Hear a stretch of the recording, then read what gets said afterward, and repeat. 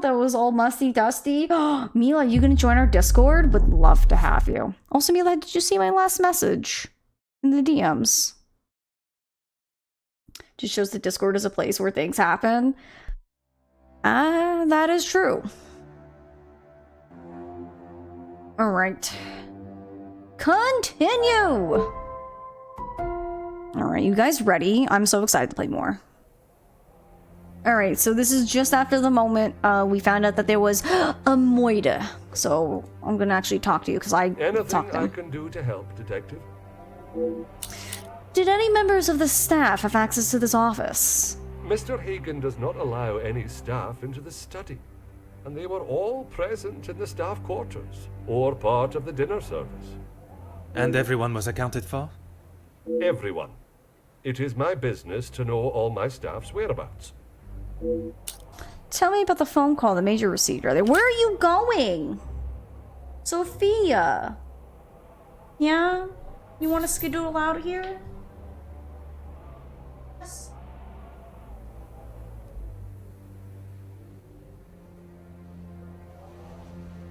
It's time for a jacket. I tried my hardest not have to wear a jacket again, but you know what? Here we are. Sure you want me yapping there? Yeah, Mila, we're already yapping already, so we might as well yap in the Discord with you too. Booster box to come in. Ooh, I hope you enjoy. I hope you get some good cards. Alright, back to what I was saying. Phone call? Yeah. It was one of his business associates. Do you know what associate? Yeah, answer my question.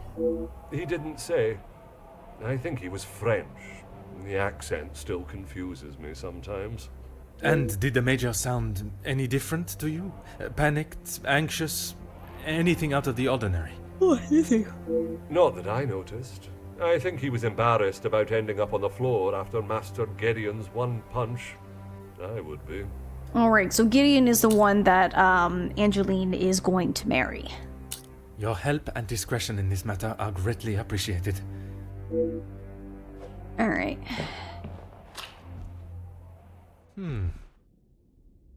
Looks like he was stabbed with a blade, I would assume. A single stab wound. I would expect to see a number of puncture wounds if the culprit had come here with the intention of murder. Oh, got beat up. A result of the confrontation with Monsieur Demure, although only one punch was thrown, there's substantial bruising to his face. I must use all my deductive skills and experience here. Besides his stab wound, there's little to go on from his body. New mind map. I was brought here to find the blackmailer, but discovering the truth behind the Major's death must take precedence. Okay. So for anyone who was new and weren't here yesterday, you can see, I can't move my cursor, but up in the top left, like right above me, there's that like chain icon. That means there's nothing that can be connected just yet.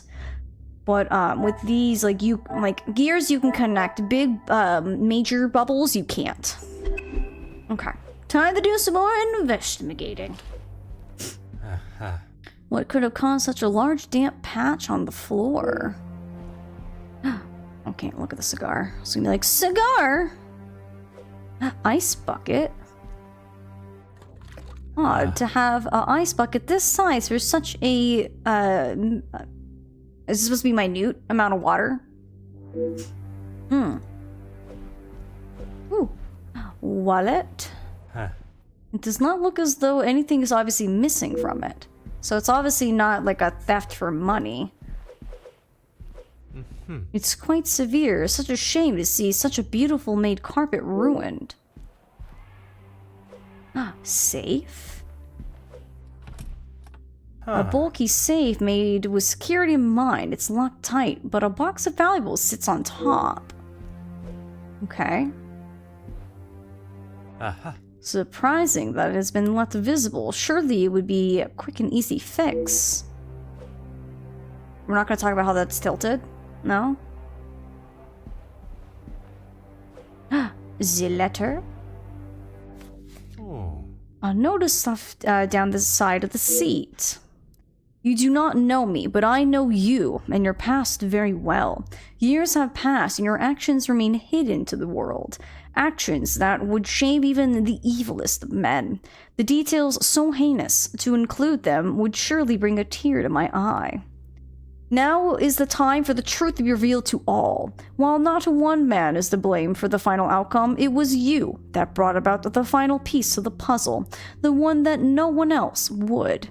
If you wish to remain a free man, fill a brown paper parcel with 5,000 francs addressed to Monsieur Dupont, to Barbier and Sons, cobbler, before closing this coming Wednesday. While there is time to consider your next move, I would not ponder on it for too long. When the world knows of your crimes, they will surely not ponder long on your punishment. Another blackmail letter, written in a similar manner to the ones addressed to Mademoiselle Angeline. Could the Major be hiding a secret of his own? Or is he in fact the author of the letters? Interesting. This is the first fireplace that is not lit. It might be because it went out. Because, I mean, the window's kind of open, doing window things. I'll make sure there's nothing over here. Huh. The snow continues to bellow in. Why is this window bellow in? Why this window has been left open, I cannot fathom. But close it? Pfft, nah. Not my place to worry about heating. Okay, so I think that's everything we can look at here. Yeah, so we can now deduce two things here. Two things go together. Drizzle potato starch on the blood to leave it to dry for 24 hours. That should help. I missed a lot yesterday because I fell asleep. Oh, that's okay, Macus.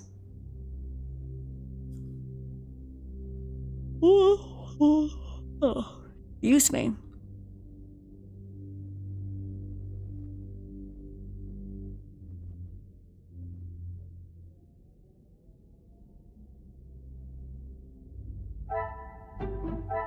Magnifique. Someone has knocked over the bucket and then repositioned it. Someone besides the Major.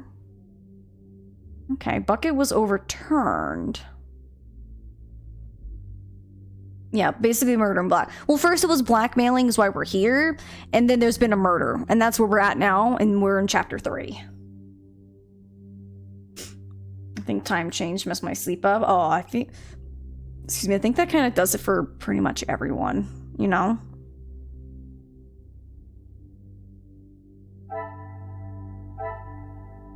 Jewelry box. Sum of money.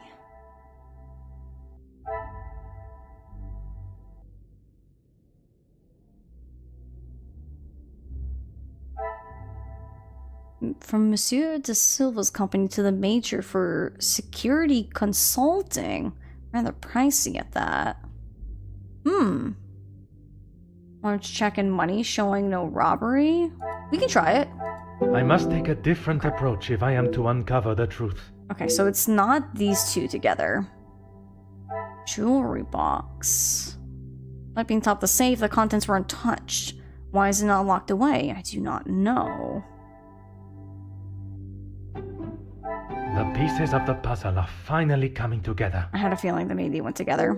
The obvious item of value have not been taken. Why would the killer not take a reward? So we know valuables were not taken.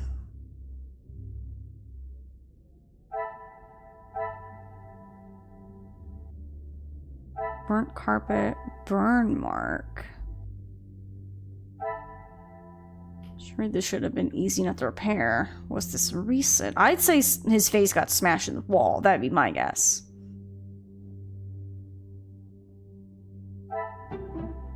This will not get me any closer to my goal. Alright, I'm trying. Mechas.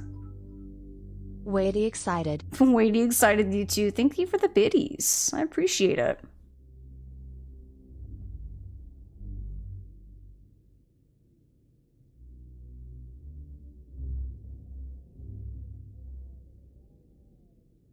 The bucket was overturned.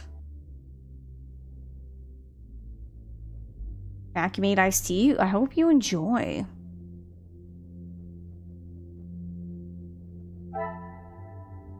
Only a madman would ever consider entering or exiting a window of this height. But there's two things we could put together. But what? Oh, excuse me.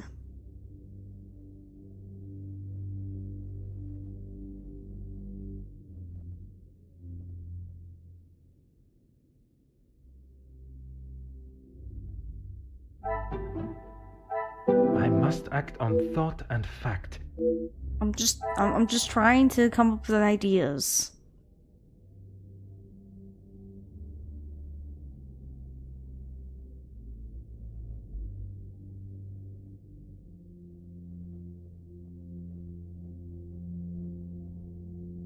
The bucket was overturned.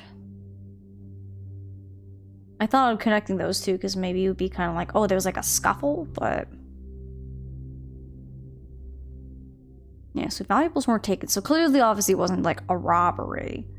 It was strictly murder.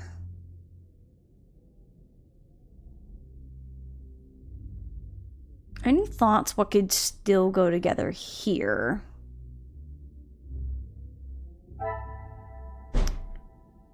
He snows entering through the window, filling the room. You're back, Zozo, babe. Come here. Wanna come near my lap? You do? Oh my goodness. Hi. Hi, baby dog. Do you wanna come say hi? You wanna help us solve the mystery? You can. Come here. Come here. Yeah. You wanna say anything? You have any words? Any insightful dog thoughts? Oh, baby girl.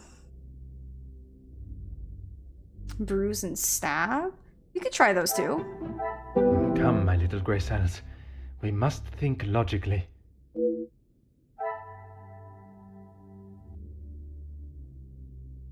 So, oh, okay. So I think these go together for what the game's trying to tell me? I should not be surprised by my own skills of deduction. Do you want to go lie on the couch, baby? Is that what you want? No, you can't have goldfish. No.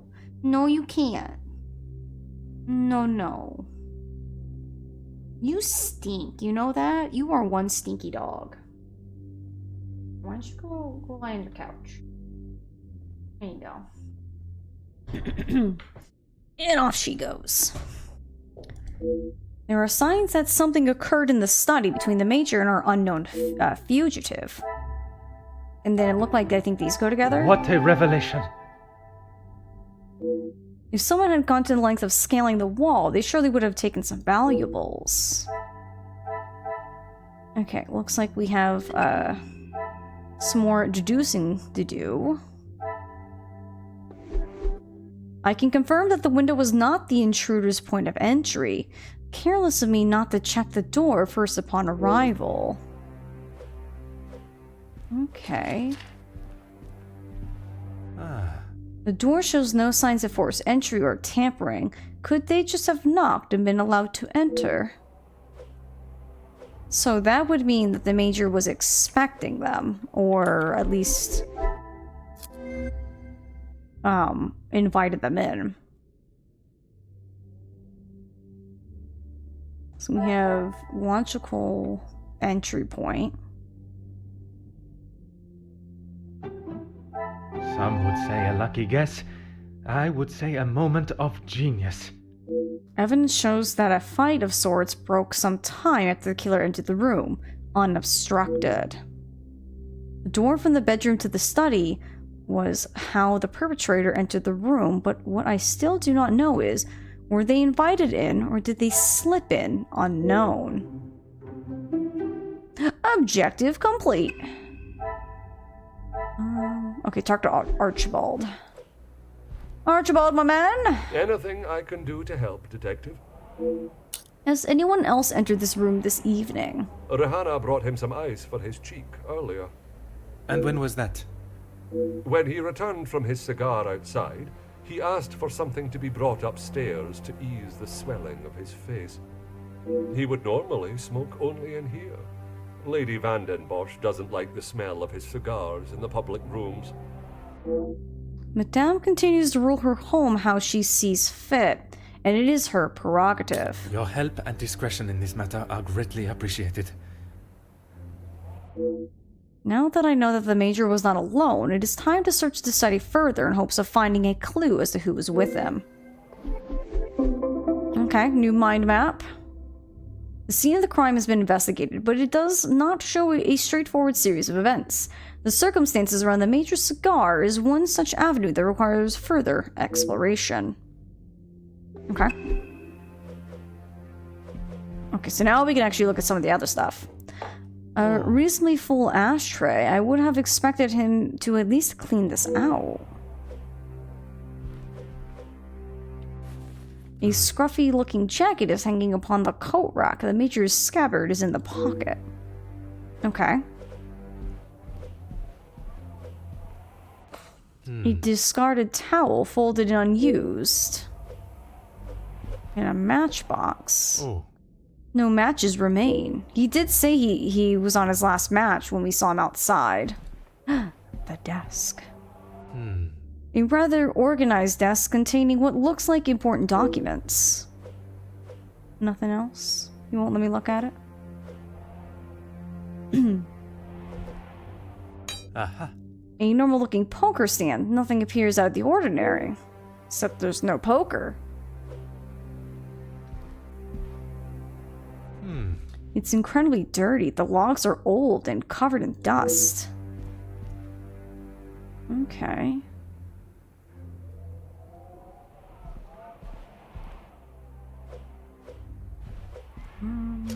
That appears to be everything else, so let's...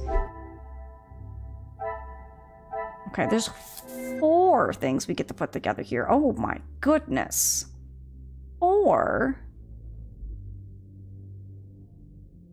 It was overturned. Letter opener. This point does not look sharp enough to tear paper, let alone punch your skin, so it's clearly not the letter opener. Knife holster. Missing knife. The scabbard has one purpose, and the purpose is missing. Another success. Oh. I never doubted myself. My poor eyelids itchy, excuse me. The Major's knife is missing, and his body lies with a stab wound. It would very well be the murder weapon. Okay. Let's see. So we have a poker stand. Clean, sharp. Moldy logs. Ring of dust. Things are beginning to become clearer. I would have expected a Major to keep his belongings in a much tidier fashion.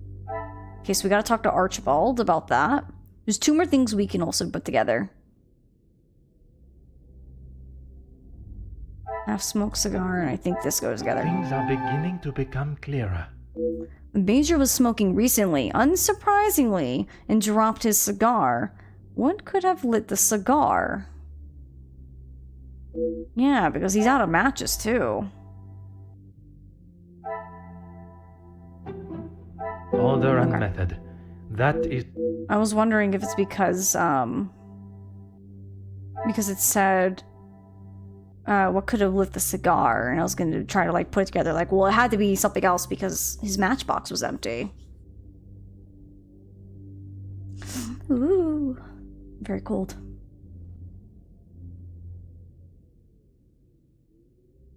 Maybe these go together? I cannot see the logic in this. Alright. Alright, I'm trying to come up with things. So the desk is very tidy. Bucket was overturned. The point is sharp, but it's not the most practical weapon to inflict the Major's wound.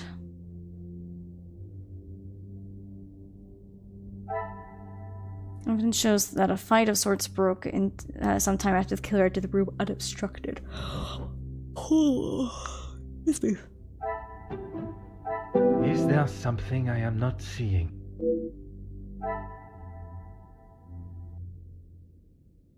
Oh, these two go together. The pieces of the puzzle are finally coming together. I wish Mouse wouldn't, like, constantly click on them. This crime scene has been tampered with. The killer clearly had enough time to cover their tracks, so it's been a while. Crime scene was compromised.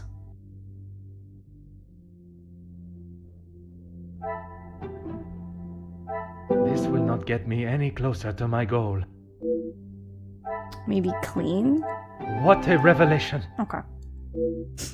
There's currently no way to rule out the poker being the murder weapon. Okay, interesting. Alright, so we need to talk to Archibald. Anything I can do to help, Detective? For a house that has such high standards, there is a noticeable lack of care taken in here. As I said, Mr. Hagen did not allow the staff in here alone, besides me. He was very clear on that. Oh. Have the staff ever given him reason to not trust them? Nothing has ever been brought to my attention, but he was very clear no one was to be in here without his permission. I suppose it is not unreasonable. I would have thought with his military past he would have kept it immaculate, with not a speck of dust or hair out of place. But the fireplace, for instance, says otherwise. I haven't seen it lit since he has been with us, even in the colder months. It's been in this state for some time. Your help and discretion in this matter are greatly appreciated. Okay. Is there anything... Okay, so we can link something there. So let's take a look. Unused.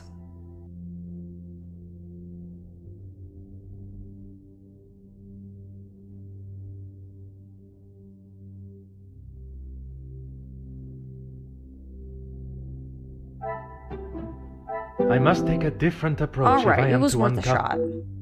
So this is the newest one that was added, so I have a feeling it's gotta be based off of the unused. Order and method. That is the...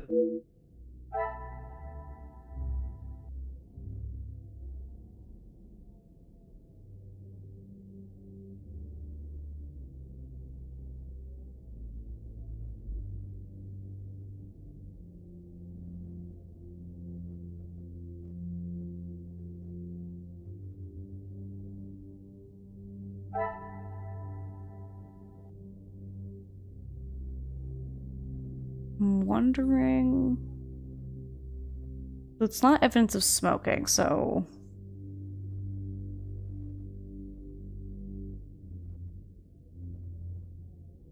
Unused and tidy, showing he might be hiding something in the fireplace. Ooh, maybe. I don't know if they branch off. Come, Yeah, I little think once they Graysons. branch, I don't think We they're... must think logically. New mystery, Master. Did we learn anything about the Major's military background? No, we just... So the only thing we learned was from Gideon's brother, Zach, that apparently they were on opposite sides of the war, which is why they don't really like the Major. But we don't know much about his militariness, except that he's a major in the military, and he's for some reason very close to this family. Well, I guess he was, because he's kind of dead. But he was really close to Cassandra and Angeline and their family, but it's not like he married into the family after the Viscount died. He was just kind of there, providing help, so... Wouldn't it be fun if there was a secret room or passageway behind the fireplace? That would be. Some would say a lucky guess. I would say a moment of Let's genius. see what he says about this. There were no items that could start a fire or light a cigar. Alright, well I had the right idea when I tried to use unused in here, but it's because of that. Alright, so then we have no fire source, but then how do we get smoking? Another success. I never doubted myself. Oh, that's 75 deductions, very good. There remains no means to light his cigar. Someone must have lit it for him. Someone he trusted. But who? Oh my gosh, get to keep going. Someone lit the cigar. Magnifique. Tuco's, hi, it's good to see you. Welcome on in. Someone lit his cigar for him and attacked him when he least expected it. Who would have been so ruthless? Which is probably why there's a burn mark on the rug, because the person probably lit the cigar for him and then got him, you know? And another one. The Major knew his killer. Someone lit his cigar for him. Okay. Where does this one go? This is quite the tangled web we weave.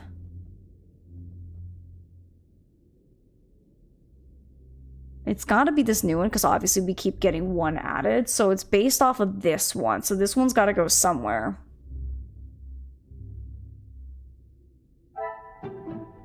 I must act on thought and fact.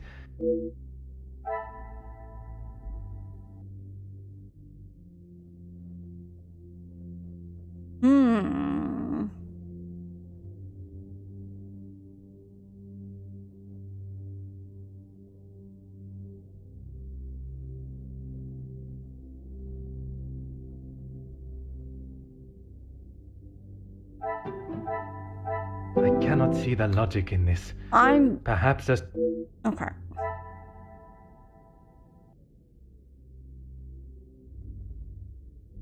So it's not the poker. It's not the potential murder weapon of his weapon. Where would this one go, though?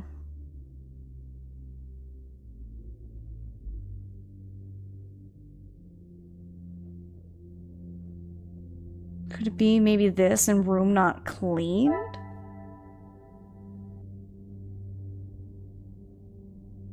If the cigar was half smoked, should mean the Major chatted with his killer for some time. I mean, yeah, I guess, yeah, if it is half smoked, that means that it wasn't like they lit it and immediately just, you know, decked him or did the stab. Well, I don't think we have anything that's time-based, except for just half the cigar. Unless you're thinking it goes here. Is there something...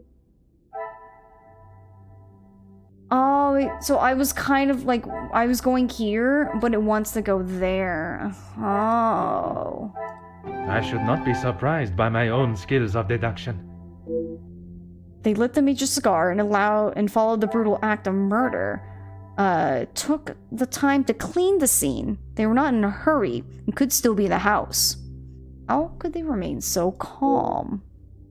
The murder weapon remains a mystery. The killer, whose identity is still to be uncovered, must still reside in this house. Okay. Also, friends, actually, I need to just step away real quick. My tummy's horribly upset today. Give me 1 second. I'll be back in just a little bit.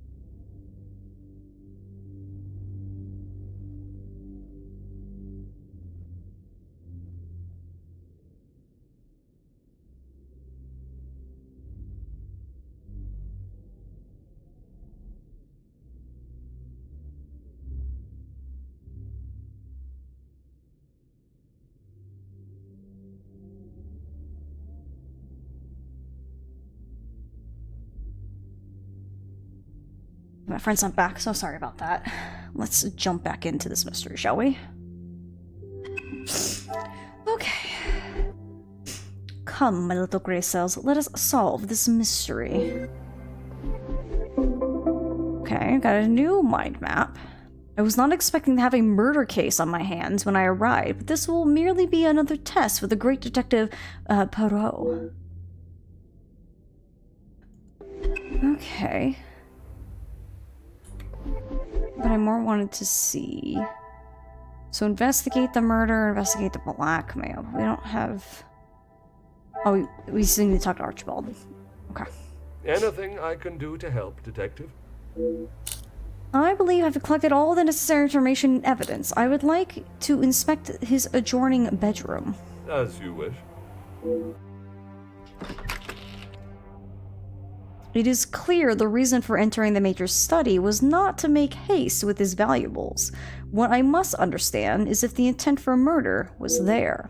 The study has been manipulated following the Major's death, meaning they had time to return to the scene and attempt to cover their tracks.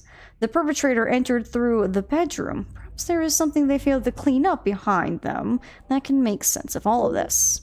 I should review what clues this study yielded before I continue. Okay, got a new mind map. If the killer still resides in the house, I must approach everyone with not only caution, but suspicion. Sophia, where you going? There's nothing over there for you, baby. She said, but there is. She's trying to investigate, too. Got a letter. Another letter addressed to the Major.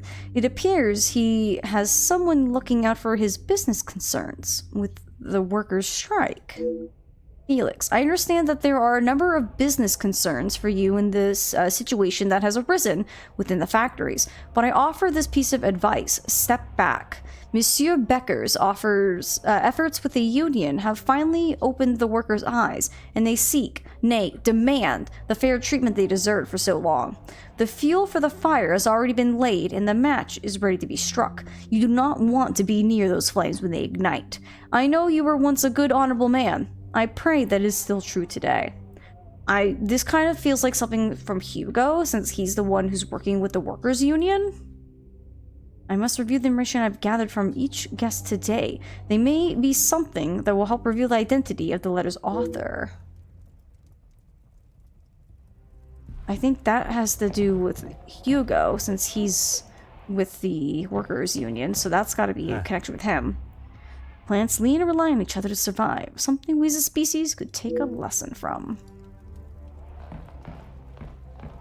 I want to look at the window. Oh. Okay, so yeah, same thing as always, but if I can look at it, I'm going to.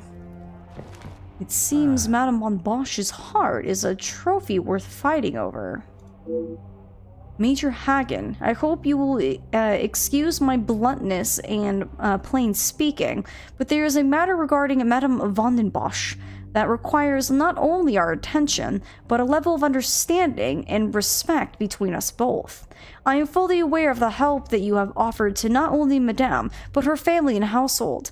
I am also aware that you know of the assistance that I have given to Madame and the Viscount before her.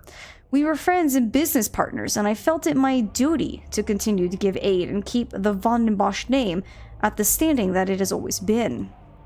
Having said that, it is not always as simple to keep business and personal matters separate, and this is how I find myself today. Cassandra and I share a bond that one does not experience often in their lifetime. No doubt you have felt similar, but what may be lust to one man is love to another.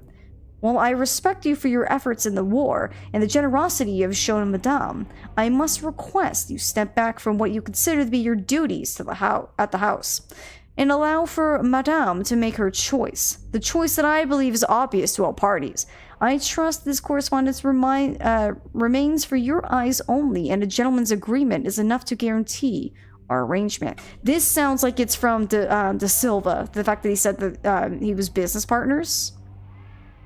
It is a rather bold move to challenge the Major as they have, especially with his position at the house.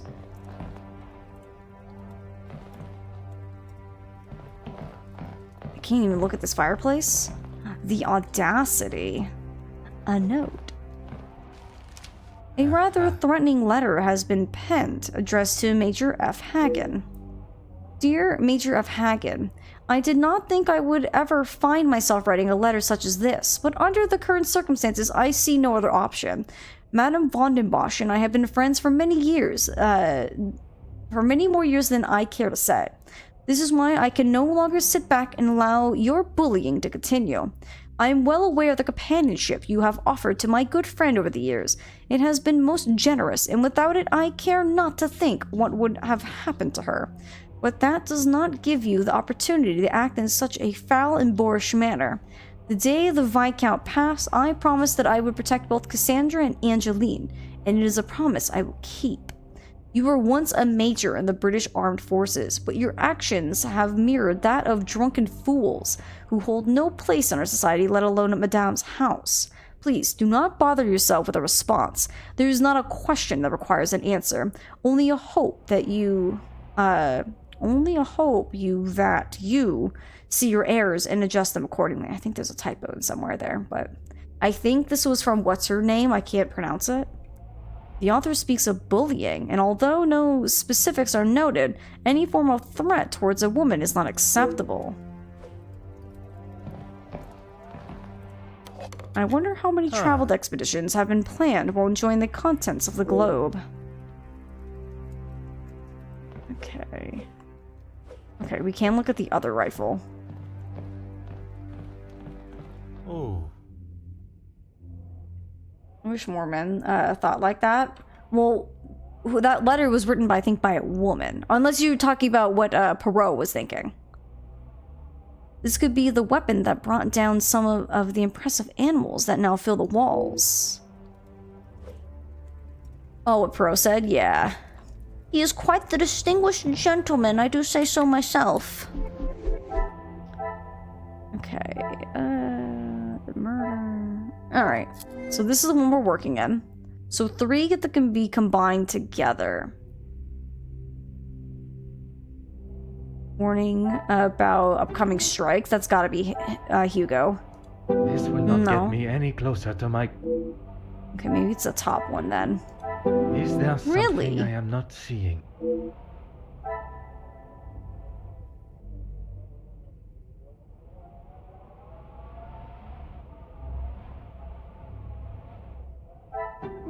The pieces of the puzzle are finally coming together.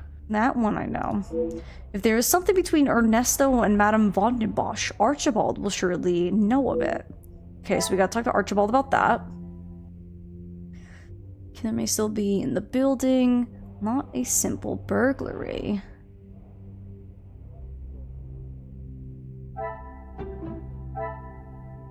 Some would say a lucky guess. Yeah, this is the lady who I would wrote that say a one letter moment about the of bullying. genius. How do you pronounce her name? It's like... It's not Margot. Whatever. Was quickly to speak of her protection over Cassandra. She must take this role very seriously. Okay, so we know that was written by her.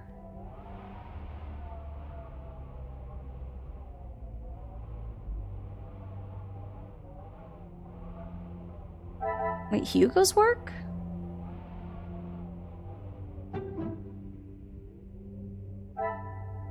I must act on thought and fact.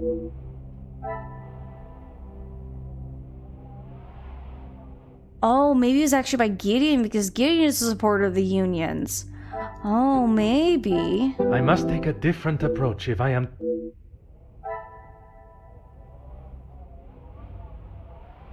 Maybe not.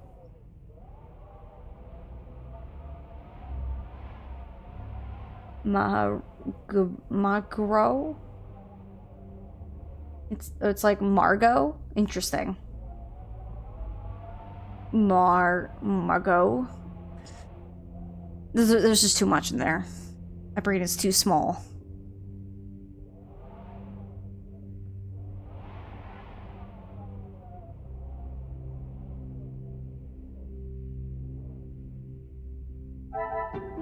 So it's not that. I'm pretty sure it's the European names got you. They do. I'm too dumb American to, like, really get them pronounced. Yeah, it's neither of those.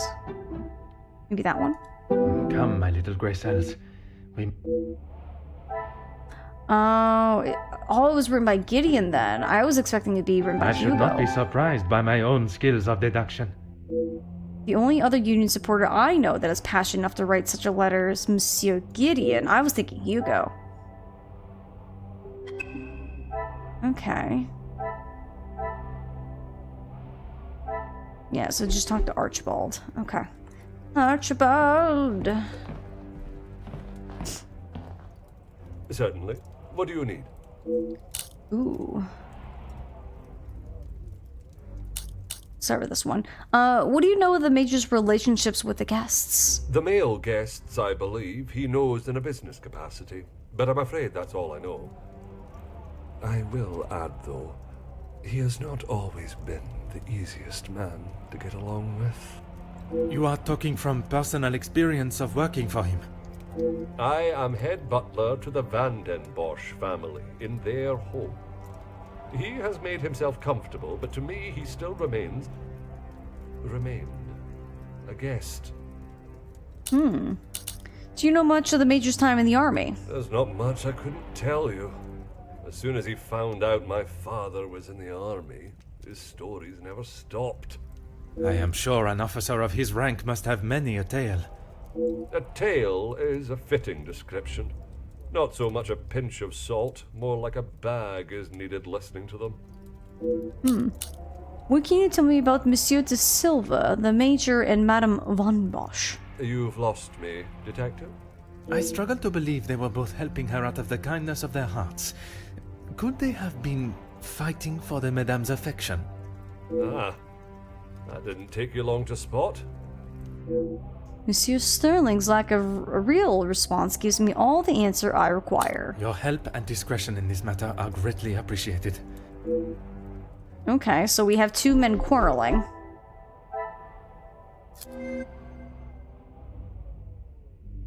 Okay. Sandra has multiple admirers. Major is generally disliked, and the Major fabricated his accomplishments. Oh my.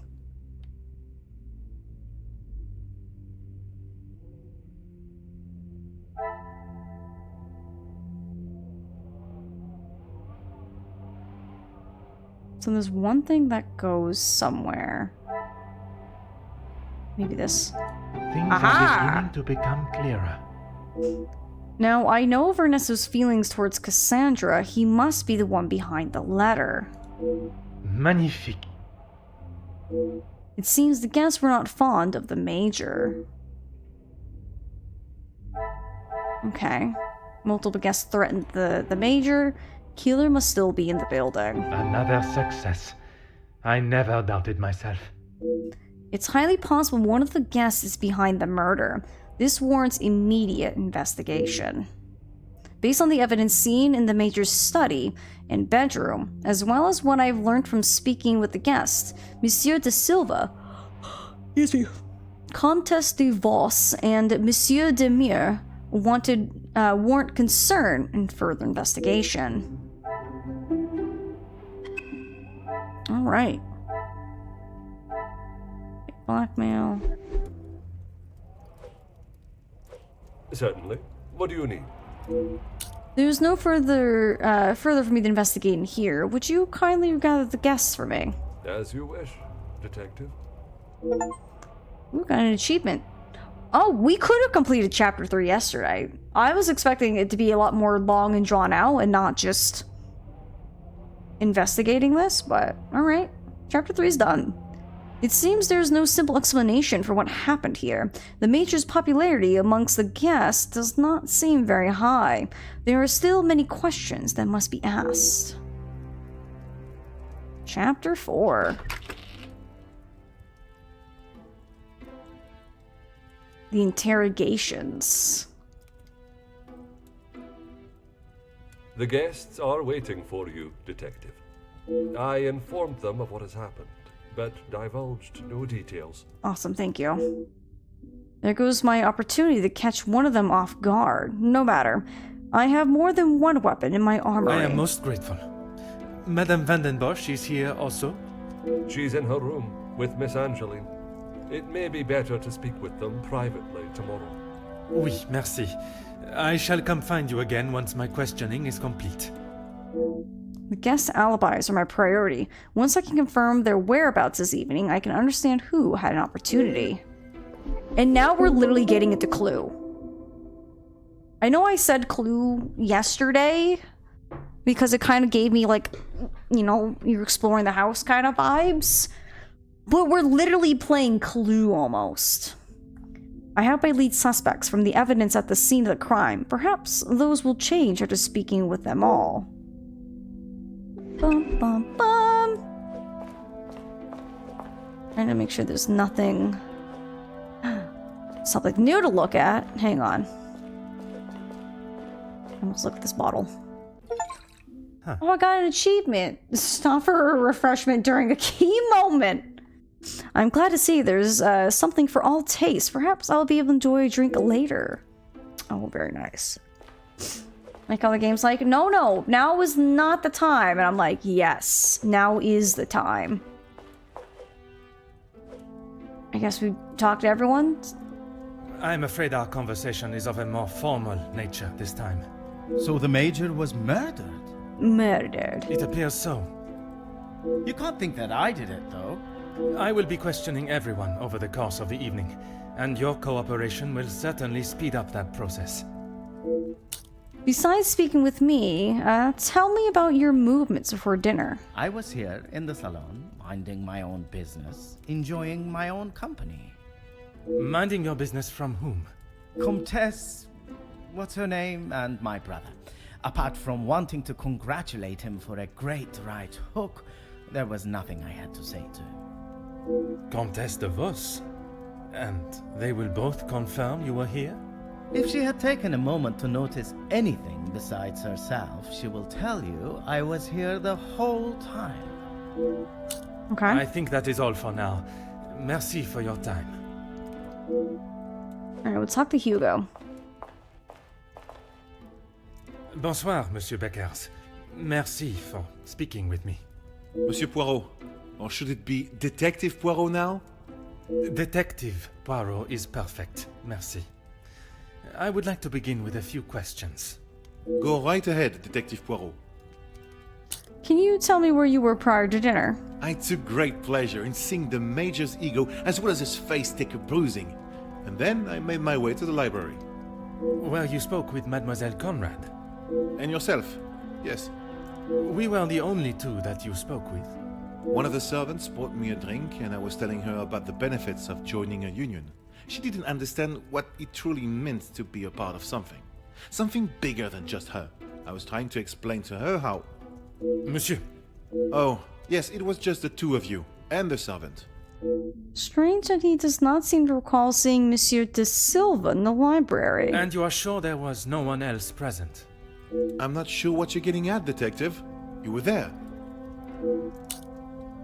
Merci, Monsieur Beckers. It has been a most enlightening conversation. He's like, Monsieur de Silva? Not there. Monsieur de Silva, merci for obliging me. A detective comes to a party and a dead body shows up. Coincidental, don't you think? Are you accusing me of murder? A man's death is not a matter to joke on, monsieur. Who said anything about a joke? I am saying what I see. Arrest this man. I think it's him. I'm calling it right now. Then perhaps you can tell me what it was you saw this evening. Where were you prior to dinner? Following whatever that was in the hall, I moved to the library. Is there anyone that can confirm that? Miss Conrad and Beckers were in there, arguing about something. The books held my interest far more than their conversation. I find it really weird that Beckers didn't even say he was there, though. Even though I know he was there, that's where we got to talk to Mr. Silva earlier, but why did Beckers didn't say he was there? You did not speak with them until dinner was served? I had no reason to get involved with their little spat. It was clear they didn't want me to hear. and that suited me just fine. Merci for your cooperation. Okay, Gideon's up next. Monsieur Demir, I am sorry your celebrations have taken a rather dark turn. As am I, Detective. I hope we will be able to bring this investigation to an end post-haste. With your cooperation, I will do my very best. Besides your time in the hall, where were you before we were summoned to the dinner room? I was here in the salon. I thought I would have a moment of peace to calm myself, but the Comtesse and my brother followed behind. Did they inquire into the reasons behind the fight in the hall? I think they both saw it as some light entertainment, more than anything I don't remember else. seeing him in the salon, so I'm not sure if he's telling me the truth. The Comtesse does not strike me as one to enjoy violence. And not so much violence, but karma for the Major, perhaps. You did not hear how he spoke to my wife-to-be. She is still rather upset about the whole thing. If you would be so kind as to stay here, I may require your help further. I'll make sure I'm not missing anything. Doesn't look okay. Okay. Comtesse, I am sorry our next conversation must be under such formal circumstances. It is not the first time Felix has ruined a good party. The current state of tonight's celebrations is the least of my priorities, Comtesse. Well, it's at the top of mine, detective. I did not come here for a wake. Perhaps then we should proceed with my questions and you can get back to celebrating. It would be my pleasure, chérie. We spoke earlier. Did you remain here in the salon until dinner was served? I did. I thought by staying in one place, it would be easy for the staff to bring me my drinks. How wrong I was. And who else was present in here? The handsome groom-to-be and his brother, although Zachariah, is it, made a rather sharp exit at one stage. Oh. Did he say where he was going? He barely said 2 words to either of us. I think he was more concerned with his drink. That does kind of sound right. Another to notice Monsieur Demir's drinking, and yet no one seems concerned. Merci, Comtesse. If I have any further questions, I shall be sure to come and find you. Alright, now I'll get to talk to Jackie. Mademoiselle Conrad, I am sure you understand the delicate nature of the situation. I knew I had seen your face before. You were just an officer when that story hit the paper. You have a très bon memory, mademoiselle. That was a long time ago. You can't escape the past, especially when you go and do something like that. That is very true, but one can learn from it and create a better future. What would you say to an Please, mademoiselle. Catching the Major's killer is my sole concern right now. Now, if you would be so kind, I have some questions for you. Okay, tell me about your evening since your arrival. I arrived, unpacked my bags in my room, and made it downstairs just in time to see the Major take a right hook from Gideon. And then I went to check out the library. And you were joined by Monsieur Beckers. And Ernesto, or Monsieur de Silver, as you say. But after he ignored my attempt at pleasantries, I left him to his book in the corner. And your conversation with Monsieur Beckers that I interrupted. You are a persistent one, aren't you? Makes sense now I know who you really are. You'll just have to wait and read about it in the paper like everyone else. Mademoiselle Conrad still remains tight-lipped about her discussion with Monsieur Beckers. What a hint at reading about it in the newspaper makes me believe it may be a much grander nature than I expected. You have been most helpful. I request you do not go too far. Merci. Okay, so we talked to everyone. We got 6? I think this is the most I've ever gosh darn seen.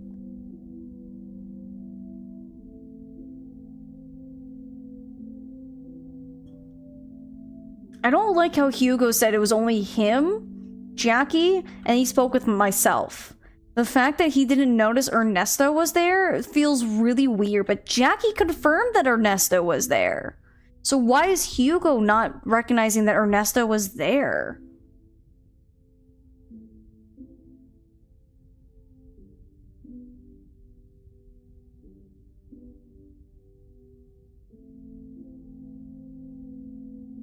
Yeah, he was in the salon, she was in the salon, he was in the salon, but she says he left at one point.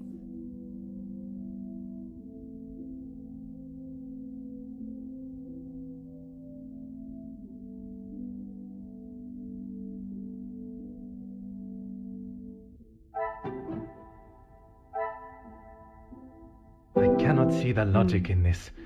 Perhaps a second look at the evidence in front of me. Maybe she did. Maybe that one. Order and method. That is the way to. Maybe it's not based off of that. Zachariah went missing, but Gideon was present.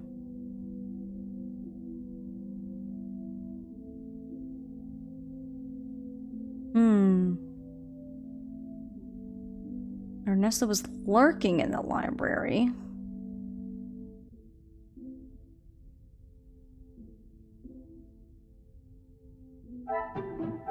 What a revelation! Okay, that one went together. Hugo failed to mention seeing Ernesto in the library. Now we can talk to him about it, which is, you know, I think I'll do that right now because I'm really curious why he didn't know Ernesto was in there. Whatever you require, Detective. Your story of tonight's events. I know you are probably used to dealing with criminals, but not everyone is trying to hide something. I'm just curious on why you didn't see Ernesto. That's all I want to know. I hope for your sake that you do not hide anything from me. What is it you think I'm hiding?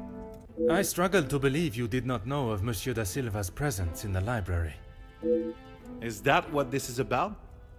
I saw him hiding in the corner, pretending to read. I'd be surprised if he even could. I did not speak to him, and he certainly didn't make any attempt to speak with me.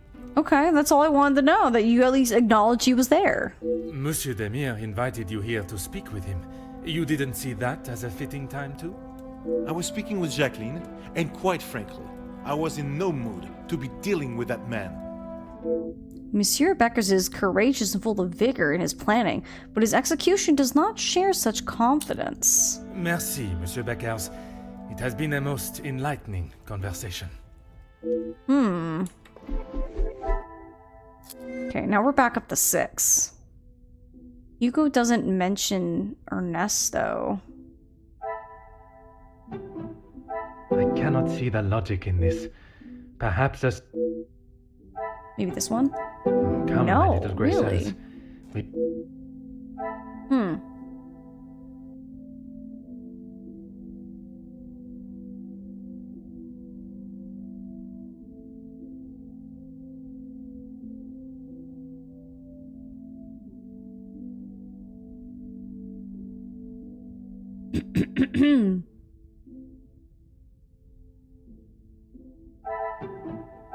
Another success.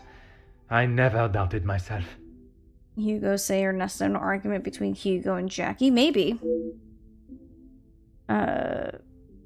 Margot, I'm gonna try my best to pronounce it, I'm very sorry, claims Zacharias stepped out of the room, but Gideon did not mention it. Was his missing time accounted for? Okay, we gotta talk to Zach about that. Yeah, so I already tried that.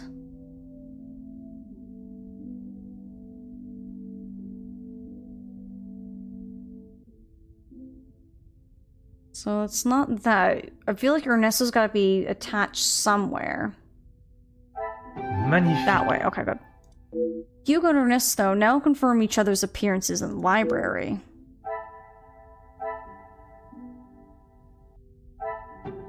Order and method. Okay, maybe they just don't go together. I'll leave that alone. So we got that.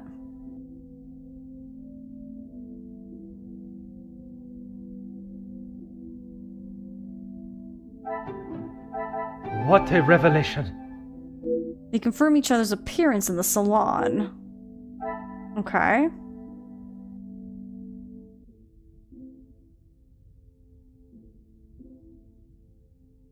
So we gotta talk to Zach.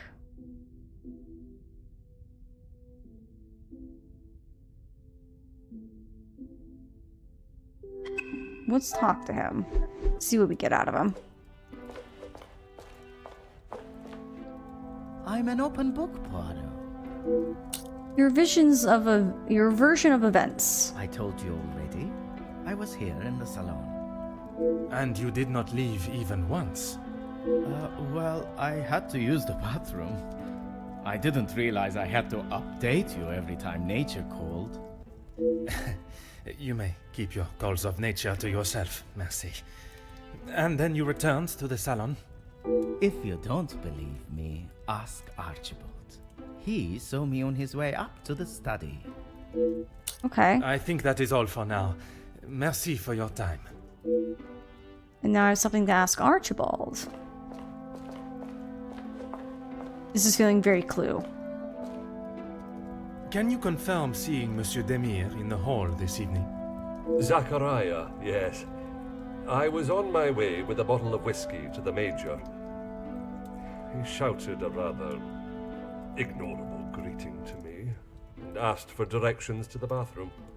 I presume you showed him the way? Aye, Detective.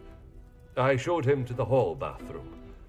I didn't think it was wise to attempt the stairs, not in that state. Okay, so he's also acknowledging his drinking.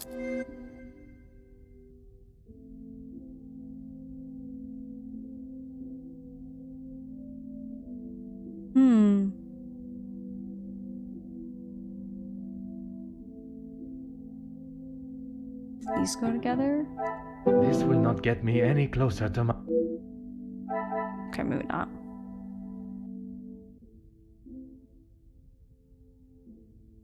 So we talk with everyone we can, but now we still have 4 things.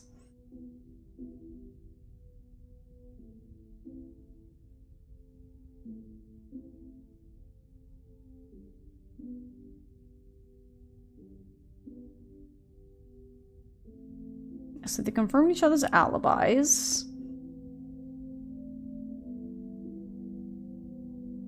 I feel like all of their locations are like ones to ignore. I think it's either what they're saying,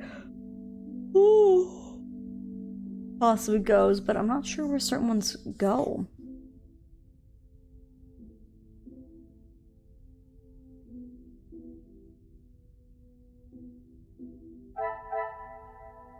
And Zach went missing to Archibald, saw him confrontation.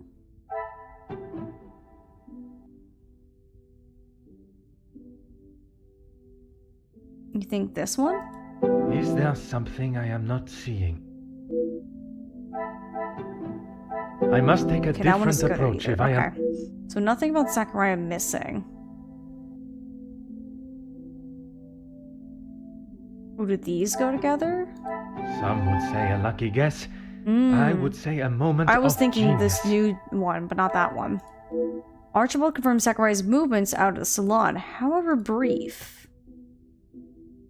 Okay, so absent time accounted for by Archibald. And then I think I saw these. Where's my cursor? I should not be surprised by my own skills of deduction. Margot and Gideon confirm each other's appearance in the salon. The pieces of the puzzle are finally coming together.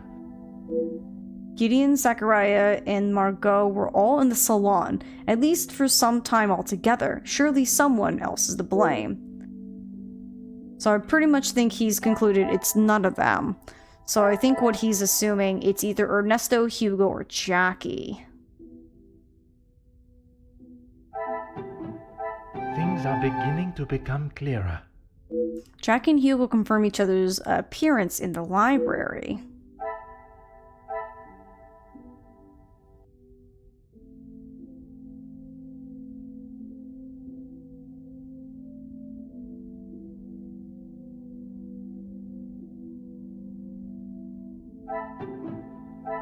I must act on thought and fact. Okay.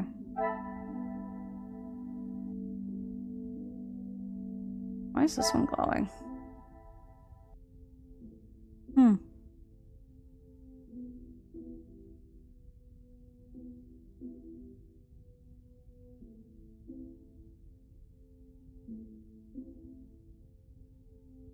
Honestly, from what this is gathering, I feel like Ernesto's kind of sus because she said Ernesto was lurking, and Hugo said he briefly saw Ernesto, so there could be a window of Ernesto going unnoticed, would be my guess.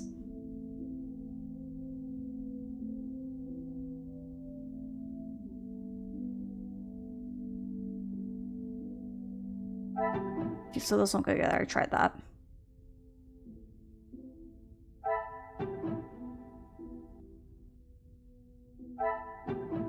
I must take a different approach if I am. Not that.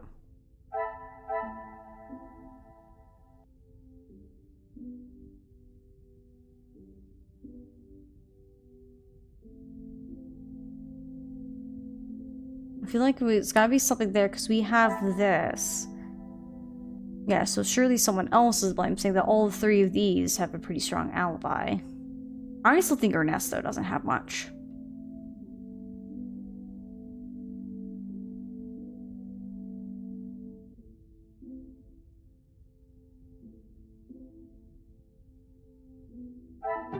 This will not get me any closer to my goal. Oh, it's those two. Interesting. Another success. I never doubted myself. They confirm each other's appearance in the library. Things are beginning to become clearer. Hugo, Ernesto, and Jackie support each other's visions of events. Someone else would be responsible, surely. So he's saying it's none of them at this point. Are we saying that it's one of the staff, then? Even with some minute differences in stories, the guests all confirm each other's alibis. It is not the outcome I was expecting, or perhaps hoping for. What if it is Archibald? Come, my little Gracos, let us solve this mystery. Okay, new mind map unlocked. That did not yield the result I desired. Perhaps a more direct approach, considering their potential motives, will reveal more.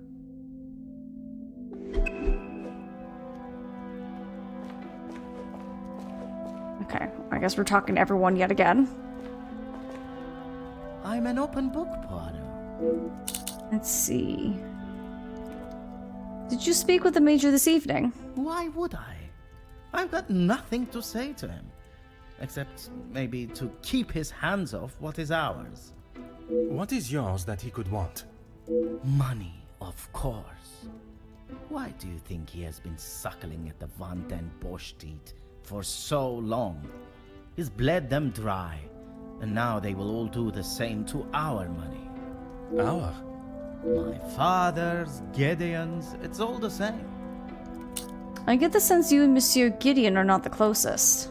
When you have not been on level playing fields for years, it's hard to have a fair game. I am afraid I do not quite understand. If we're playing golf, he has a full set of clubs and a caddy in the form of my father, and I have the old split putter. Make sense now? So you're not Daddy's favorite. Perfectly. There's certainly some hostility towards his brother. This runs much deeper than brotherly rivalry. I think that is all for now. Merci for your time. Okay. Whatever you require, Detective. How do you know the victim? I know that I don't think, or didn't think, a great deal of him. I'm just sorry I didn't get the chance to tell him what I thought. The man has recently been murdered. Someone must stand up to men like him, with their crooked dealings and lack of, well, any compassion at all. Another rousing speech, monsieur. It's the truth. If you knew what I know, maybe he wouldn't be dead, but behind bars instead. Your connection to the family is through Monsieur Demure, n'est-ce pas? Yes, Gideon invited me. If you will recall from our previous conversation, we have been working together and he thought now would be a good time to discuss matters. To discuss business at the celebration of his engagement? We're all here, so what better time? He thought Da Silva might even let his guard down, if he was in a more jubilant mood. It would be wise to not continue to ignore us any longer. And what business was it that was so urgent? We're trying to resolve the worker strikes. It has gone on long enough. Now is the time for him to listen to our demands so we can put an end to it all. Put the violence and upset behind us. You seem to hold a certain level of, shall we say, anger towards the Major. Anger, yes, but that's all. I wouldn't kill a man. You must see why this leads me to have suspicions. You can't honestly think I did it. I am a man of peace. I make changes with words, not with violence. I barely mentioned the Major, Monsieur Beckers became rather flustered and defensive. So are there plans for a negotiation with Monsieur de Silva? I am fighting for the basic rights of our workers, nothing more. If he can't see that, he is a lesser man than I already thought. And where does Monsieur Gédéon fit into the negotiations? And his brother? His brother? I didn't even know he had a brother until I arrived here. Oh. Gideon certainly hasn't talked much about him. I get the sense there's not much love lost between them. When was the last time you saw the Major? Last I saw, he was outside having a cigar. Oui, I spoke with him myself, but that was some time ago. He does love a cigar. You'd have to stand out in those conditions. I could barely see him through the snow. Merci, Monsieur Beckers. It has been a most enlightening conversation. Okay. Looks like we're just gonna question everyone. More questions? I suppose so. I don't like you, Ernesto. Can you tell me more about your relationship with the deceased? Felix, I didn't know him that well. We spoke a handful of times. I met him through Cassandra. I thought him to be rather pompous. And you're not? But you remained polite, as any gentleman would. Of course. The negative opinion of the Major is rather ubiquitous. I am yet to meet someone with a particularly positive view of him. Why don't you tell me more about your relationship with Madame von Bosch? What is there to say? She's a remarkable woman, and I admire her. Even after Edwin's death, she held herself with such poise. It sounds as though you hold her in the highest regard. And why shouldn't I? Women these days could take a leaf out of her book on how to present themselves. Okay. You said you had talked with the Major a few times. About what exactly? He had approached me about doing some business together. I like to know who I'm getting into bed with first. Oh. And you both went ahead with your business venture. Not so much a business venture, more security related. But there is no need to discuss that any further. Is there something you wish to remain hidden about your partnership, monsieur? It was far from a partnership. I hired him to run security at my factories. If the workers were going to get violent, I wanted to make sure I was ready to protect my property. Both you and the Major have been very supportive of Madame von den Bosch over the years, n'est-ce pas? That is correct. And the reason Thank for you your for the support was follow. always Welcome of on a purely platonic nature. And the reason for your support was always a purely platonic nature. If you're trying to insinuate that I was expecting something in return, you can remove your head from the gutter. I don't trust this dude. I meant no offense. I'm only trying to understand the dynamic of your relationship. I may need to approach this in a different manner. Perhaps I should speak with the Comtesse on this. Merci for your cooperation. Gideon? No trouble at all. How can I help?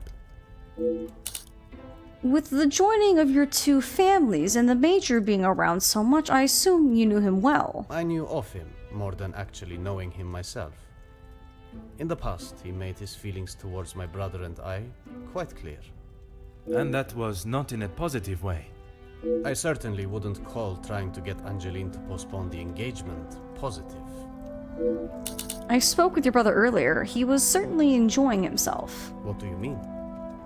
I do not mean to pry, only I imagine the whole room was aware of his celebrating with a bottle. You must be mistaken. Neither my brother nor I drink. Have you not seen the state your brother's been in the whole night, my dude?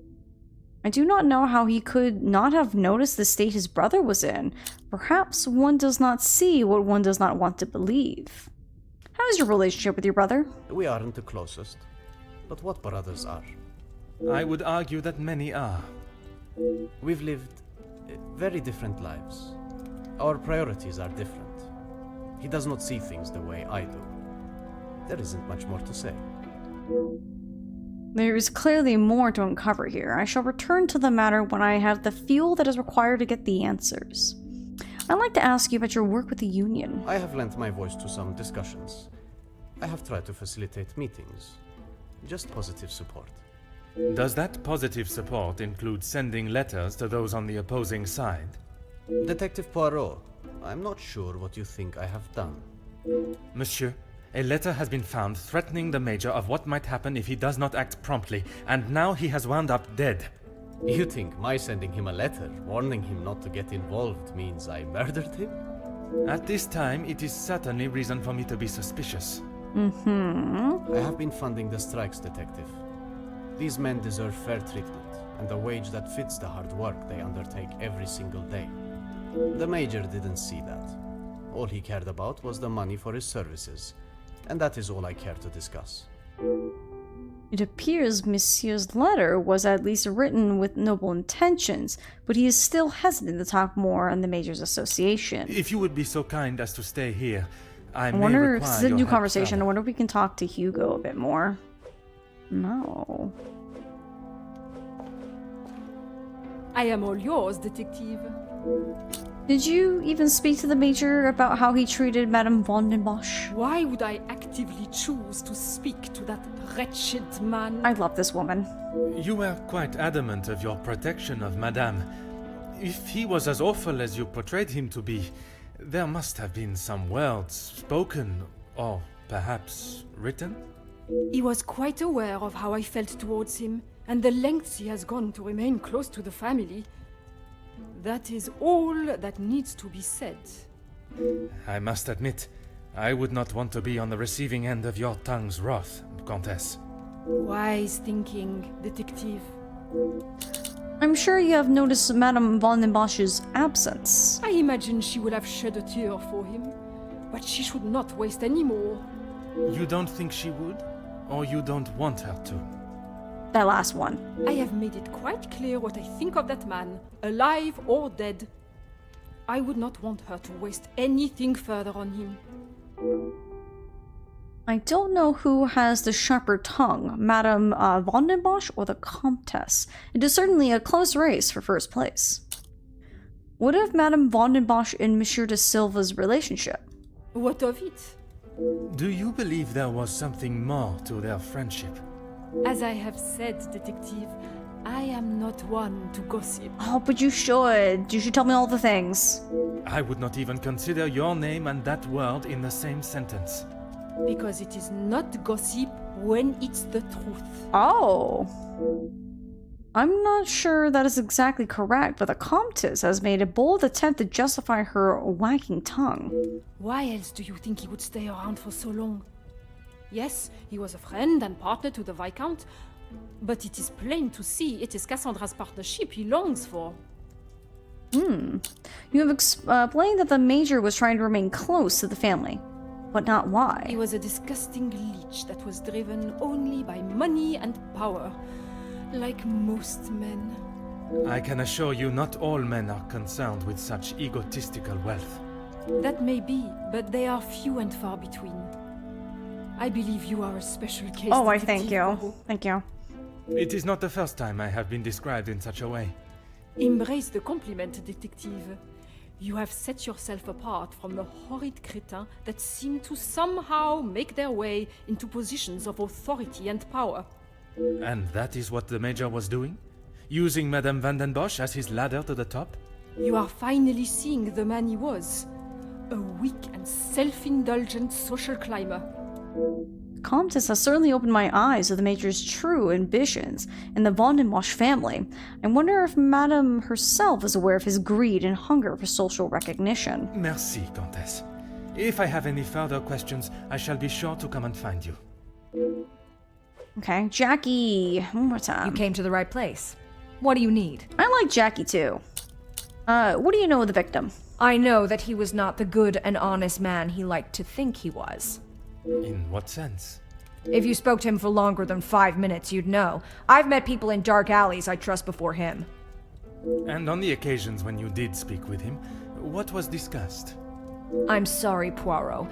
If you're looking for a deep-seated secret between me and him, you're going to be disappointed. Mademoiselle Conrad is wise to the nature of this question.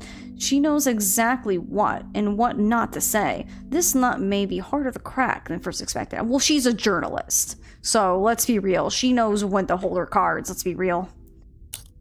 As you were previously speaking with him, I assume you know Monsieur Becker as well. That man has got some real anger issues. I get why he's frustrated. He's trying his best for the workers, but holding on to rage like that, something's gonna burst. A man suppressing his anger in a murdered body. The most amateur detective could see a connection. You seem to know a great deal about everyone. What can you tell me about Monsieur de Silva and Madame von de Bosch? If you think you can use me as some sort of gossip machine, you are sorely mistaken. I can assure you it is not a case of gossiping. At this point, everything may be relevant to my investigation. So I would be helping you potentially solve a crime? You should have said that off the bat. To say he's smitten is an understatement. I reckon he's been wanting her for years. I see. Madame does not feel the same? Doesn't look like it. If she did, she would have said something about it, right? What are your thoughts on the Comtesse? I'd appreciate your opinion on her. I don't know if you really would. She's got a mouth the size of Texas, except when it comes to truths about her. She wants everyone to think that she's the savior of these girls at the shelter. But there's a side to her I don't think anyone gets to see. And what side is that? One that she is keeping tucked away under her very expensive dress. I can only see the work at a woman's shelter as positive, even if the reason to start came from a selfish place. The work they do cannot be scoffed at. You have been most helpful. I request you do not go too far. Okay, well, we get to talk to the Comtesse again I after am what all yours, detective. Jackie said. Ooh, push on the Major's aggression towards Cassandra. Oh, alright, chat, I'm gonna need your help with this one. You gave me the impression the Major and the Madame were close. But there were times where he acted rather aggressively to her, n'est-ce pas? I am sorry, detective, but I did not mean to give you such an impression. I've already built a rapport with the Comtesse. Some may even say in a flirtatious manner. Perhaps if I continue to charm her, she will reveal the information I require. So there's flattering and humble. Based on just the words, I think flattering might be better. It is obviously I who am mistaken. A fine woman of your stature would never purposely lead a young man astray. Or humble. If I've been mistaken, would you be so kind as to correct me in my train of thought? What do you guys think? One or two? Do we want to be more flattering? More humble? Because he does say it in a flirtatious manner. You thinking one? I think so too. Let's see. Ever the charmer, detective. I would talk more on it, but I'm You guys were totally right with the would one. think I am talking about her behind her back. The Comtesse has something more to say, but she still holds back. Something tells me it is more to do with receiving attention. Perhaps I can use that to my advantage. So we have cautionary, and then we have coercive. How would Madame von den Bosch feel if she heard the contents of our conversation from me? Or coercive. You obviously care a great deal about Madame von den Bosch. Assisting me will help clear her of any wrongdoing. That is what you want to hear, isn't it? This one's a little bit more tricky because I don't feel the same kind of answer response. I wonder if cautionary might be better? You think two? You think we should be more coercive?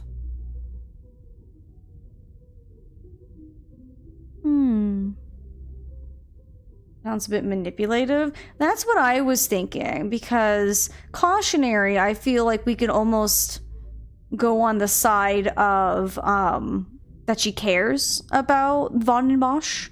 That we can be like, hey, lay up her pride. So you're still thinking two?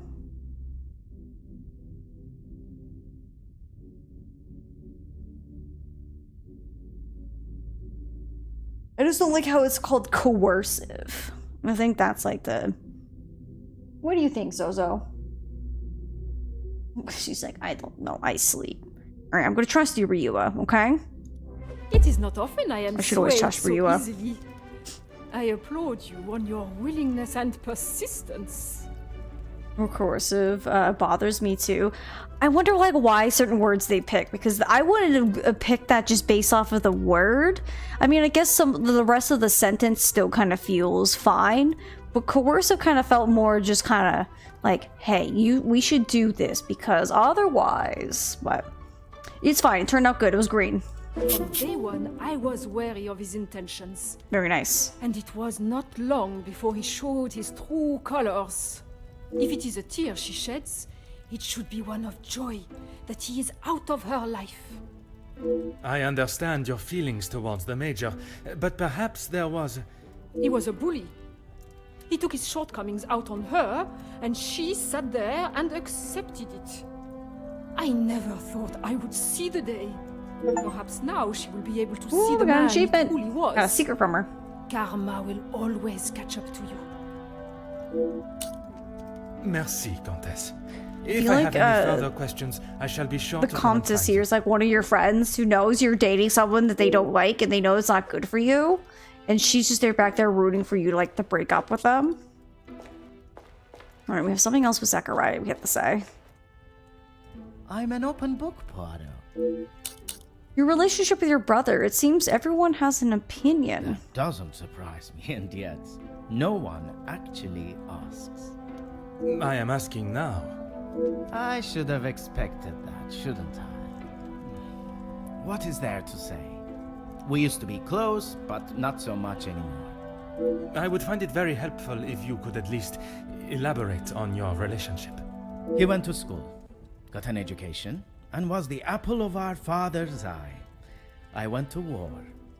See the difference now. Monsieur has again mentioned his time in the war. While I do not mean to belittle his efforts for his country, it seems as though he was not been able to leave that life behind the battlefield. What do you know of your brother's work with the Union? If you want to know about Gideon's part in the Union, why don't you ask him? So, you are aware of his support for them? Yes, well, he... Oui, monsieur? It'd be best to just ask him. Monsieur either does not know much of what his brother does, or he's protecting him rather coyly. I think that is all for now. Merci for your time. Well, that means we need to talk to Gideon again. Okay, just making sure. No trouble at all. How can I help? I'd like to talk more about your brother. I believe there are more important matters at hand than talking about my brother and I's relationship, or lack thereof. The murderer is in this house, and by holding back information that may help my investigation, you only make me suspicious of your involvement. Monsieur Demir, if you continue to withhold information, I can only assume you are hiding something, and must treat you as a prime suspect in the Major's murder. I have nothing to hide. If you must know, we have not been on the best terms for years now. As I said, we are different people. He does not see the importance of planning for the future, and as much as my parents tried, they could not make him see that. I suppose that is why he sees me as their favorite. You don't say. Alright, Mila. He still believes that now. I assume so. We barely talk anymore. I was hoping we would be able to sit down and talk and leave the past behind. But this evening has not panned out that way. If you would be so kind as to stay here, I may require your help further. Okay, I think we're done talking to everyone. Yes, alright. To the Mind Palace! Okay, I wanted to make sure there was nothing there. So this is where we're at. There's 4 connections that can be made.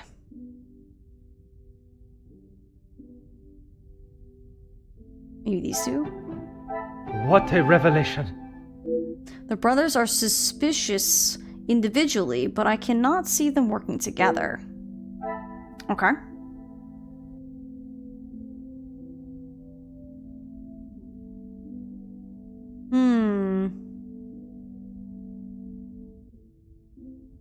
Nesso's fond of Cassandra. Major involved in the workers' strikes.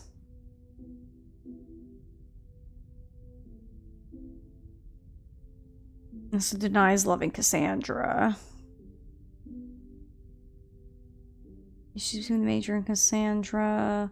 Major leeches onto Cassandra. Cassandra more than a friend to Ernesto.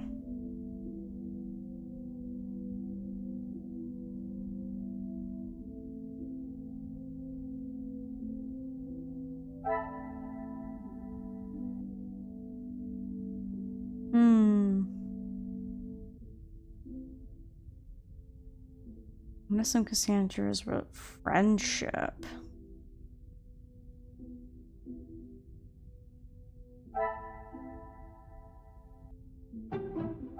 Magnifique.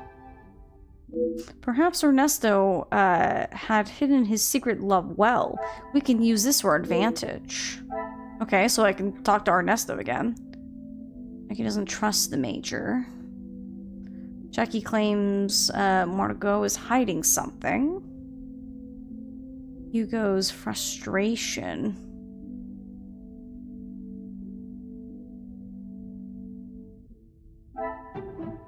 I should not be surprised by my own skills of deduction. Beautiful. Hugo claims to have calmed down since his argument with the Major, but Jackie disputes this. Hugo lied about his temper.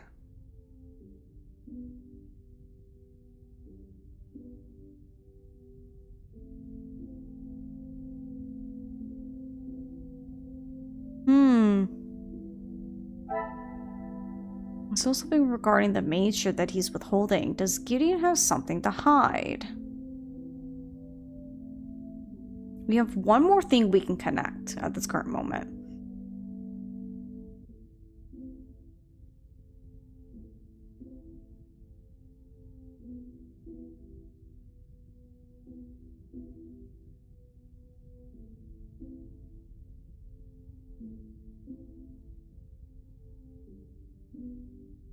Yeah, I think at this current moment we just have Ernesto we need to talk to. But what else can be connected here?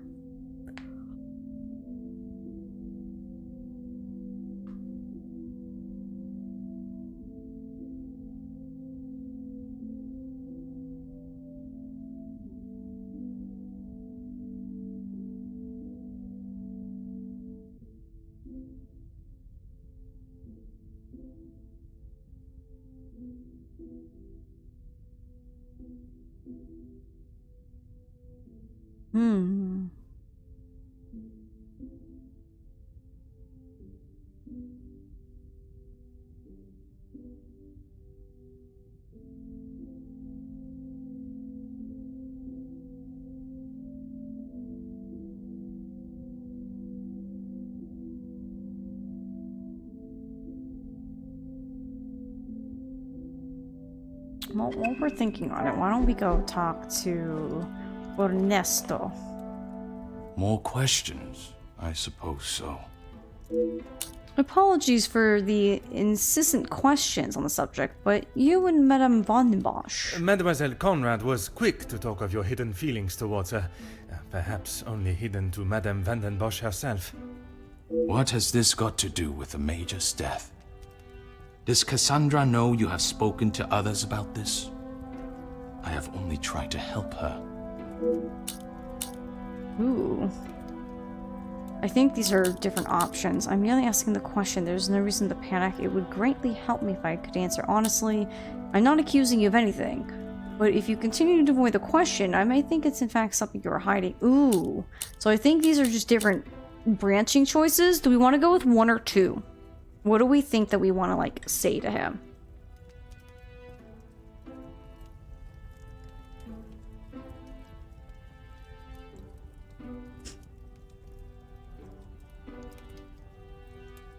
Do we want to say one so it's not more of a threat? Or two, do we want to say, like, hey, you don't tell me?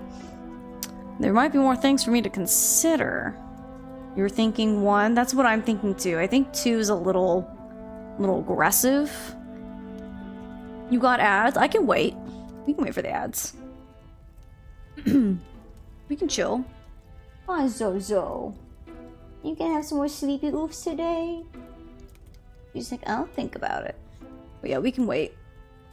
Ugh. Well, for those who aren't Neds, how you doing?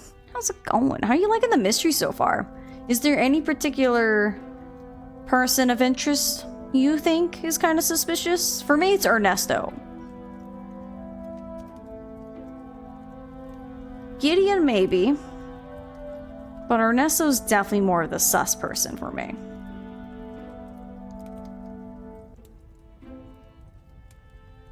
I wish my bot would let me know when ads are over.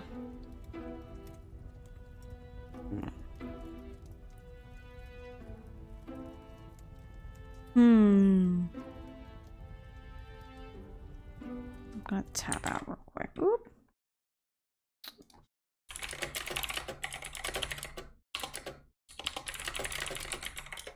Yeah, I'll just do that.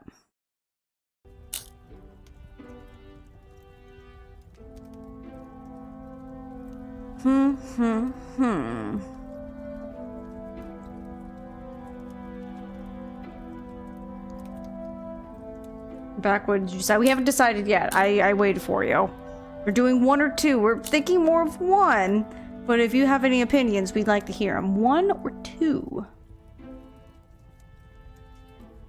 Yeah, if anyone says that they're in ads and they're, like, wanting to know what's happening, I don't mind waiting. I just need to know when ads are over.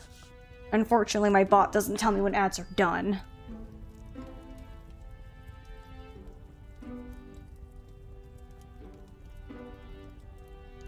One or 2? 2 or 3? I'm thinking 1 personally myself. You're thinking 1 too? Oh my goodness. Ryua, guess we don't have to worry about waiting ads. Ryua was like, no waiting. We're not waiting. We are continuing. Ryua, thank you so much for giving us up to our friend Cotton Candy Unicorn. Thank you, thank you. Oh my goodness. I almost forgot that. So you want to go buy Cotton Candy? We already have another unicorn. So let me know. Do you want to go buy Cotton? I can definitely call you Cotton or Candy. Candy sounds cute. Let me know. But hey, welcome to the Bagel Bunch subscriber edition. That is a whole 30 days of no ad viewing for you, and you get to use the best Zobaby emote. Speaking of which, friends, when I come back from vacation, even though it won't be December 1st, I'll have some Christmas emotes. So let's go with 1. Leah, I'll try to remember. I'll try my best. Sometimes I go off usernames if I don't remember, but I'll try my best to remember. There may be some feelings there, but Madame Vandenbosch does not know of them, and I trust that it will remain that way. Oh, he likes her, but she doesn't understand, or she doesn't know. Merci for your cooperation. He's still sus, though. Sus. Alright, so we still have that 1 connection, so that talking point didn't give us anything, except now we have Ernesto cares for Cassandra.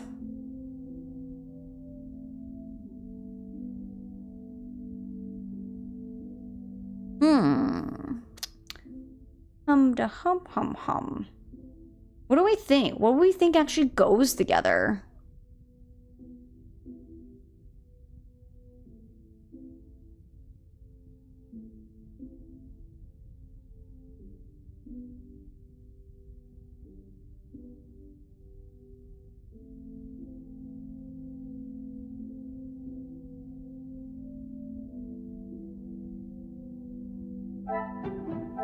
I must act It was on worth a thought shot. and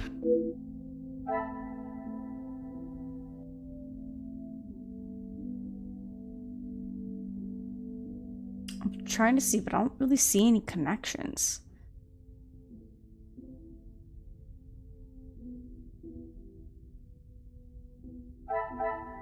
Yeah.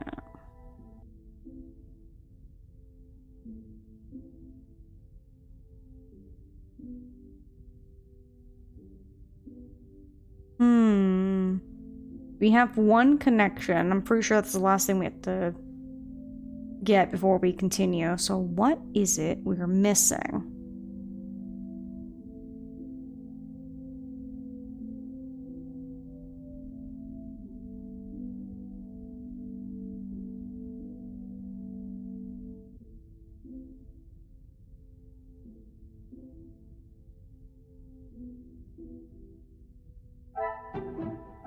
Order and method. That is... He was a shot.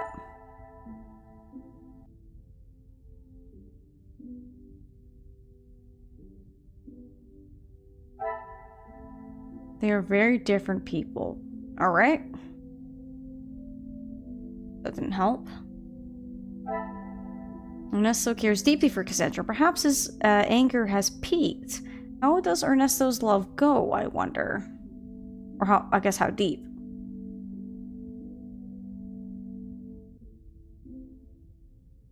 It can't be these two have anger issues. It can't be.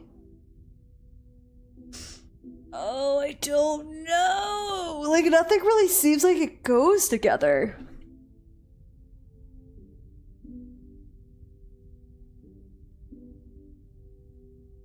Gideon and Zach quarrel. Brothers aren't likely to cooperate. Maybe. We can try it. Come, my little gray cells. Fortunately, no. These two go together. I didn't think these two would go together. Some would say a lucky guess. Zachariah I would represents say a moment of genius. Gideon, and Zachariah is defensive of Gideon. I guess that makes sense, but I just didn't think they'd go together. Ernesto denies Cassandra is more than a friend. What does that have to do with this, though? The pieces of the puzzle are finally coming together. Okay, now we gotta talk to Archibald.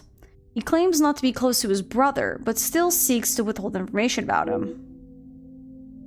I had my own opinion of the Major, one that is wiser kept to myself. But I did not expect so many like-minded thinkers. I should think further on what I have heard in my quarters. Alright, investigation complete. Time to talk to Archibald.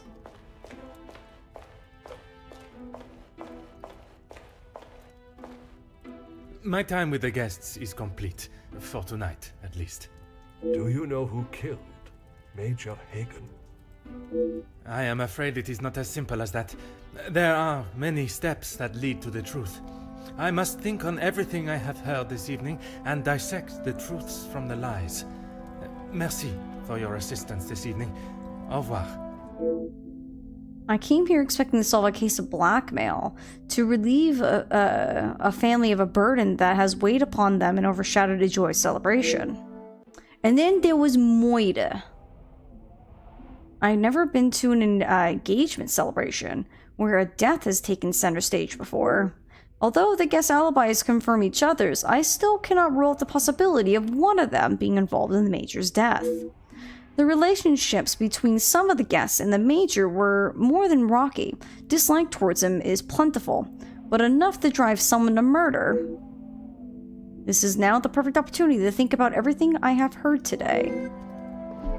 New mind map. I have all the information I need. I must now compile it together and find the most probable culprit. Alright, there's 5. 5 here that go together. Okay.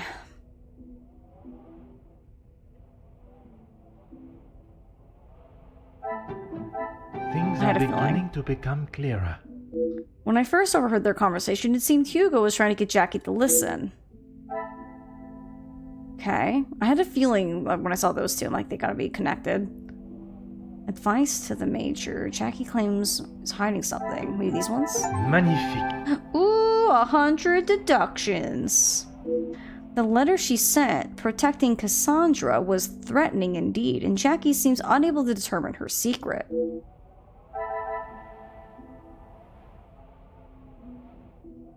Let's see. Margot and Cassandra are longtime friends. Hugo, Ernesto, and Jackie confirm each other's alibis. Let's see. Gideon hasn't mentioned past with the Major. Threat to the Major.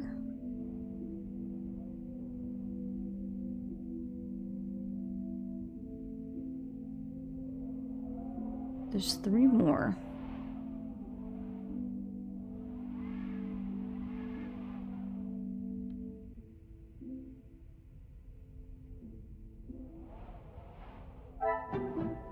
I cannot see the I logic wasn't in sure this. if we could start connecting them, like some of the letters go together.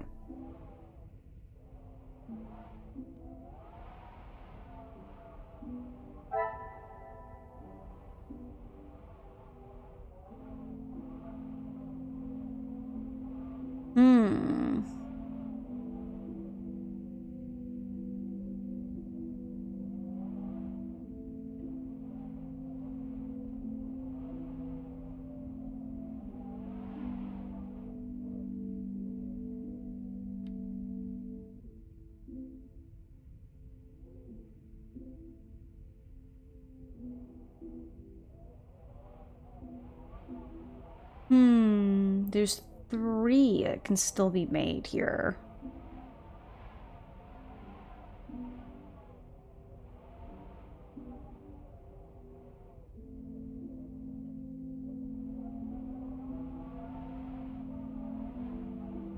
You think these 2? We can try. The And pieces you'd of be the right. puzzle are Good thinking. finally coming together. His history with the Major, combined with threats to his well-being, definitely show intent.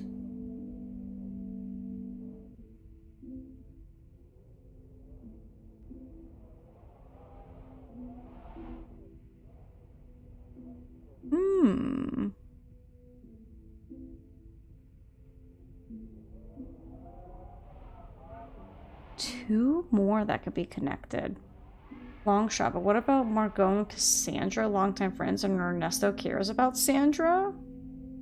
We can try. If I can find my cursor. There you go. Is there something I am not... It's okay. It's always good to take shots. We miss every shot we don't take.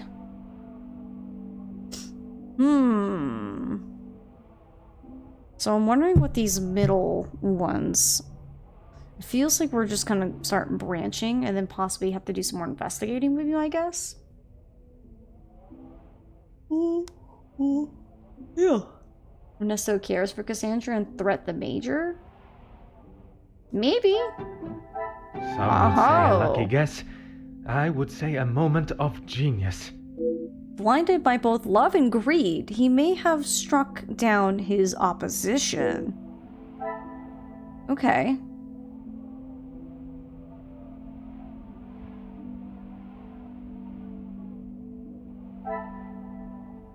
He lost his brother, but still seeks information, to withhold information. Is there something I... Gossamer, hi, it's good to see you. Welcome on in, my friend. Hello, hello. We're now in chapter 4. Chapter 3 went a lot quicker than I thought it would.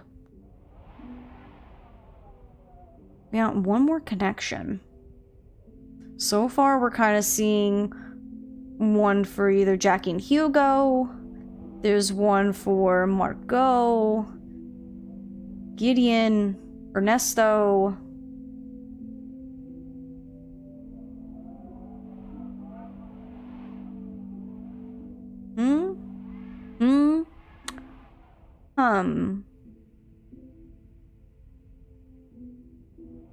Two salons together, that shows it could be someone else.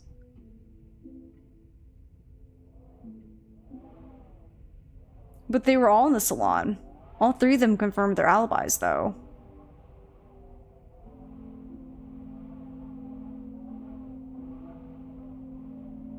Yeah, because the problem is, this one has Hugo, Ernesto, and Jackie all confirming themselves in the library.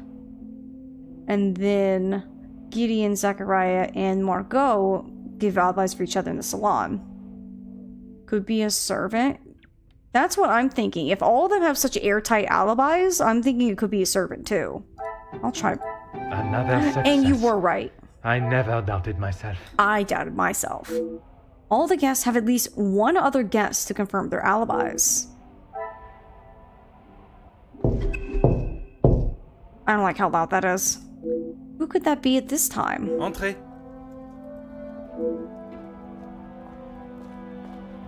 Detective, Angeline. I'm sorry I did not join you in the salon as requested. Please, mademoiselle. There is no need to apologize. I was with Maman in her room. She would not allow anyone to see it, but I could see she was terribly upset. Most understandable. Do you have any suspicions as to who could have killed him? I'm afraid my suspicions extended across all of the party's guests. While it seems as though their alibis all corroborate one another's, the disdain and hostility towards the Major makes them rife with motive. I know there was some bad blood between the Major and some of the guests, but not enough to kill him, surely. She may seem tough on the exterior, but she's really quite kind when you get to know her. The Countess? She is a formidable force I would not want to come up against. Don't be silly, detective. She wouldn't hurt a soul. Jacqueline, I mean. Mademoiselle Conrad, she was in fact the least suspicious until now. I assume that's who you were talking about, detective, after what happened between them. That is a story I have yet to hear. She must have told you about the piece she was writing on us, about Gideon's work and our marriage. She has said no such thing. Somehow that was the only thing she did not mention. That's strange. I thought that is what she would have started the conversation with. Well, she had come to the house to interview me, and when I entered the library, she was there with Felix amid a rather heated conversation. Do you know what this conversation regarded? I'm afraid not, but Felix was quite enraged. He picked up an envelope from the table and stormed out, slamming the door behind him. And Mademoiselle Conrad? She was equally heated in the moment. Ooh. She had a few choice words for him that I wouldn't care to repeat. How is Madame feeling now? Better, thank you, detective. She's resting in her room. It is the best place for her. And you, mademoiselle? I'm not quite sure. It is a rather surreal feeling. I did not think I would miss him like I do. It is understandable. He has been a close friend to your maman for many years. And to me, detective. We had grown close. After father's passing, he was always there for me. And now, he's gone. Like another dad. You must try and not think on it like that. It is easier said than done, detective. I have no doubt, but you can be assured the culprit will not remain at large for long. You have my word. If you were in my position, mademoiselle, who would be at the top of your suspect list? I'm sorry, but I just can't imagine any of them committing such a heinous crime. Imagine she said that, and in her mind she's like, because I'm the murderer. Imagine. It can often be hard to look past one's personal feelings for someone and see their flaws. It's not that, detective. It's just they have known each other for years. Why would any of them act now? I was under the impression the Major had merely a business relationship with some of the guests. That's true, but those invited know each other, some of them for years. They may not seem like it, but some are even friends. I should return to my room now, detective. It has been a trying day for us all. Oui, mademoiselle. I am afraid tomorrow may bear a resemblance, but I will not stop until I have found his killer. I am certainly glad you are here, detective. When and where a detective is required, that is where I shall be. Bonne nuit, mademoiselle. Mademoiselle has left me with an interesting thought, one I had not considered until now. Well, at first glance, the guests do not appear to show much fondness for each other. Mademoiselle is quite sure that is not the case. Perhaps I must consider looking at the guests together and not individually.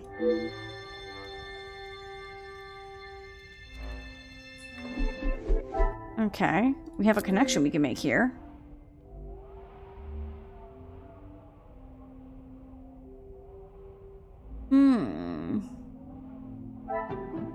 What a revelation! That was the most obvious.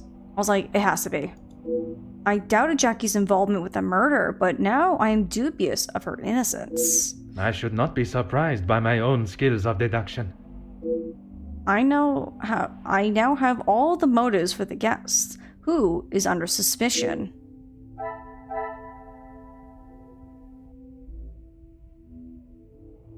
There's only one connection. Things are beginning to become clearer. I do not know who I can trust or whose story I can believe. Are the guests innocent? Imagine they're all in on it together. All guests are suspicious. Another success. I never doubted myself. I now doubt how trustworthy their stories may be. They may well be covering for each other. There is no physical way one of the guests could have killed the major and returned to the party, unless that is where I'm mistaken. It is not one guilty party I should be looking for, rather multiple. Ooh. And the plot thickens. Can you imagine if, like, it was multiple people working together? Oh my goodness. The scandal. How could I have not considered that the major's death was part of a ploy created and executed by more than one of the guests? It came almost as an epiphany following Mademoiselle Angeline's remark about the guest's shared past. Perhaps Mademoiselle will become the trusted ally that I now sense may be essential to catching the guilty parties. Tonight's questioning was only the beginning. I will allow my suspects to sleep on their stories, and we will see how they fare tomorrow. Perhaps one of those involved will have morals enough to show a glimmer of regret. Considering they may be working together, I cannot be sure who has told the truth, and who has attempted to sell me down the flue. Is that like French for river, or is that like a specifically named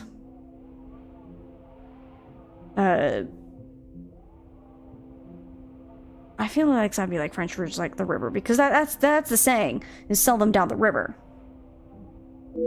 Perhaps I should sleep on the matter. A good night's sleep will surely bring a new dawn of thinking, and what a better setting to do so in the peaceful falling blanket of snow surrounding us all.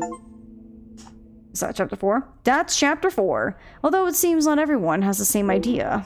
Oh, there's a sus person out there. Who's out there being sus? Chapter 5. It says river. Okay, I was right. Because, I mean, that's what the saying is, right? Chapter 5.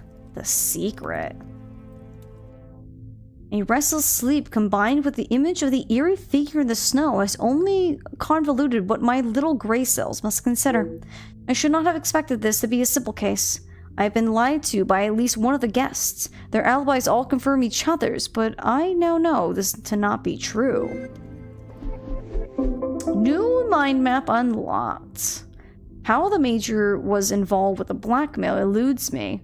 For now, once I have confirmed whether he was the author or recipient, I can consider my next step in my investigation. Okay. So we do need to go for a stretch break, friends. So I'm going to pause it real quick. I am going to put on some tunes. Now's your chance. If you want to get up, grab some snacks, grab some drinks. Now's going to be the good chance. And when we come back, we will continue this mystery and see what we find.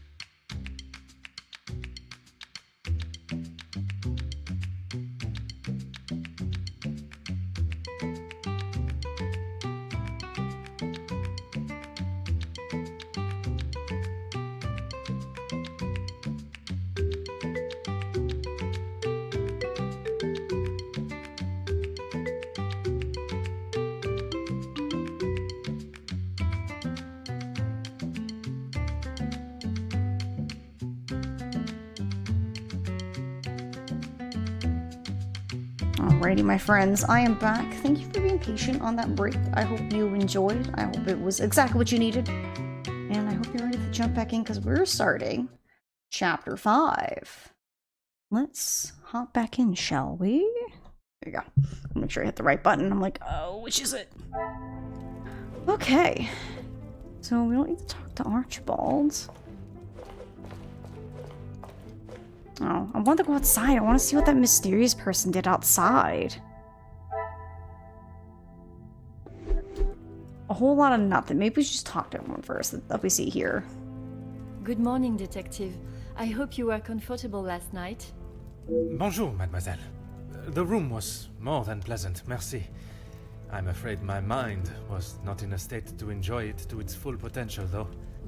I can't imagine any of us slept soundly last night. Except for the murderers. They were probably pretty well content. Hopefully guilt will be weighing heavily on someone's shoulders this morning. Perhaps on more than one set. I'm sorry if I was not much help last night, Detective. On the contrary, your inside knowledge of the guests was of great help to my investigation. But there are many more questions that require answers. Okay, what were your feelings towards the mage's position in the house? His position? You mean about him living here? Yes. Oui, even in a house this size, you must see a lot of each other. I enjoyed having him here. When I was away with Gideon, it was comforting to know Maman was not alone. Although his work with Mr. Da Silva has kept him away from the house of late. What can you tell me about their relationship, working or otherwise? There is not much to tell, only that there is no love lost between them. Do you know what their business entailed? He was always quite private about his work. I know that he was helping Mr. Da Silva with some safety matters. I found a check addressed to the Major from Monsieur Da Silva. It noted security consulting. Ah, that's right, security. With his military training, he helped Mr. Da Silva prepare for any trouble with the strikes. Although the Major's death has taken precedence, there has been a development in the blackmail case. A development? Oh, Detective, I knew I could count on you. It may not be the news you had wished for, though. Another letter has been found. Addressed to me? I don't know how much more I can take of this. Pardonnez-moi, mademoiselle. Although it has been written in the same manner, using similar phraseology, it was not sent for your eyes, rather the Major's. Or at least that is how it seems. I'm sorry, Detective, I don't understand. It is addressed to him or not? I found it in the Major's study yesterday while conducting my preliminary search. Whether he is the author of the letter or the recipient, I am still yet to discover. That is kind of sus. Could the Major have been behind the blackmail? Heavens no. He could not do that. Why not? You did not hesitate for a moment. Why would he do such a thing? And then to send a letter to himself. It just doesn't make sense. Merci for your time, mademoiselle. You are to a detective what an umbrella is to a traveler on a wet day. Useful? Exactement. Alright. Archibald, what do you got for me? Good morning, Detective. You slept well? I'm afraid I did not. I was hoping for at least a moment of pleasant slumber, but alas, it was not to be.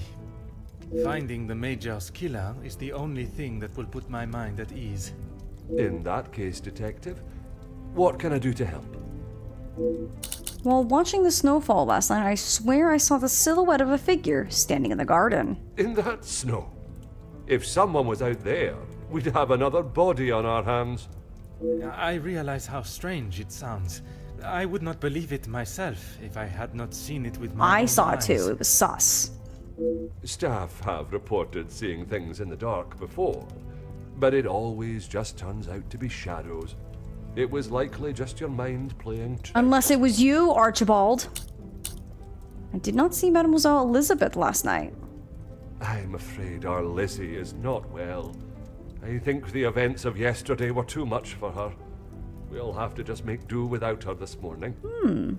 As Wordsworth once stated, Rest and be thankful. Perhaps a chance of peace and relaxation will work wonders. I'd like to speak with Madame van den Bosch at her earliest convenience. She is currently eating breakfast alone in the dining room. It's how she prefers it. But if you wish to speak with her now... It is important I speak with her, but perhaps it is better to allow her to finish. I do not wish to upset her before I have even asked my first question. I could perhaps investigate the garden for any evidence of the figure from last night. Would you permit me access to the house's telephone? I would, but I'm afraid I found this morning that the telephone lines aren't working. The snow continued through the night and must have damaged them. Or someone tampered with it. Even if we could use the telephone, I don't think anyone would be able to reach us. In that case, it will be up to myself alone to solve the case. I'll let you know if anything changes. But until some of the snow clears, enough for the carriages to arrive, we are snowed in. Although I'm not able to call upon or leave the house to find help from the local authorities, it also means none of the guests are able to leave. I have until the snow clears to find not only Mademoiselle Angeline's blackmailer, but also the Major's killer. The Major's body. Taken care of. Master Demir and his brother, after sobering up, helped me move him into the cellar. Best place for the time being. Très bien. I imagine there is no reason for anyone to go down there. Besides me, no one. Once this snow clears, we will be able to move him from the house. Your assistance has been most So we now know the valuable body's as been always. moved. Okay. I saw Gideon back here. Yeah, we could go there, but I'm gonna wait. Oh, there's a couple people we can talk to. Bonjour, Monsieur Demir. Detective Poirot, how are you? The truth, Monsieur. With each step towards uncovering the blackmailer, I am thrown 2 steps back as to the identity of the Major's killer. Is there something I can help you with? After investigating the crime scene yesterday, I asked Monsieur Sterling to move the body. Archibald came to me and asked for my help in the matter. My brother and I dealt with it. Merci for your help. It is a job that only the professionals should have to undertake. It's a job that had to be done. Although it may have affected my brother more than I. How so? At the sight of the body, the color drained from his face. Once we had reached the cellar, Zachariah took himself straight off to bed, without even a good night. Well, in the study, I noticed the Major's safe was locked. Would you know know who has access? Felix and Madame van den Bosch are the only ones with keys, as far as I'm aware. Oh, and Archibald.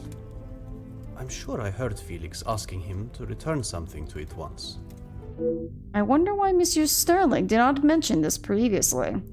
Have you spoken with your brother this morning? I have not seen him since last night. I'm sure he will have been fine after a good night's sleep. I imagine the alcohol would have acted as a sufficient sleeping aid. He does Welcome not need back, his Zozo. younger brother checking in on him.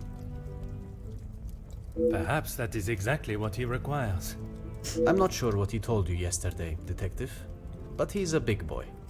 He can look after himself. I worry that may not be the case, Monsieur. His time in the war came up in conversation more than once during our conversations. He's still talking about it? I thought talking to the doctor would have stopped all of that. Merci, Monsieur. Comtesse, I wonder if I could ask you some questions. That is it, detective? No small talk? No inflating of one's ego? I am afraid not, Comtesse. With the murderer still loose in the house, my mind is rather preoccupied. Well then, detective, perhaps I can be of some assistance. Comment, madame? I thought you might like to know what I found on the Major's body. Why are you looking at his body? I demand to know who gave you permission to see the Major's body. That certainly piqued your interest. Well, I mean, why are you, just a lady, who is, not on the police force or anything, looking at dead bodies? Appa Bear Hi, it's good to see you. Welcome on in. Is it really his brother? Was a medic in the war, but off-put by a body?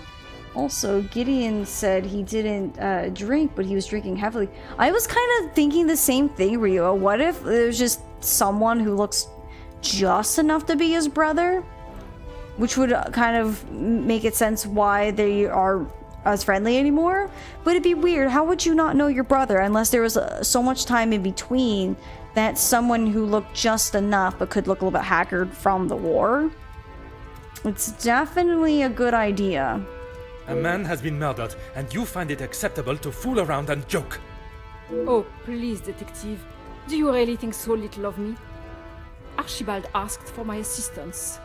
He knows of my medical training from my days as a nurse, and I thought I would be able to help. Even if it has been some years. It was not his place to grant you access to the body. I shall remember to keep my assistance to myself next time.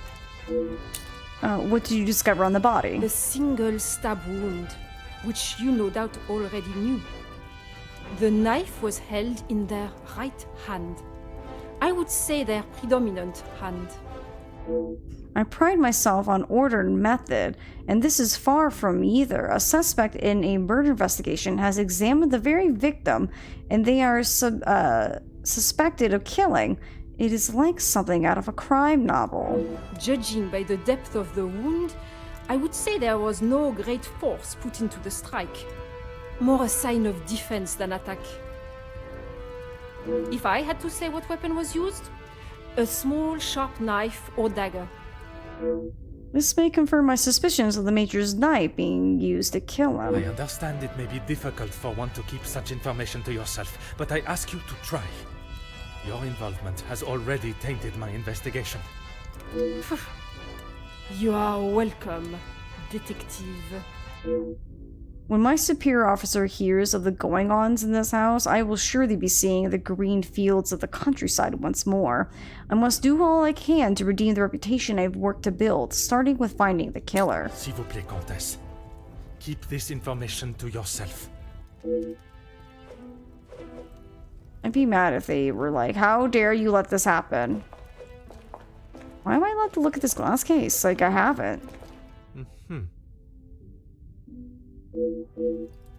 Okay, maybe I haven't. I'm pretty sure we looked at everything the last time we... Or I guess the first time we came down here. Can I go outside? I can! Let's do it!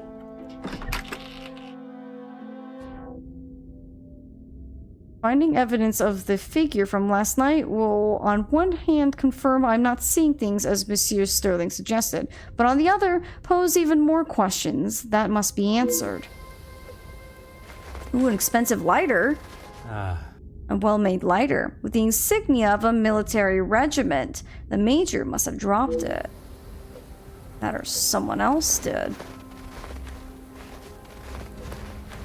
Gardening tools. Garden tools have been left out, presumably before the snow fell. Keep our peepers peeled for anything else. I'm looking for everything and anything. Anything that's got a hint of being suspicious. The going on the snow gives me like Nancy Drew vibes from Treasure in the Royal Tower. Hopefully I don't get locked out. Milk bottles. It must have been left out for collection. I cannot see anyone coming, making it through this snow, though. Okay, so this is the edge right here. I can't... Oh, I can actually go further. But there's, like, nothing over here. I thought there was just an invisible edge here.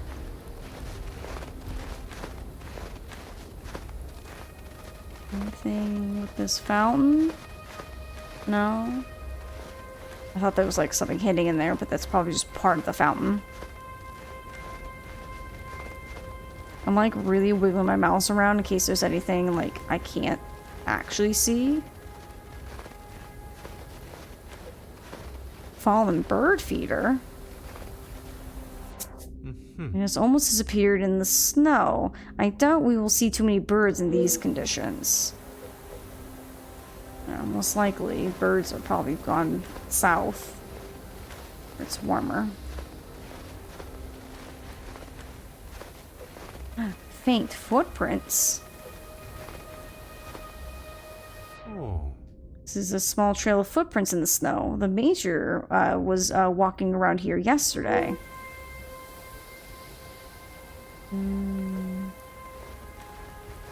Is there really nothing else? We found the lighter, we found the footprints. Bacchus! Weighty excited. Weighty excited to you too. Thank you for the biddies. And we found the milk bottles. Is there really nothing else?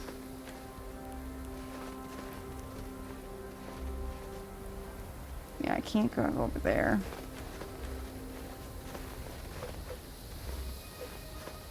I want to make sure I'm not missing anything.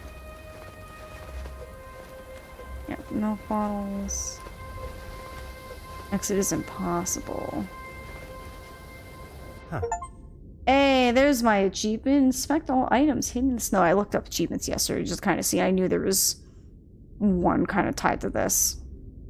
The house is completely snowed in. It does not look like we shall be going anywhere anytime soon. The snow is still falling and I'm hardly dressed for the occasion. Perhaps Madame von den Bosch has finished her breakfast and is ready to answer my questions. To the dining room!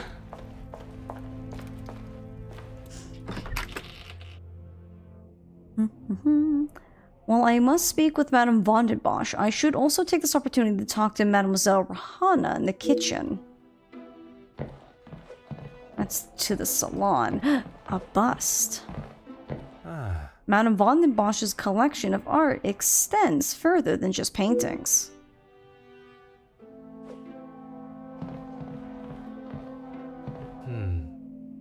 Okay, that's the same thing. It's a window. The fallen snow has laid a beautiful white blanket over the countryside that surrounds the house, and also has snowed us in. Oh. Click on everything, make sure we find everything.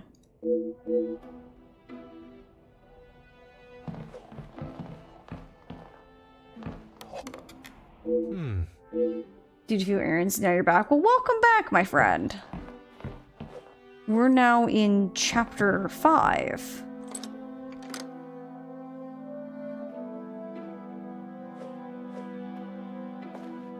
Chapter 3 was a lot smaller. We could have finished it yesterday, but it's fine. The cook was obviously used them for quite some time, judging by their condition. Okay, well, I'm not seeing anything else, so... Bonjour, madame. You must be the wonderful cook.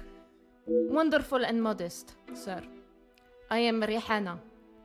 My taste buds thank you for the ravishing meal last night. It has been some time since I ate so well. Glad to hear it, sir.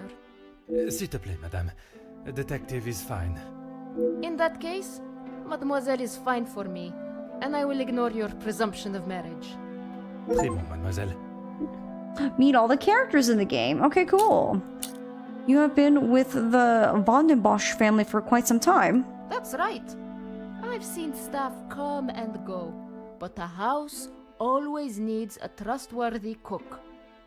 I agree. But if I was to eat what you prepare every day, I fear I may be the size of La Maison.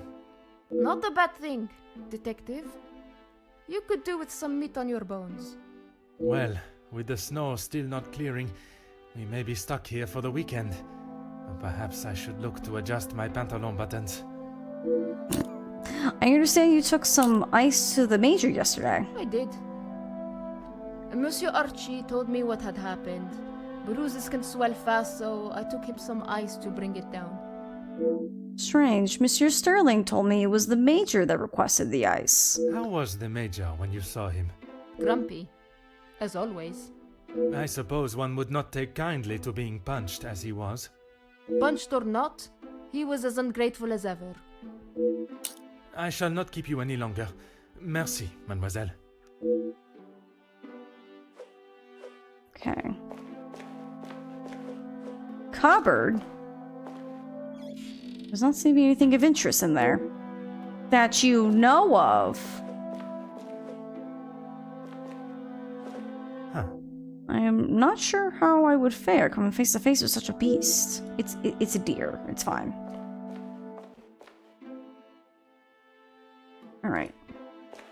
Well, we got to talk to her.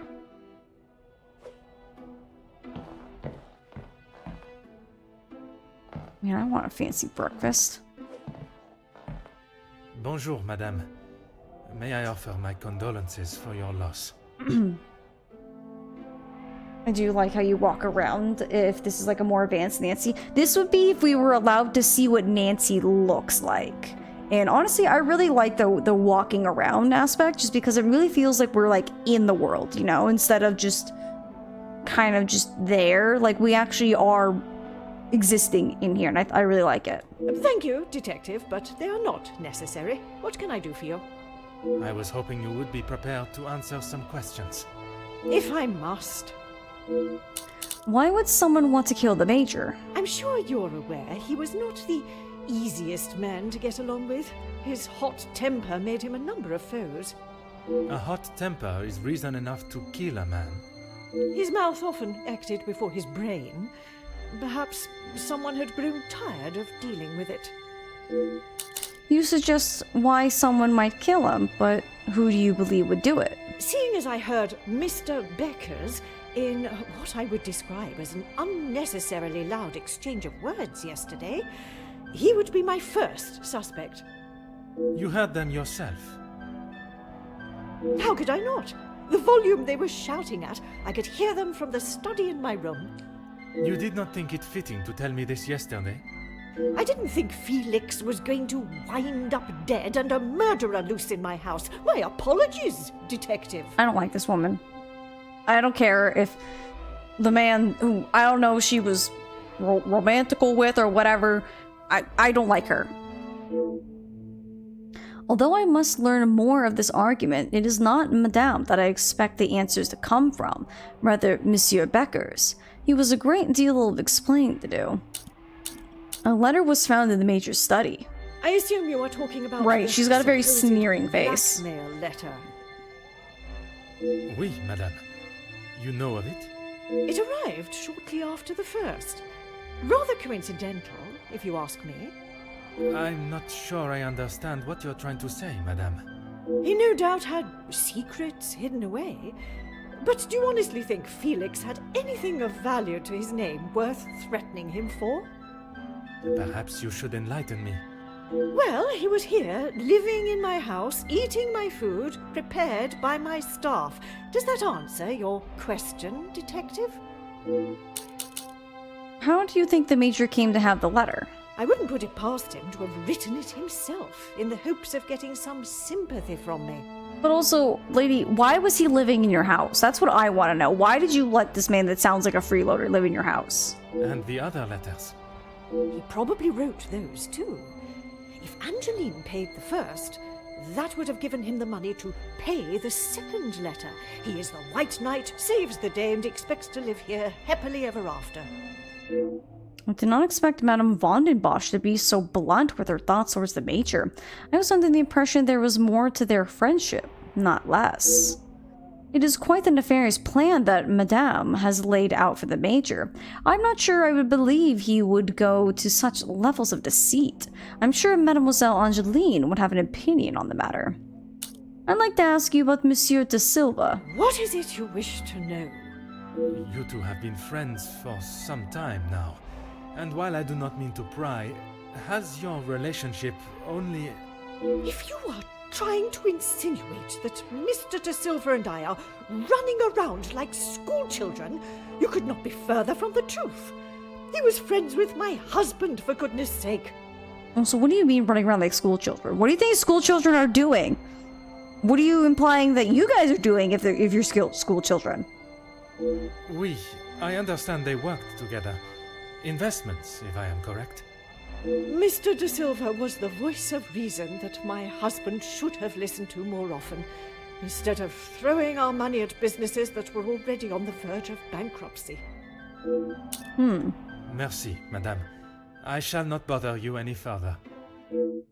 I've gathered all I need from Madame von den Bosch and Mademoiselle Rahana. I should return to the Great Hall.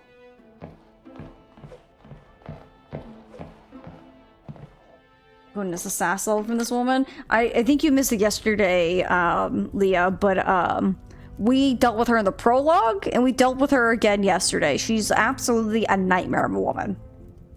High schoolers do get up to some shenanigans, but she said school children. That kind of almost makes me think of like children, not high schoolers. You know what I mean? Either way, she's crazy.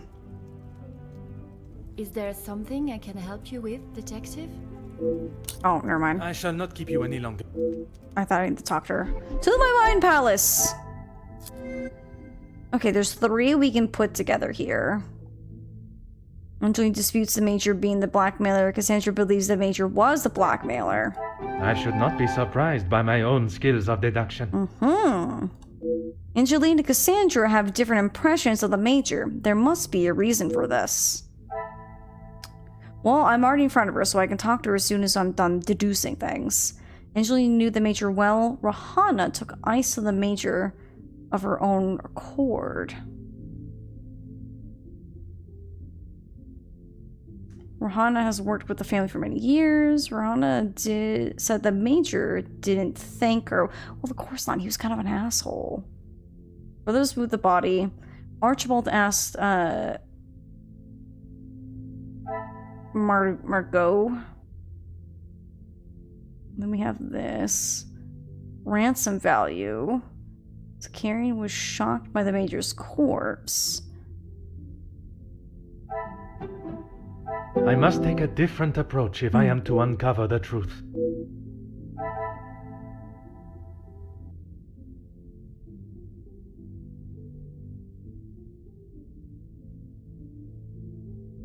Two still go together.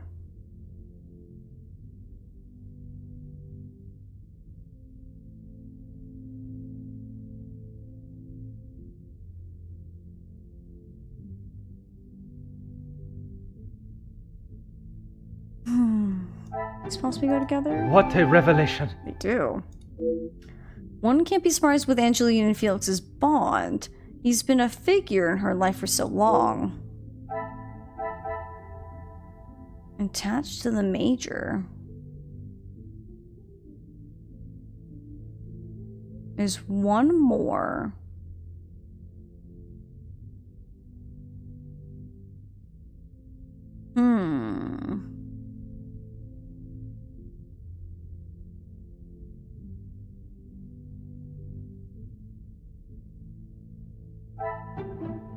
The pieces of the puzzle are finally coming together. Very good.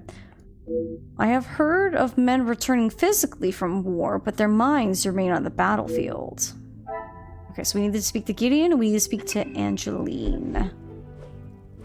Is there something I can help you with, detective? Your maman did not describe her friendship with the Major in such a positive light. You have got the wrong end of the stick, detective. Maman has snapped at him recently, but it was nothing more than that.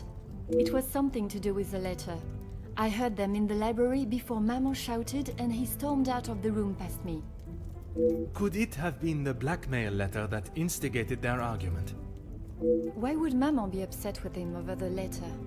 Madame is of a very different opinion from yourself regarding his connection with the letters. She believes him to be the author.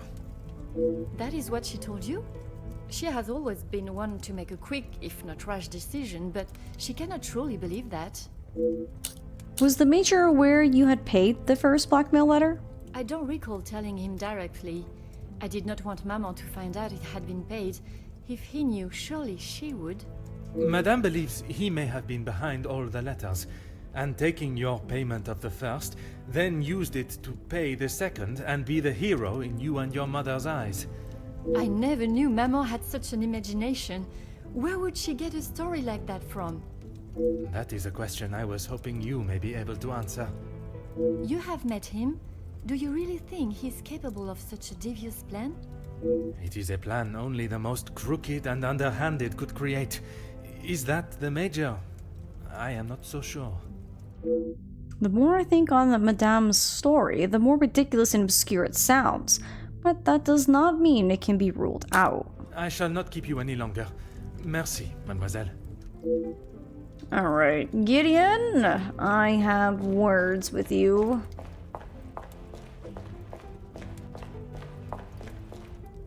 If it will help you find the Major's killer, of course.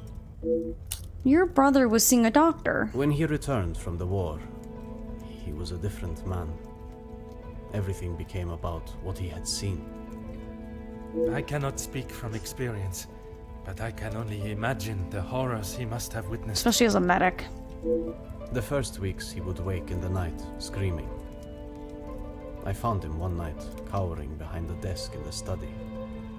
When I tried to help him out from beneath it, well, it was the first time I had ever feared for my life. That is not why you two are no longer close? And not at all, Detective. We were always very different in nature. While I had always wanted to follow an academic path, Zachariah was more of a free spirit. Or at least as free as our father and the laws would allow. And yet, he ended up in the military. Quite the contrast.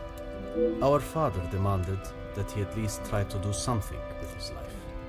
And when some of his friends joined the army, he signed up with them. It wasn't long before he moved out from the family home after his return from the army. I always assumed that he had put the war and everything that came with it behind him and was moving on. But now I see that is far from the truth. Okay.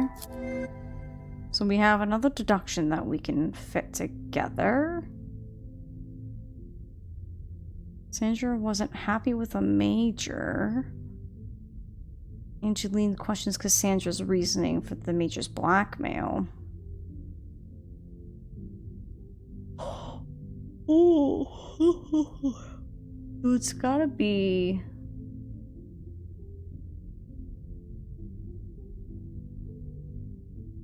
I don't think this really goes anywhere. I feel like it's gotta be one of these two.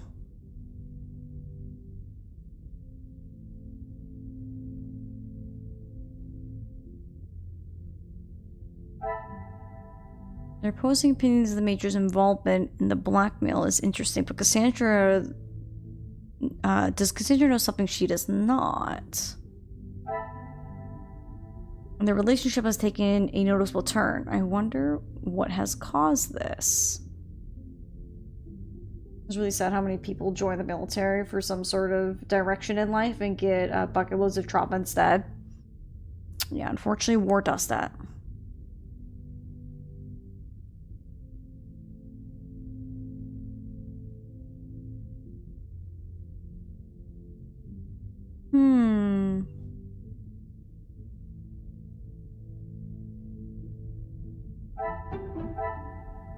This will not get me any closer. What about this? I cannot see the logic in this.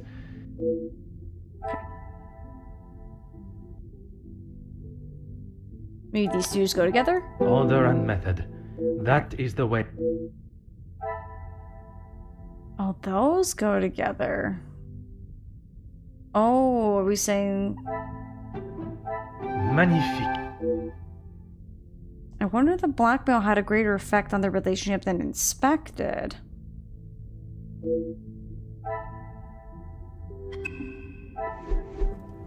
Alright, well, time to talk to Angeline yet again.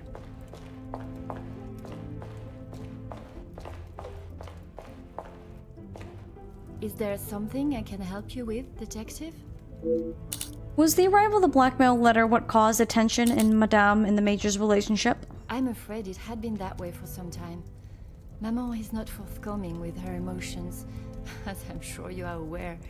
But I could tell she had not been happy with their arrangement for the last few months. What gave you that impression? There was not one particular thing that she expressed. It was just the way she spoke to him and of him when he wasn't present. I shall not keep you any longer. Merci, mademoiselle. I believe I've gathered everything that is required. Monsieur Sterling will be able to assist me in gaining access to the Major's study. Whatever you need, Detective. I wish to inspect the Major's study again. Certainly, Detective.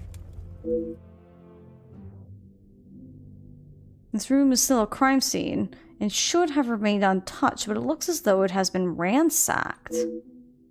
I request Monsieur Sterling to have the body wrapped and moved, which has been done, thankfully, but what else has gone on in here?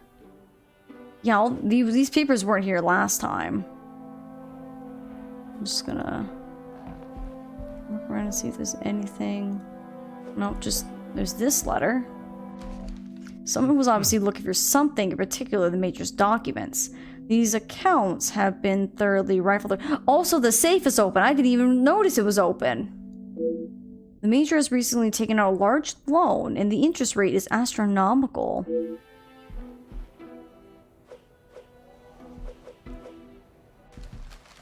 Addressed to the Major with no return address. Really look at that photograph. Oh. I must admit, side by side, there's a striking resemblance between Hercule. Perhaps such flattery is the way to win over Madame von den Bosch. Oh, it's been torn. Was this her husband? Why is this lady, or maybe I guess it's him, he just didn't want to see her I was gonna say her ex-husband, her deceased husband. How strange, the Viscount was also present in the picture, but has been folded out.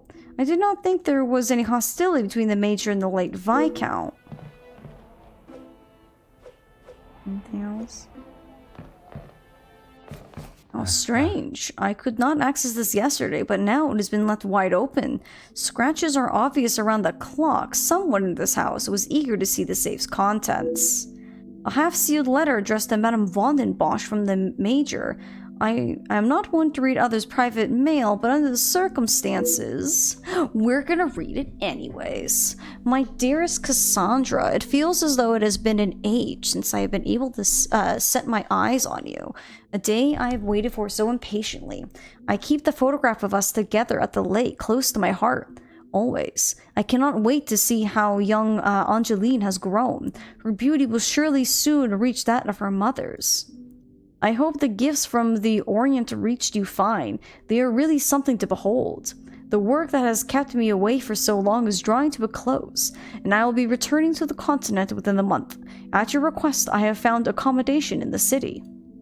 It pains me to think of being so close and yet unable to be with you every moment, but if it eases your worry, I shall not continue to question it. I will arrange for a visit to the house. An old friend returning will surely raise minimal suspicion. I understand that the Viscount is also currently out of country. I hope you have not felt the strain of loneliness take over, and it will not be long until we are reunited. Until that day, and until the end of mine, my heart is yours. Major Felix Hagen. He was, were they having an affair before her husband died? Could he have murdered her husband? I think this is a strong case for an affair. Which would make sense why he's been hanging around this whole time, even though he's not really a part of the family, but she keeps him around. Is he Angeline's real father? It could be. Could not be. We'll have to figure that one out. It seems there's a great deal of Madame von den Bosch and the Major's relationship that she has withheld. It is clear from this letter that their affection for one another has been more than that of friendship for some time.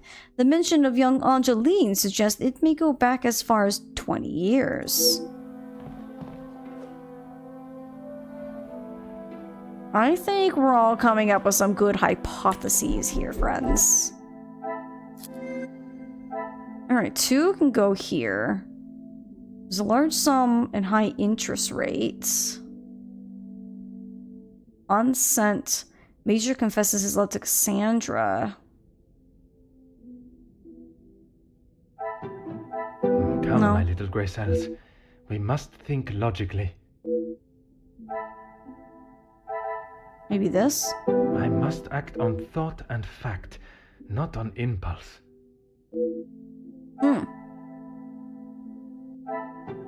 Order and method. That is the way to solve...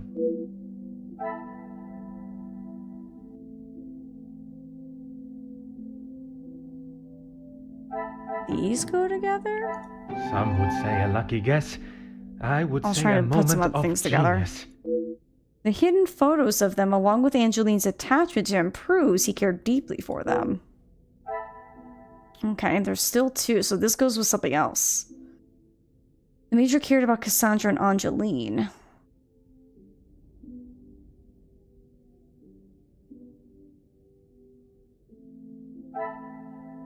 The interest rate on the loan is astonishing. Was the Major in some financial state that he would be offered such a high rate and accept it?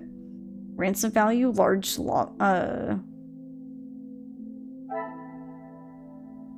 we could. I must take a different approach if I...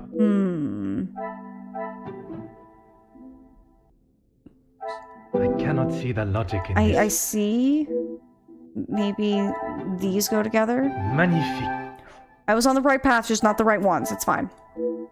The Major paid the letter that was addressed to him. He must have been worried enough that something would be released to the public. But what? Okay. Cared and confessed love? I can try it. This will not get me any close. Unfortunately, no. Not on that one. But it is unsent. So it's a letter that he wrote, but he never sent it either.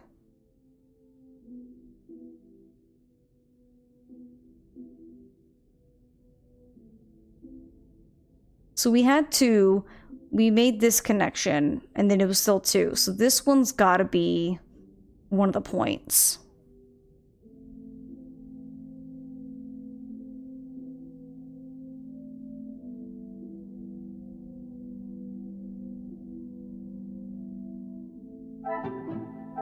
Some would say a lucky guess. I would say a moment of genius. I believe the Major would do everything to remain in the comfortable life he's accustomed to, but would he stoop so low as to fake a blackmail letter?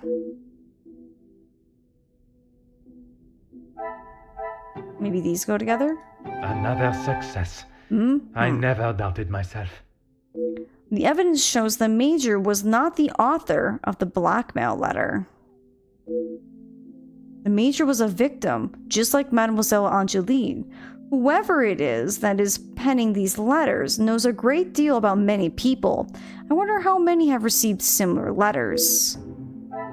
Objective complete!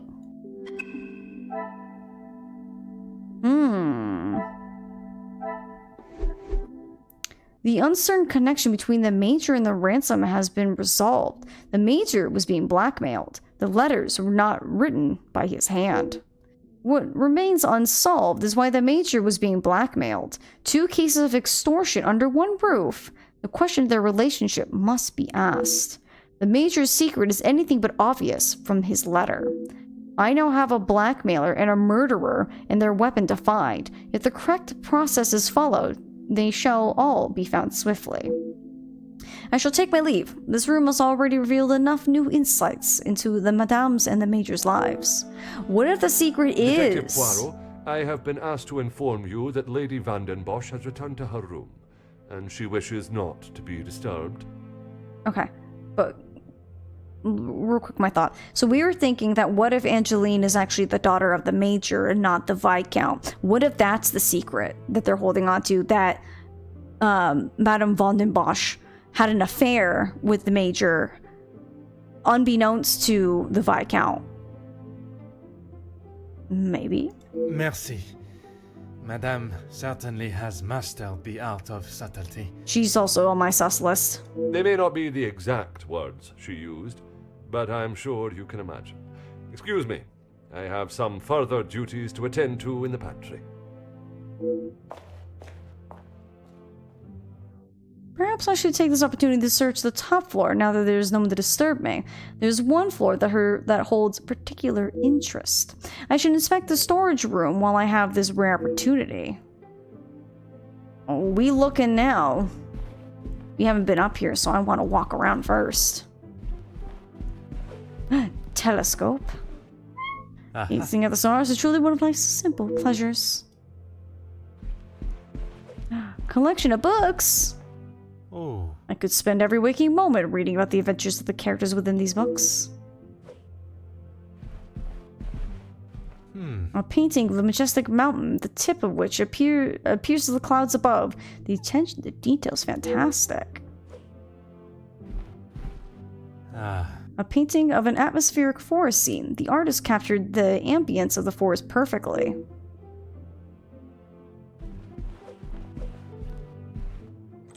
This does not pertain to my current investigations. Okay. I like to check things. A painting of a boat sailing across the vast ocean. The art is clearly very talented. Or the artist, excuse me.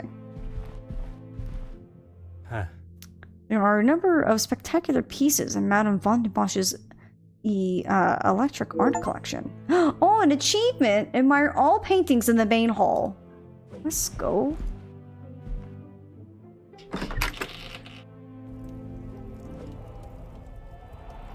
I don't think I'm supposed to be in here.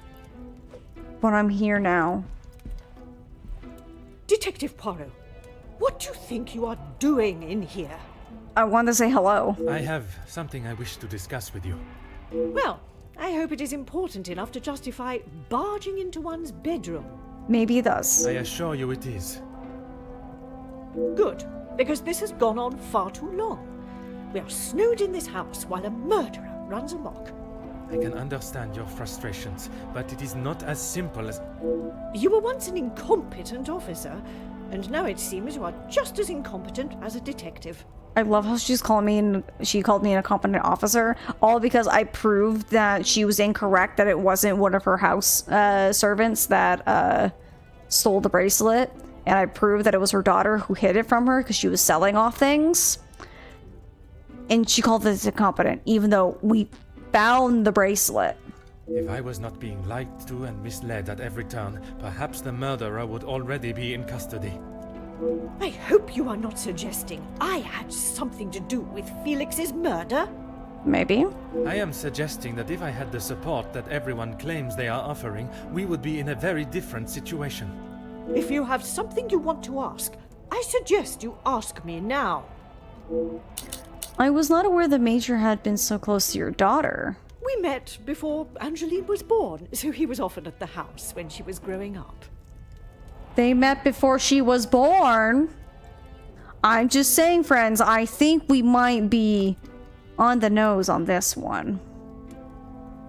Ooh, she saw his daughter? That's what I'm thinking too. That's their secret. And where was it you two met? I was attending an event. Felix was also in attendance as a serving officer. A conversation was struck. So it was not through the Viscount that you two met? I did not require my husband to start conversations on my behalf. I don't think that was what we were insinuating. That was us insinuating... Oh, we had the assumption that you met through the husband connection, not on your own. It was you that instigated it then. My, detective. That active imagination of yours has taken you on quite some journey. Madame was attempting to deflect from a subject she obviously does not feel comfortable discussing. The late Viscount and the Major were surely friends then. Edwin spent much of his time away on business before Angeline was born. Felix was a welcome distraction from the loneliness of the house. Sure he was, yeah. Looking as if my suggestion from yesterday may be correct. I think it's all coming together. You know, like Crunk. Oh yeah, it's all coming together. You were alone in the house. The staff continued their duties, of course, but trying to get any sort of sophisticated or cultured conversation from them was like drawing blood from a stone. And when Angeline was born? Edwin remained at home. It was his duty as a father. Had an affair while her husband was away on business, and the bed was cold. Either that or the affair was happening before he even went on business, and it just happened to be even better when he was away on business. And the Major? He had his own business and life to tend to, but we remained in touch via letter. Around the time of Edwin's passing, Felix had relocated to the area. Madame is incredibly coy and brief with the information she offers, but with the Viscount's death coinciding with the Major's return, surely a mere coincidence is too far-fetched. I would like to ask you about a letter I found in the Major's study. I'm sure he has hundreds of letters in there. Most of them could and should have been thrown away a long time ago. You are going to have to be more specific. I refer to the letter addressed to you.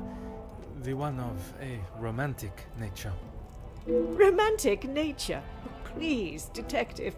Felix did not have a romantic bone in his body. Where is the Ace Attorney presents the paper? He made his intentions quite clear in the letter. I must admit, I myself was surprised. You really do have quite the active imagination, Detective. If that is how you wish to interpret it, so be it.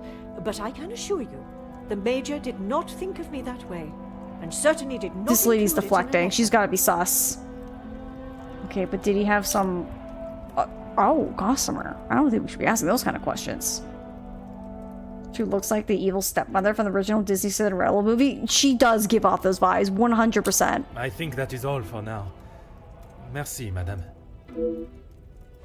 I'm gonna look at your fireplace. I hope that's okay. Ah. I've already read that quite a few times. Madame Blunderbush is a collection of art extends further than just paintings. Don't worry, ma'am. I'm looking at your room. There's not seem to be anything of interest in here. I'm surprised she even, like, let me. Huh. Perfume bottles. These perfume bottles look rather expensive. It would be wise to be very careful with them. If this was Ace Attorney, that would be Maya touching them and then immediately breaking them. That's a letter. I wonder if we can look at it later. Alright. Goodbye, lady. Alright. Off to my actual destination now that we made the rounds. Oh. Zero does not pertain to my current investigations. Why not? It's his bedroom. Alright, we're going this way. The storeroom.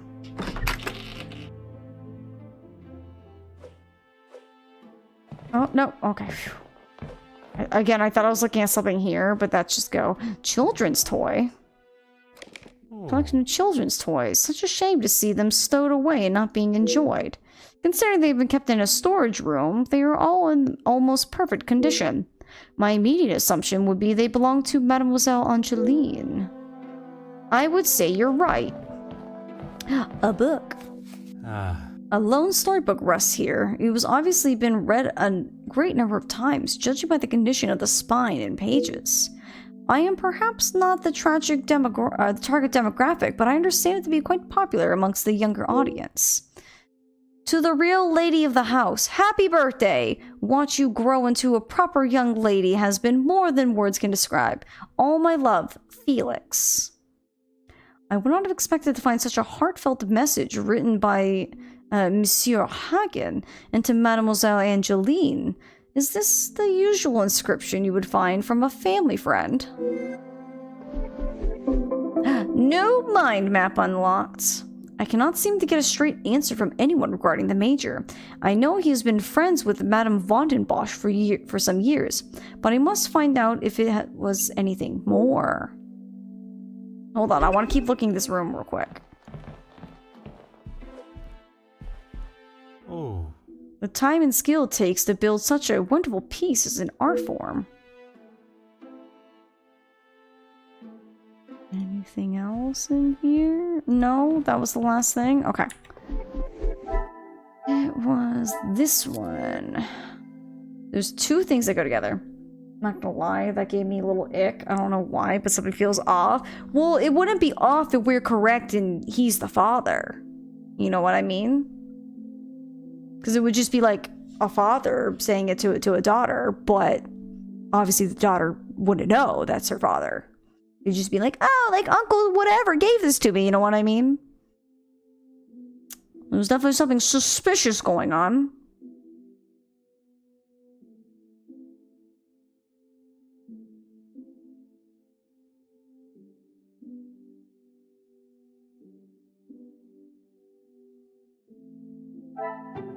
The pieces of the puzzle are finally coming together. It is obvious that the Major cared for Cassandra. That is no surprise to anyone. So we gotta go talk to her again. Gross. I don't want to talk to her. The Major is innocent. The Major resided with the family for a long time. Angeline is attached to the Major. The Major cared about Cassandra and Angeline.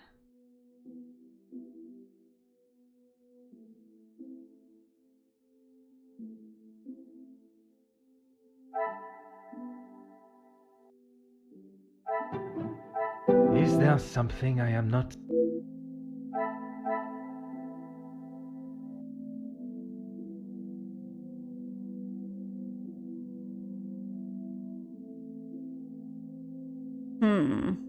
Thought of that too. Yeah, I was thinking like maybe putting it together and be like,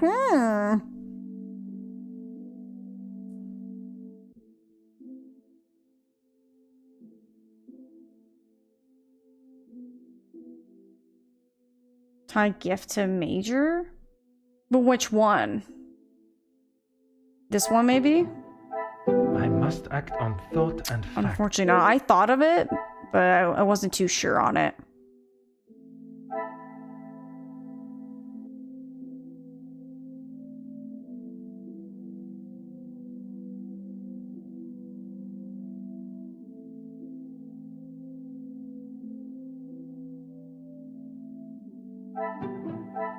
Come, my little grey cells.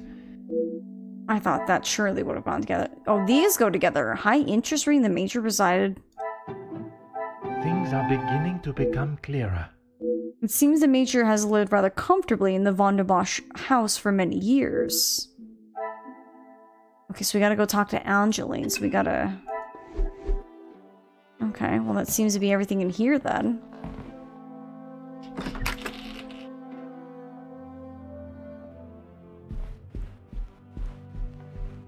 Okie doke. I guess time for us to go bust in her room again and be like, hey! I have something to discuss with you. Major confessed his love to Cassandra, but she claimed he didn't love her. That doesn't make sense. Well, the letter was unsent, so maybe she doesn't know. Excuse me. Or she's playing coy. And she knows we're onto her. Wonder that the envelopes were letters from Cassandra to him that he kept. It could be, because we know only her, the Major, had keys. I don't think Archibald had a key, but I know he's been in it before because we did hear that he was asked to go in there, but I don't assume he has a key. But if she has a key, she could have gone in there easily. Is this really necessary? If you're correct and the Major had no romantic feelings towards you, why would he keep a photograph of you and Mademoiselle Angeline hidden? He may have stayed in my home, but Felix was a grown man, Detective. What he kept, hidden or otherwise, has nothing to do with me. I'm sorry, but I would be kind of weirded out if there was a man that I was letting live in my house that had a picture of me and my child, and we weren't together. It would either A, you would know that you're both romantically interested in whatever stuff, or B, he's being a weird creeper in your house. It's one or the other, lady. You don't get to be like, he was a grown man. He could do whatever you want. A grown man in your house with you and your daughter after your husband died. That's kind of weird. But it does not surprise you that he had such a photograph? We have been friends, and he has been there for Angeline for many years, but you find it strange that he keeps a reminder of us?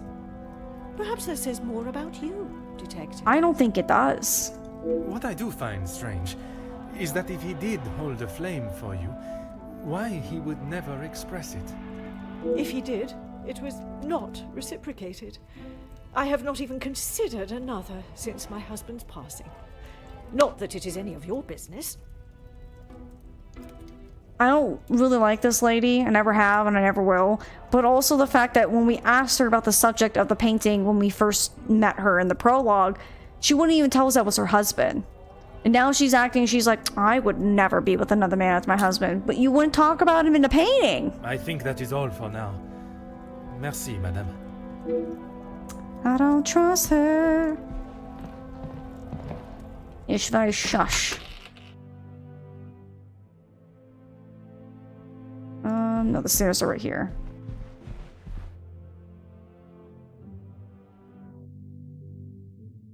Perhaps it is time to speak with Mademoiselle Angeline again. She would be able to give us the valuable pieces of the puzzle. Oh, I was expecting to go all the way down, but she's actually here. Detective Poirot. Yeah, she didn't preclude before. That's very true. Uncovering the truth of Felix's involvement with the letters? I am, mademoiselle. I can confirm that he was not the author of the blackmail letters. So the author is still out there? Oui, but it will not be long before they are apprehended, and the only letters they shall be penning will be from behind iron bars. Oh, Your confidence is rather assuring. Thank you, Detective. Okay. Your comment about the current guest stayed with me last night. I'm sorry, Detective. I did not intend to leave your mind so full of thoughts. No apology is required. It actually made me question my whole chain of thinking. What if there had been a collusion between them, and the Major's murder was planned, organized, and orchestrated to make the investigation seem almost impossible? Oh my, Detective, that is quite a theory.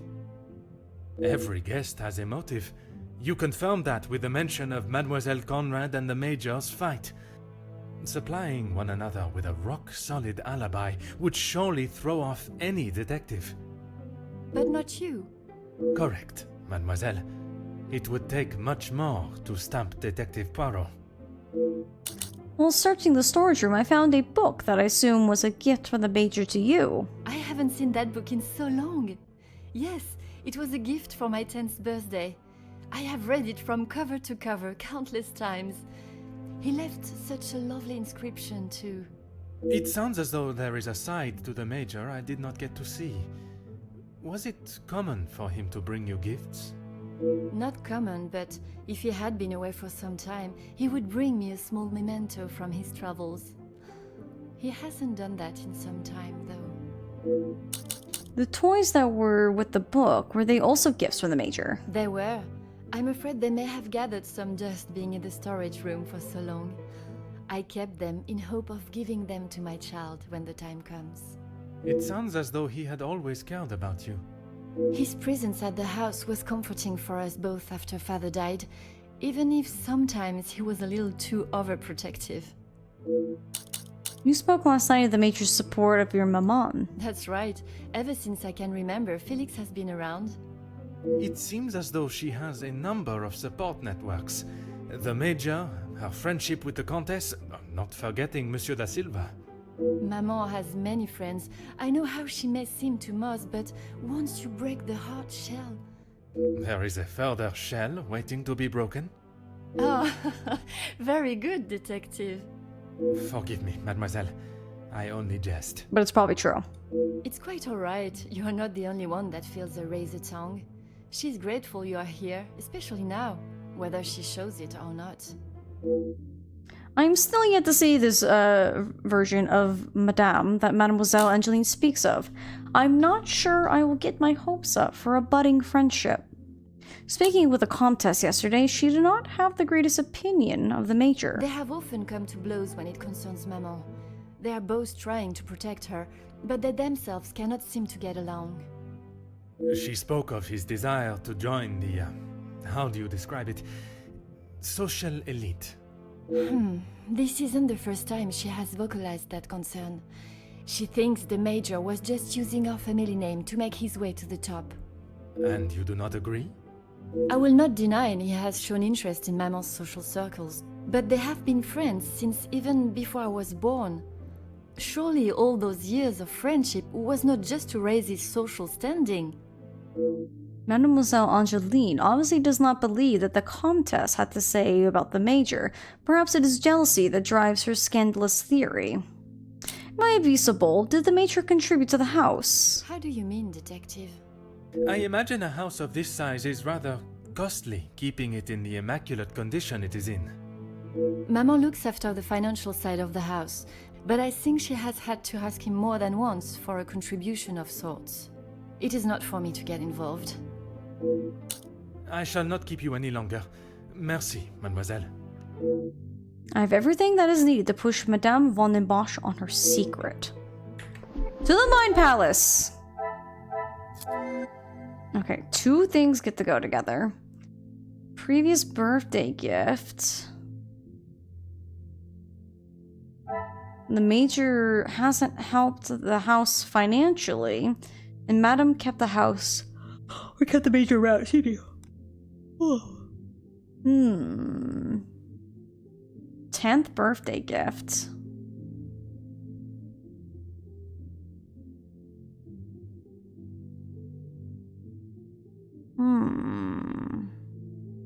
Cassandra has no romantic feelings towards the Major.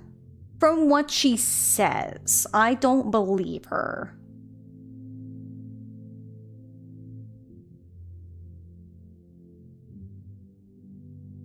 She hasn't thought of anyone other than the Major since before her husband died. It's a possibility. It is indeed a possibility. I just love how she's like, I have no romantic feelings for this man, but I keep him around, even though he doesn't financially help in the house. What a revelation. Okay, I had a feeling this went together. As much as she tries to deny it, Cassandra shared the Major's feelings in some capacity. Because why else would she keep a man around if he ain't helping with the house? You know what I mean?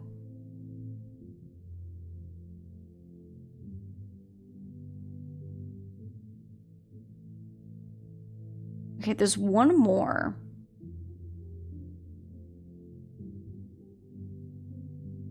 Yeah, exactly. It could also just been a fling.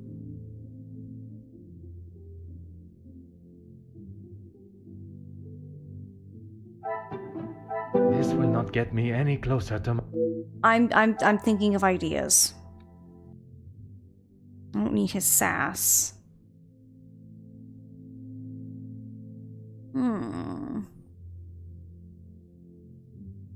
What goes somewhere? So I don't think it's any of those. It's got to be something new. So it was one of those new ones. We have the birthday gift. We have kept the Major around. And then obviously 10th birthday gift. So we have like a couple things that were new.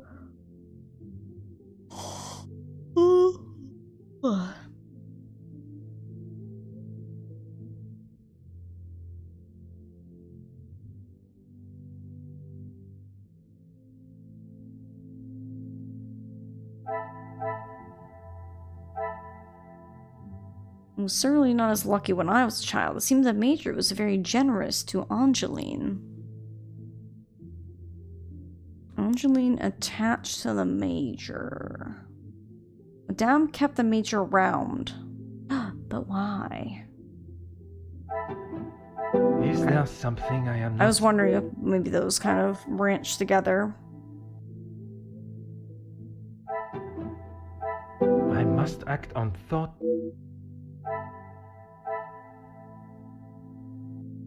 I was wondering if something went with this one, but I wasn't expecting previous birthday gift. Knight Rider, hi, it's good to see you. Here to solve the case. I don't know if we'll solve it today, especially because it's already 3, but we're in chapter 5 of 9. We're doing pretty good. I should not be surprised by my own skills of deduction. With the Viscount gone, the Major stepped up and acted as a fatherly figure to her.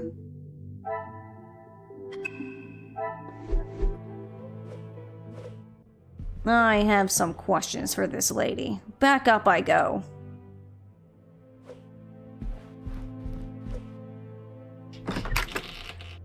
Alright, Bam, you have some answering to do.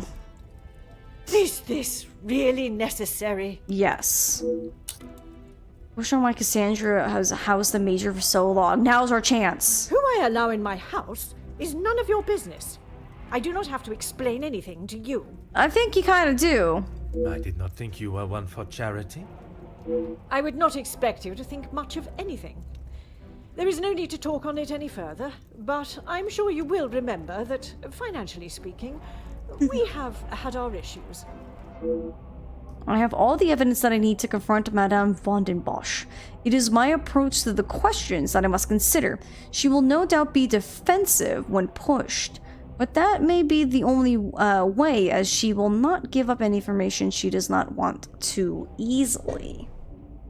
So it sounds like she'll be defensive, but it looks like we do need the push. So do you think we should be forceful? So we have suggestive, and yet you allowed the Major to reside here, even without contributing. Oh my gosh, excuse me. And then forceful. Why is it you protect the name of Monsieur Hagen so resolutely? What do you guys think? 1 or 2? Were you guys thinking 2? Forceful all the way with her? Any other thoughts? Any other thoughts and opinions? Would love to hear it. Love to get your vote in. Knight Rider says 1, so we're at an impasse. Any other thoughts? Any tiebreakers? Wouldn't forceful cause her to be more defensive? It might be, but it also might be that he's saying that we need to push her regardless. 1 seems the better way to go for right now. You like 1? I'm seeing more 1s. I'll give it a try. Let's find out. Need I repeat myself, detective? She didn't like that. There is no need to talk anymore. I think on the 2 subject. was correct. Ryu was probably right. So I think it is. I think we do need to be as forceful as possible from what it sounds.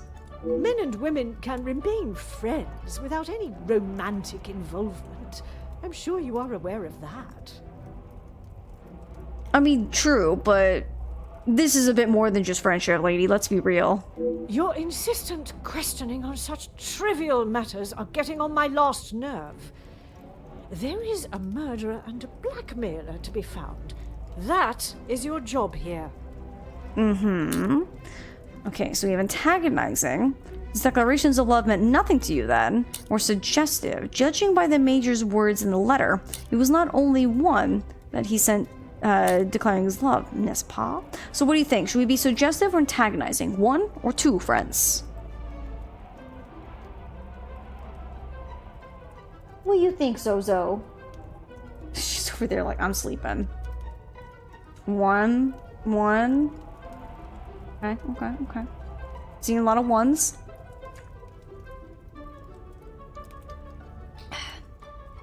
Oh my gosh, a Knight Rider, thank you for the 7 stream streak, my friend. Thank you. 2 will have her denying easily again. Yeah, so I think we're gonna go with 1. Your continued Oh, she didn't even like that something either. that does not exist. What do you It's want, becoming lady? quite tiresome. There is nothing I can tell you that will magically present what you Someone are get a looking squirt for, bottle. detective. I have grown weary of this I think we're gonna have to redo this conversation, which is fine. There is nothing more to say. Oh, okay. Her attitude is tiresome for sure. So we have direct. There is something about your relationship that you're obviously refusing to elaborate on. The love letters, the housing, and then there's forceful. You continue reluctance to answer my questions in defensive nature suggests you are there was a shared love between you. Forceful? Get her? Oh my goodness. Seen a lot of 2s. She's like energy sucking. She's literally just the most damp cloth of a person to ever be a damp cloth. Alright, we're gonna be forceful. Aha! You don't like it more forceful, do you, lady? How do you like it? Madame, you continue to withhold the truth. Someone get out either a squirt bottle or we should just walk up and be like, get a hold of yourself! And kind of give her a little smack, you know? And you continue to get on my last nerve. I am not obliged to tell you every detail of my private life. I think about it in this But when it impedes my moment. investigation. Believe what you wish. You clearly have no idea. We're gonna have to read what the you're conversation, talking it's about. fine. But now we know the answers. My personal life has nothing to do with your investigation. We failed all the other conversations. We didn't break her defenses enough. What's nice about this game, so far I've seen, I think it's very linear. There's not a lot of choices that be made where it's like, oh no, you didn't make the right choices, so you fail, or you've now led on your investigation towards a certain path. Luckily, at least it feels let us get to the restart, but we know the answers. Who I allow in my house? Blah, blah, blah, blah, blah, blah. I would not. We're gonna be forceful, and we're gonna say, take that. He was a man that required no protection, detective. Especially from me. That is the impression I had of him, which is why your defensive stance warrants questioning. Your insistent questioning on such trivial matters are getting on my last nerve. There is a murderer and a blackmailer to be found. That is your job here. It'd be crazy if she was the blackmailer and the murderer at the same time, and she's putting on this big act. So we know it wasn't this one, so it's gotta be this one. How many times do I have to tell you? There was no romantic feelings between us. And I say that's a lie. I have grown weary. Okay, we've already had that conversation. And we know it's enforceable. So what you can tell, especially if you missed it last time, if you see a green line and you see this weird, like, bubble around her green, that means we're doing it correctly. Red is completely wrong. Orange is just kind of like a light push. And we're like, not there. I think we can win these if we get 2 right, but I don't think we get either the full answer. But I think if you get 3, I think you get, like, the better information out of it. Madame, you continue to withhold the truth. And you continue to get on my last nerve. I am not. Listen, lady, I don't have any nerves for you to get on anymore because you already have gone to the straight audacity off the cliff with me. But when it impedes my investigation... If only you were this focused on finding the blackmailer... What do you think I'm trying to do? I'm trying to get more information. Madame. Very well. I did not lie about how we met. I was attending an event, raising money for... Oh, I cannot recall now. It had been some time since I had returned home, and was rather missing English soil. I was aware of Felix's invitation, or at least that there was to be several British officers attending the party, and that is where our friendship began. Friendship, right. He was a warm reminder of home, and I enjoyed conversing with him. I'm sorry, microphone We didn't shared bump you. walks in the park and read together. As I said, he was a welcome distraction from the days spent alone. I'm sure he was a distraction. I shall go no further with the details, but I will say, I had no intention on being unfaithful to my husband. It was never our plan to go that far. Once I found out I was pregnant, I knew it had to stop. This is a very interesting block of sentences she just gave me here. The fact that she had no intention of being unfaithful, but it never was a plan to go that far. Excuse me. Ma'am, I think we're on to yous. That's what they all say. Yeah, exactly. You know what? Someone give me my cuffs. We're arresting this woman. It's the cat! Take her away. She's going to jail for just being a bad woman. Get her out of here. The Viscount never questioned Mademoiselle's birth? In his mind, he had no reason to, and he shouldn't have had to. It was my mistake to bear. If he knew the truth, our lives would have been ruined. Is she actually, like, admitting that her daughter was the Major's? I told Felix that he was to stay away, but he had no intention to. He became an uncle figure to Angeline, and they grew closer after Edwin's death. Almost as if it's because he's actually the father. I could not tell her the truth. Too much time had passed. The secret remained only between him and I. And we're so right, Chad. Look at us. We're just being right. I like how she's like, I couldn't tell her. It's just been so long. So you're telling me you let your daughter think her dad died, who was the Viscount, and now to find out her father's been alive this whole time, and then now has been murdered. Oh yeah, great mom. Round of applause for this great mother. Woohoo! And what were the Major's thoughts on revealing the truth? He wanted to tell her everything. He wanted her to know exactly who he was, but I told him no. It would not have been the poignant reconciliation that he expected. She would not understand. I don't know, from what I learned and how much she liked the man, I think she'd be like, oh, okay, this is weird to take in, but cool. I don't think she would have been like, you're not my dad, that's my dad. When it's like, no, he is your dad, but...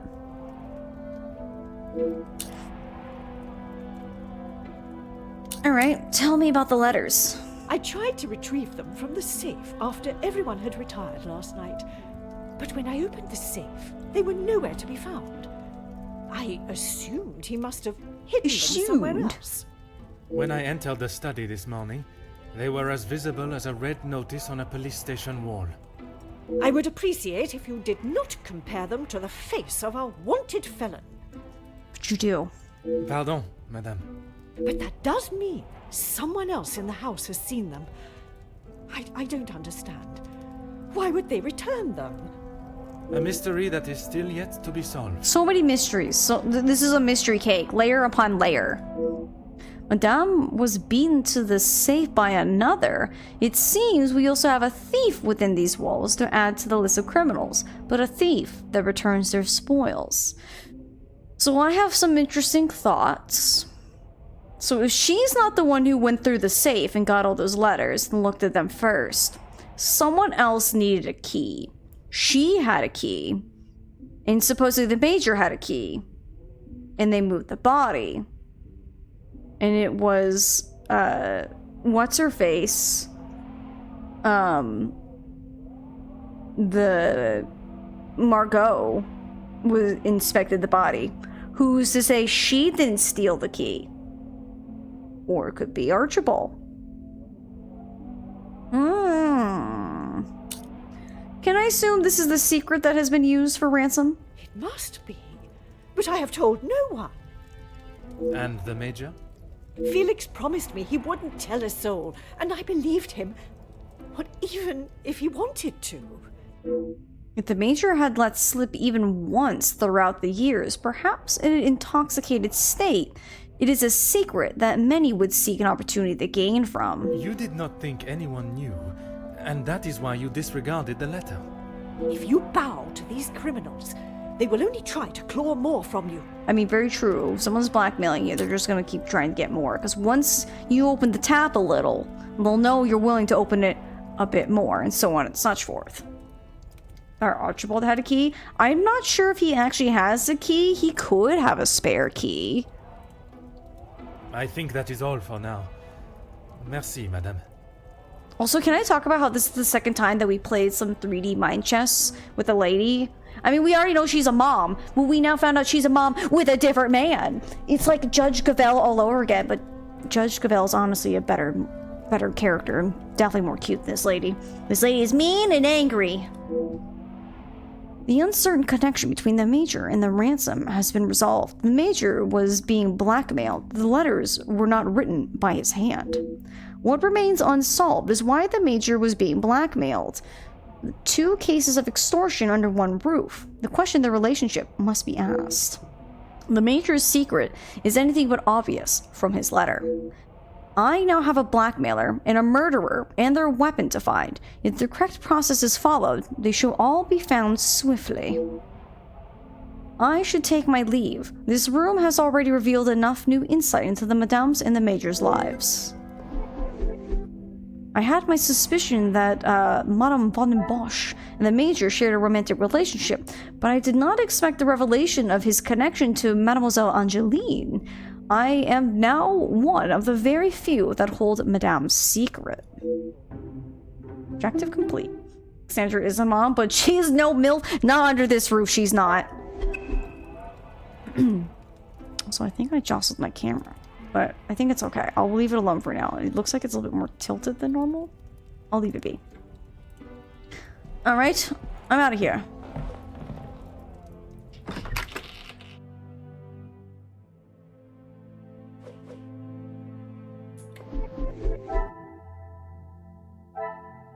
Alright, well, what do you have to say, Archibald? Detective Poirot, how is your investigation coming? Monsieur Starling, I must admit, I have learned much more than I was expecting to. You'll be wrapping the case up soon, then? One has never finished learning, monsieur, and in this case, I shall need to continue if I am to find the Major's killer. It might help to vocalize your thinking. I'm all ears. Monsieur Sterling offers an interesting concept. If I was to state the current position of my investigation, while holding back certain truths, the guilty parties may realize I'm hot on their heels and reveal their hand. Monsieur, would you gather the guests and staff in the salon? Right away, Detective. Can I ask for what reason? I shall reveal all once everyone is together. That's chapter 5. So we're starting chapter 6. Yo, Blue Devils, welcome on in. So we're doing chapter 6 of 9. I wonder if we can beat it today? If not, we might come really close. Detective, what is the meaning of all this?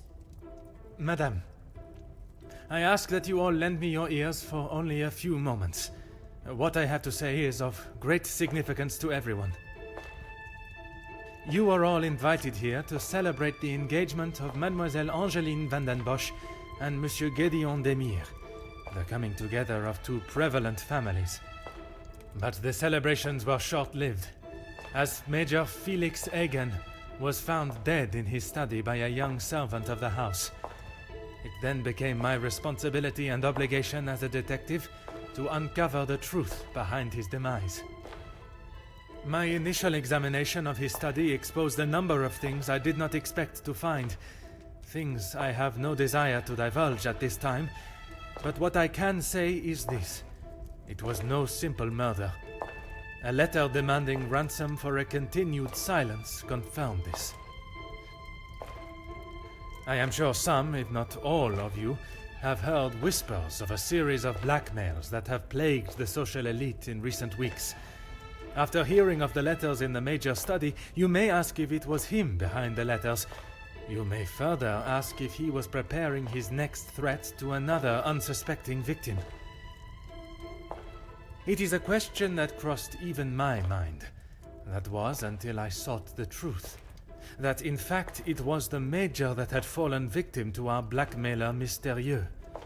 Last night I spoke with you all, confirmed your whereabouts in the house over the course of the evening, and while I would have expected such questioning to reveal a potential suspect, what I learned was that it could not have been one of you. What do you mean, not one of us? The man was stabbed. He hardly did that to himself. There is still a killer in the house. Pardon, monsieur, if you would allow me to finish. It could not have been only one of you. Rather a partnership, in cahoots, if you will. Cahoots. Conversations today have revealed facts that I was not expecting to discover. And although they may have muddied and complicated my investigation, what I must do to bring the guilty parties to justice has become clearer. Those of you that spun stories in an attempt to confuse and derail my investigation have made a grave mistake in underestimating my intelligence. Other detectives may fall for such deception, but I can assure you, Detective Poirot is no such fool. My investigation is far from over, and swift justice shall be dealt to those that have committed such appalling acts and have continued to mislead and lie to protect themselves. Oh, my husband's not moving. Now, And sometimes it I does. must continue mon enquête, and I shall leave you to consider that you may be beside a cold-hearted killer. Bonsoir. Monsieur Sterling, un moment. And the plot Quite the thickens. speech, Detective. Why, thank you. What I was gonna say is I think it's only 3:46, so I still got some time to keep going. But once we get closer to, like, I'd say 5, we'll see. If we're, like, on chapter 8 or whatever, maybe we might just go a bit long just to try to finish it. If we're just starting, like, maybe 7 or something like that, what I'm thinking we might do, if we can't finish it today, I'm scheduling myself to stream Monday, Tuesday, and Wednesday as well. So I'm thinking, if we can't finish it today, I will start tomorrow with this to finish it up. And then once this is done, I will then try to finish Jack 2. So that way we can try to finish everything before I leave. And then Tuesday and Wednesday, we'll start Daxter. I think that might be the plan. We'll see how it goes. Merci. But it was not made to entertain. More to warn the guilty parties that I am hot on their heels, no matter how clever they believe themselves to be. Well, if there is anything I can do. I'd like to search the guest room or bedrooms. Is that really necessary? Did you watch the new Arcane episodes yesterday? I only watched 1.5 of them, Mila, so I have to watch the rest of them before I can discuss them with you. So I watched, what would be, episode 4 and a bit of 5, but I haven't gotten through 5 completely and haven't gotten to 6, so that's all I'll say. The murderer remains at large, and there is still no sign of the weapon. I would say that makes them essential. Of course. I still just cannot imagine any of them being guilty of his murder. It may be hard to imagine, but it is the truth. When you returned to the study last night, did you notice anything different from our previous visit? Nothing. But I was so preoccupied with the Major. Sorry, Detective. Should I have? Perhaps it was just my mind playing games again. Maybe one of the guests got lost and wandered in. If a guest had taken a wrong turn, finding themselves in the Major's bedroom first, I'm sure they would not have proceeded through the next door, unless they were not lost at all. Who has access to the safe in the Major study? Master Hagen had a key, obviously, and Lady Vandenbosch. Monsieur Demure was quite sure Archibald also had a copy of the key. It's not something one would easily forget, unless he wants us to not know he has it. Regarding access to the safe, you have seen its contents before. When requested, aye. If something is required from there when Master Hagen is not around. Forgive me. If he is not around, how is it you access this safe? It's not what you think, Detective. What I think is that you have been trusted with a copy of the key, and you have lied to me about it. I only lied because of the trouble I can get into with Lady Vandenbosch. At this moment, monsieur, you should be more worried about the trouble you shall find yourself in with the law. I know how it will sound, but I lost my key. Oh. I must have set it down somewhere, and it has been tidied away. Master Hagen asked so rarely for me to go in the safe, I didn't think it would be missed. Bro. Monsieur Sterling's story of his lost key strikes me as rather coincidental. The Major safe is broken into with documents ransacked and letters involving Madame Vandenbosch's secret left out. It is a crime with no apparent purpose. There is a matter regarding the Comtesse that we must discuss. I should have said this morning. I'm sorry. Monsieur, I am not quite sure you understand the severity of what has happened. I am well aware, Detective. I just thought she would be able to help. Would you allow a man with a smoking gun to remove his bullet from a victim's chest? I suppose not. I understand that Monsieur Sterling was only trying to help, but surely he must have seen what it could do for the integrity of my investigation. I would like to begin my searches now. Since it is closest, I will start with the west wing. I may not be back when you return. Here is the key to the other rooms. Please return it when you're done. Merci. I shall guard it with my life. First, let us pay the Comtesse a visit. New mind map unlocked. This case was an episode of Poirot on BritBox. Oh, really? Very cool. Before I can accuse anyone of any crime, I must be sure if they were working alone or with another. This is a perfect opportunity to find evidence of any collusion and look for the murder weapon. Onward! Should make myself known before entering. Entrez? Oh, she's actually in here. The Comtesse's room. It would be rude to not address her before searching her room. Detective, what a pleasure. I did not expect to see you in my chambers. In a purely professional capacity, I can assure you. Yeah, you calm your roll. You slow your roll, lady. There is no need to act so stiff, Detective. Madame, after the revelation of your actions last night, I'm afraid my sense of humor is all but gone. I will not apologize again for merely trying to help. Shall we get straight to it then? Let us not waste your time any further, Detective. I saw you conversing with one of the young servants yesterday. That would be Inga. She has been one of the most promising young women that has come from the shelter. Madame Vandenbosch took in a young lady from your shelter. There is no need to sound so surprised, Detective. She does have a heart. I did not mean to sound so cruel. I just did not expect Madame to hire someone of that background after the incident with her previous maid, Florette. People change, Detective. You should not judge someone on their past actions. I don't know, she's giving me every reason to constantly judge her on those past actions. Believe me, Countess, I know that only too well. I commend you on your dedication with the women you help. It is most honorable. Be careful, detective. That almost sounded like a compliment. It is your actions in this house that have been questionable, madame. Your work outside is something that many more could take note of. We do what we can. Have you been able to find many of the girls from the shelter work? We wouldn't be doing a very good job if I could only help one girl. I in fact found work for one of them as a maid in Monsieur da Silva's house recently. She has fitted into Monsieur's home well. What is better, detective? That she remained in an abusive house, or she is able to rebuild her life with an honest wage in a prosperous house? When put like that, is she happy in her position? The happiest she has been in years. I check in with them all as often as possible. And if there was a problem, I would know.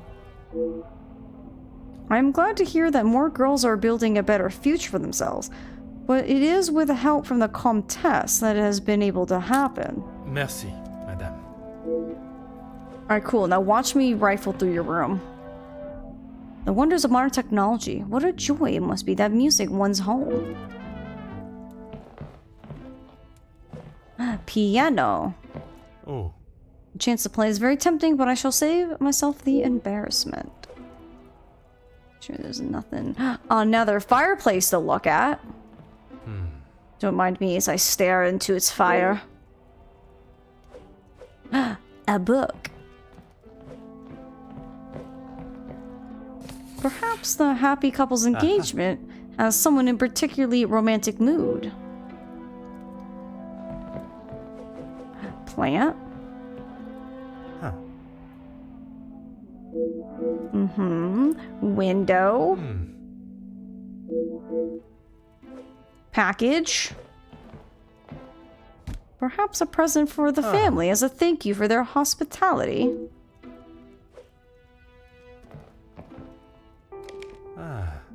A first aid kit full of medical equipment, bandages, plasters, antiseptics, and a pair of scissors.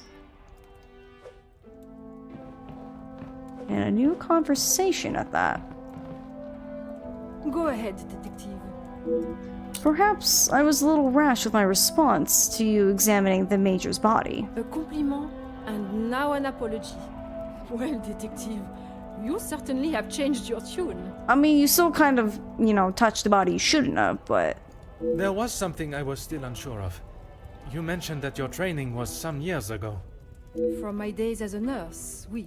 If that is so, why would you have brought several pieces of equipment usually found in a physician's bag? One must always be prepared, detective. That would be my response, is like, just in case. Prepared? At an engagement celebration? I don't know, someone can trip and fall, cut a finger, who knows? If I had not brought them, I would not have been able to assist you last night. Perhaps you should be thankful for my precaution and not so suspicious. This kind of already... This statement makes me a little suspicious. And had she not brought them at all, I would not have to ask such a question. Merci, madame. That was a bit suspicious of a response, I do have to say. Why do I get vibes of her getting people employed so they could search for information for blackmail? That's a pretty good thought. The ever-guarded Jacqueline Conrad. It is time I should question her on her conversation with the Major before searching her room. Spy network? It could be really cool concept too. Was she a nurse in the war? Was Zachary? Maybe we haven't been able to bring up any conversations of where she has previous nurse training or if she was just a nurse in a hospital. Detective, what can I do for you? Mademoiselle, I am sure you understand my reasoning for such intrusion. If it's going to clear my name, be my guest. If you wouldn't mind answering some questions, it can hopefully be cleared faster. I'd like to start with your relationship with the Major. Like I said, he's not the man he wants everyone to think he is. Oui, but how is it you came to that conclusion? You don't really want me to recount every conversation I've had with him, do you? There is one particular I had in mind. Tell me about your argument. An argument would imply it was a two-way conversation. And that is not how it was? Here it is. I've been helping Angeline get exposure, her marriage to Gideon is big news, and his work is really paving the way for others. I saw the chance to get their names out there, and he didn't like it. What was there not to like? Your guess is as good as mine, Detective. But if I had to, I'd say he was jealous it wasn't his name at the top of the article. And his reason to storm off? Oh, you know about that. Let's just say I didn't accept his pathetic attempt to get me to stop the story. If you're gonna try and pay someone off, at least make it worth their while. I thought the Major would only be supportive of Mademoiselle Angeline. There must be more to why he would not want her success to be known. I'm sure you've grown weary of this subject, but Monsieur Beckers... You've really got a fascination with that guy, huh? I would not say fascination. An interest, perhaps. Well, I'll save you the bother of trying to find out more about him. He's not that interesting. In fact, he's a bit of a wimp if you ask me. That is not the impression I got of him. That's because you've only seen the side of him he wants you to. He knows what to say in front of the right people. But behind closed doors, he's clueless. Clueless in what way? Let me guess. The first thing he told you was that he was a union leader. No, the voice of the people. A man that is proud of his work is not something to be sneered at. Don't get me wrong, he has a way with words, and he can certainly rally a crowd. But that's about it. At the end of the day, he's a representative and nothing more. He's got to play the part, not just learn the lines. Mademoiselle does not think particularly highly of Monsieur Beckers. She is a strong, independent woman, but to use the term wimp is an unnecessary tack on his character. Merci, mademoiselle. I shall leave you to relax. Sure thing, Detective. And if you change your mind on that exclusive about that shooting... If I do change it, you shall be the first to know.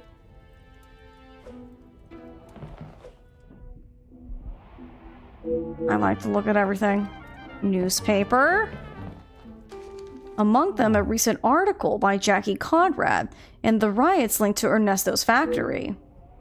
Peaceful strike turns to loss of lives as violence breaks out on Frontline. Following the tragic events in the city that has darkened the spirits of the people and brought to a screeching halt the rising defiance of the working class, the area has been cordoned off and police presence at the scene has increased. Factory security forces have been asked to step down and the power is handed over to law enforcement services.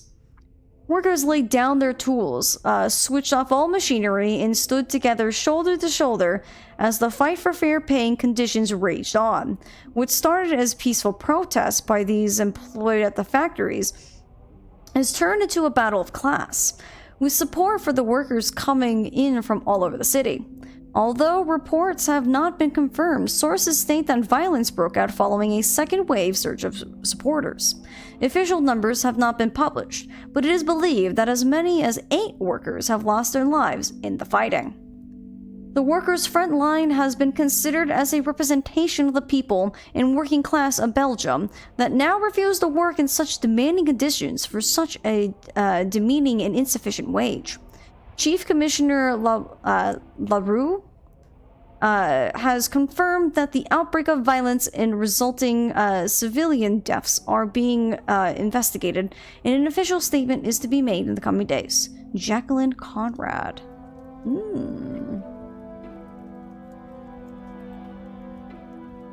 Unfortunately, I don't think Kay would ever be in this game, given the fact that they're completely different universes. I have to go take the husky to the park. Maybe you'll be streaming when I get back still, but if not, thanks for this stream. You have to catch up on the clues later. Absolutely. Leah, have a good walk. Thank you for being here. We might still be going. I might be going for another hour, so I might still be here, but if not, I hope you have a good rest of your evening. Thank you for being here, and we'll see you next time. There does not seem to be anything of interest in here. A pocket knife? I presume this belongs to Jackie. Chasing a good story may lead her into some precarious scenarios. Or possibly a moida weapon. A moida weapon most fail.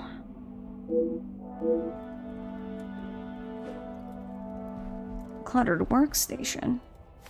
Jackie has set up a makeshift office in her room. She must bring her work with her everywhere. Mr. Artigue, spotted leaving the Velvet Tickle. Velvet Tickle, Friday at 23:15. Combry House has been poaching off neighboring land, boar, deer, and duck. Maggie to follow up. Mrs. Bont found her husband in their marital bed with a young maidservant. Testament from maid needed. Mr.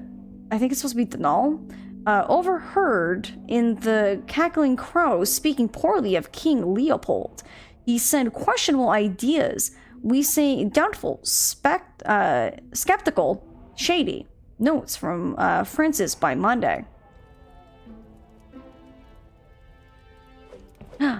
It's a window. Oh. Was this Jacqueline's room when we first came in? Because I'm pretty sure it is. This is the room I think we started in. And obviously it's now more set now that she's here. Go right ahead, Detective. I was surprised to learn Monsieur de Silva and the Major worked together. All Felix cared about was money and filling his pockets with it.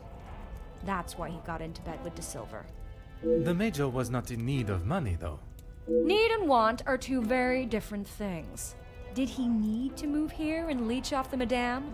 No, but he wanted to. Tell me your opinion of their work together. As far as I know, de Silva hired him to work security. He was worried what could happen to his precious factories if things got ugly. And your reporters were there to cover the story when it did turn that way. My reporters go where there is news to be told. And you predicted the violence that occurred? Anyone could see that was gonna happen. If you ask me, Hugo should have acted sooner. Merci, mademoiselle. I shall leave you to relax. Goodbye.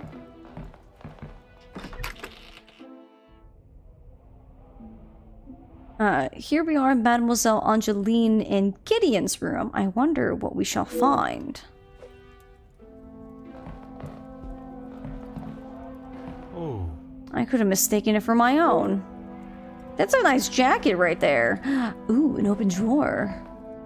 There does not seem to be anything of interest in here. Dang, just a sock drawer. A photograph! Huh. Oh, I got an achievement. You have uncovered a secret / memory from Gideon. It seems they used to be closer. Perhaps their recent behavior was merely a facade. Could it be possible that Gideon collaborated with the Zachariah? Suspicious. Mm-hmm. Okay, can't look at that book. Oh, look at this clock. Look at this clock. Huh. So when I was growing up, we never had a grandfather clock like this, but we did have a clock that would chime like one. We had like a little den where we would have, it was my grandma's sitting room where she pretty much sat the entire time watching TV. But there was a fireplace, and it was an old house where that was like the only source of heat in the house besides like a little wall heater. So we'd have the fireplace, and behind the fireplace was like a fake kind of wall. I remember correctly, I think the chimney was all stone around it. We had the clock right above it, and I remember the loud chiming. I kind of miss having a loud chiming clock. It's a window. Ah.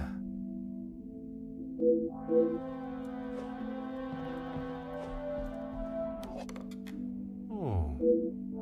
Okay, so I feel like that's everything we can look at here.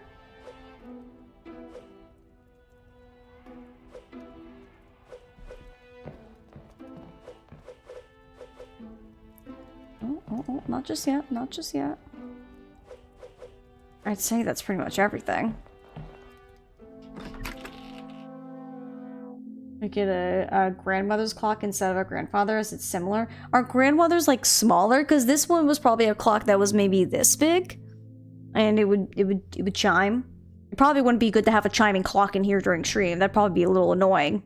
There's just something charming about hearing a clock go like dong dong, kind of, you know. With all the west guest rooms searched, I should make my way to the guest rooms on the east side of the first floor. There must be evidence of collusion somewhere. To the first floor!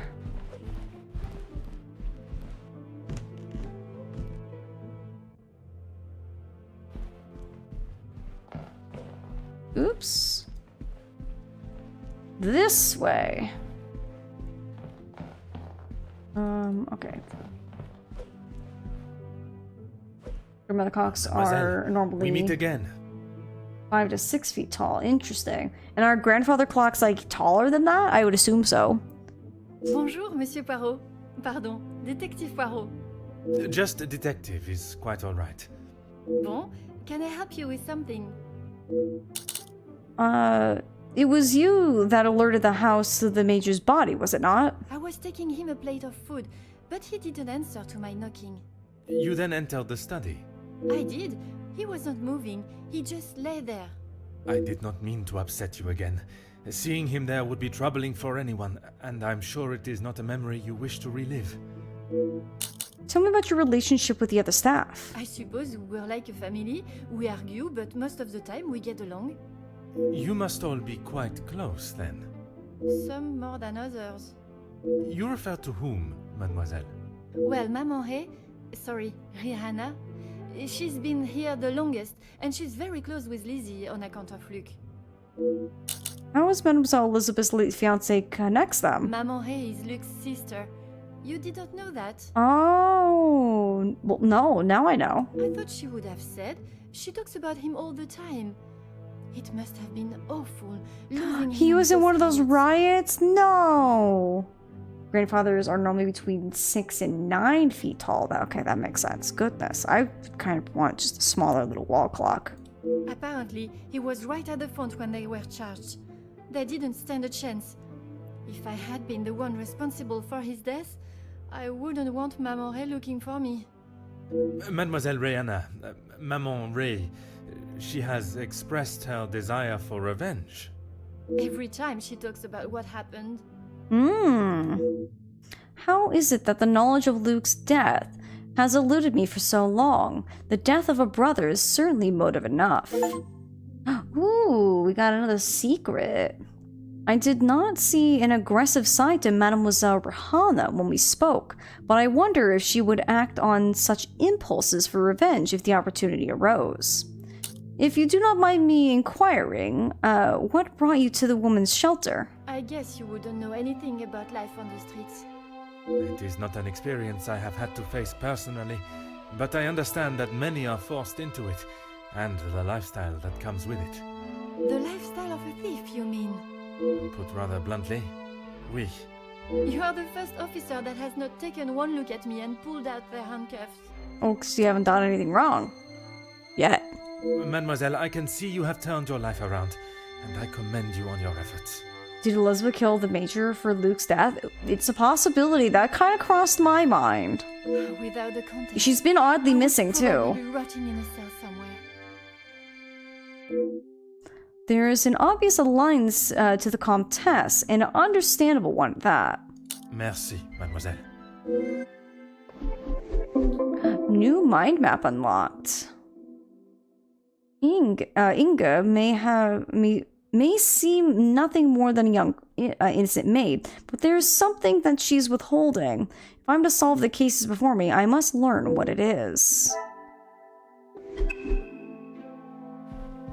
Alright.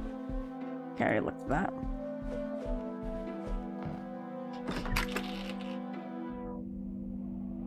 I wonder if Monsieur Zachariah is as seemingly innocent as his brother. I would speak with him before searching his room.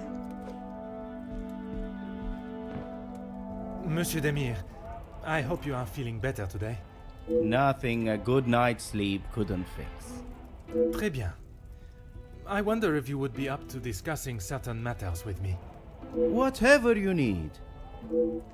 I'm sorry if dealing with the Major's body brought up any familiar emotions. I lost my taste for death a long time ago, but it had to be done.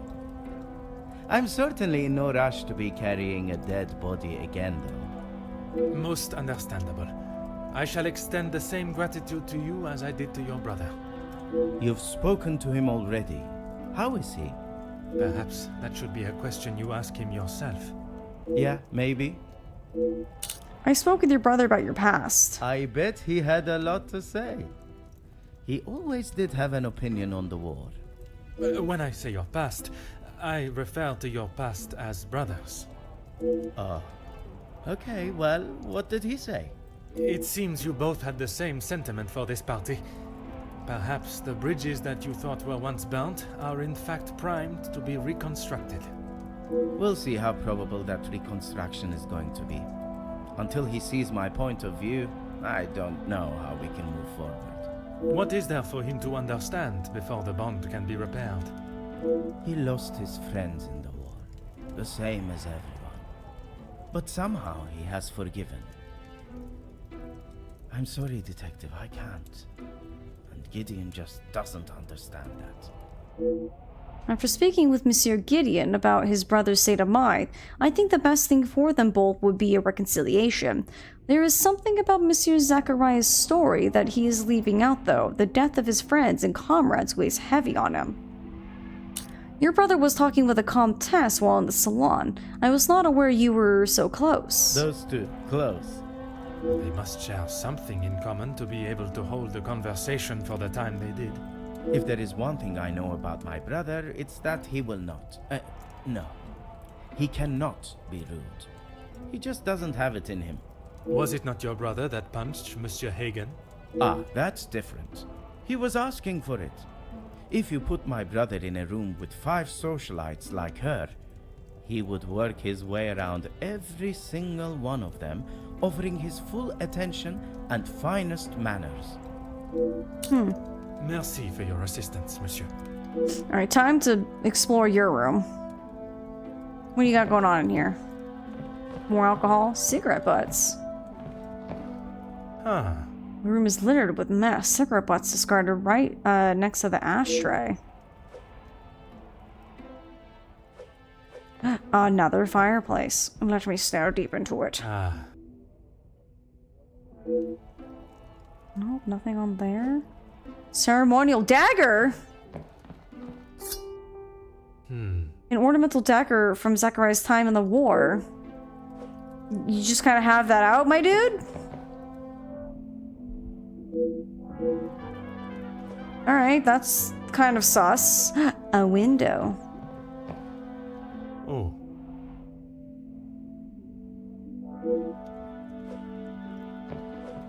I wanted to look at what's behind, like in the windowsill, but I guess not. Okay, I believe that's everything. Always got time for my favorite detective. There's a particular item I found while conducting my search. The dagger. I wondered how long it would take for that to become an issue.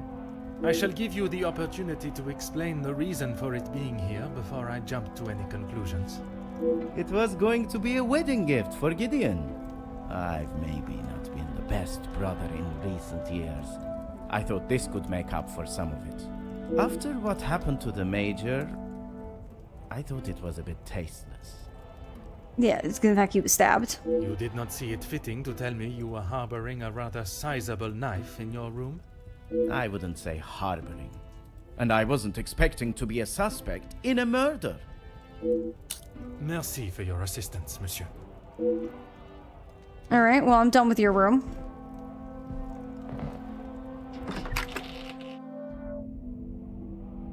Monsieur Becker's room. Without him here, I'm free to search it. Oh ho ho ho! Really? Like, none of this I can look at? Look at all these things that I could look at, but we're like, no, no. Look at? Not today. A book.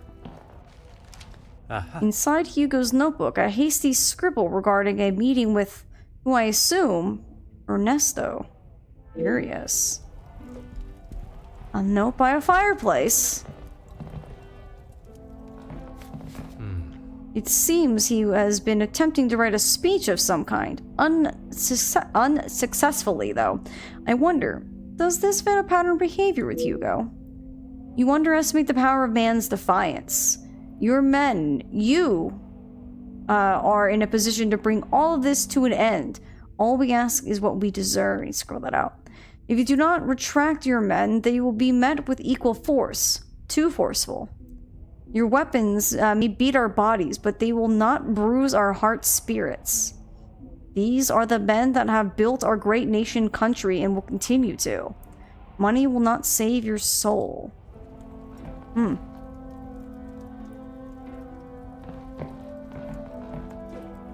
Another window. Oh, I got an achievement. Expect every window in the game. Ooh, a photograph. With so many siblings, it must have been difficult for Hugo to get attention. Is this supposed to be all the siblings, or... So, that's a big family. I guess it was kind of common back then, given the fact that not everyone survived, so kind of made sense you had to have more kids. Okay, I think that's everything that's in here. Alright, so we should be heading to Ernesto's room next. Business-minded Monsieur de Silva. Monsieur de Silva, I am sure you understand the necessity for this type of search. Not really, Detective. Your speech was rather spirited. But it did not give me much faith in your investigation. I have not had my abilities questioned to my face by one of those I suspect of a crime before. Well, if you wish to prove me wrong, you should hurry up and find Felix's killer. Listen, this is a delicate situation. It takes time. And I hope, with your help, monsieur, I shall. Madame von den Bosch spoke of your work with her late husband. Yes, I helped him invest some money. Unfortunately, he was not the businessman he thought he was. Madame van den Bosch had a very similar view. At least he could have taken solace that you were both in the same position. I think you're confused, Detective. It was Edwin that lost his fortune, not I. Forgive my naivete. If you were helping him make viable investments, would you not have seen the same opportunity for yourself? I told him about the opportunities. I did not tell him to put his whole family's wealth into it. The prospect of doing good meant more to him than his profit margins. He was bound to fail. The business declared bankruptcy. It did, until it was purchased for a fraction of its worth and made the new owner a small fortune. I'm beginning to see Monsieur de Silva's more ruthless side. It sounds as though the Viscount was trying to at least make a positive change, but perhaps he was missing Monsieur de Silva's cutthroat edge. What we spoke of last night regarding Madame von den Bosch. Everything that I want to say on that matter has already been said. I understand, monsieur. But what I would like to know is, was the late Viscount aware of your feelings towards his wife? Excuse me, Detective, but you have crossed the line. Crossed the line like an attempt to bankrupt a business partner and friend so that you be able to swoop in and impress a certain target of your affections. There's a ticket right there. You make such ridiculous accusations without a shred of proof. Your reaction at the mere suggestion is proof enough, monsieur. While I cannot arrest you for betrayal of a friend, I can hope your conscience does not forget, and that will be punishment enough. Monsieur de Silva's actions are not a criminal offense, but if there was a penalty for deception and deceit, he would surely receive a life sentence. If he has gone to such lengths before, what would stop him from committing a similar act again, this time to the Major? I know you worked with the Major, but what do you know of his finances? He didn't have much to speak of.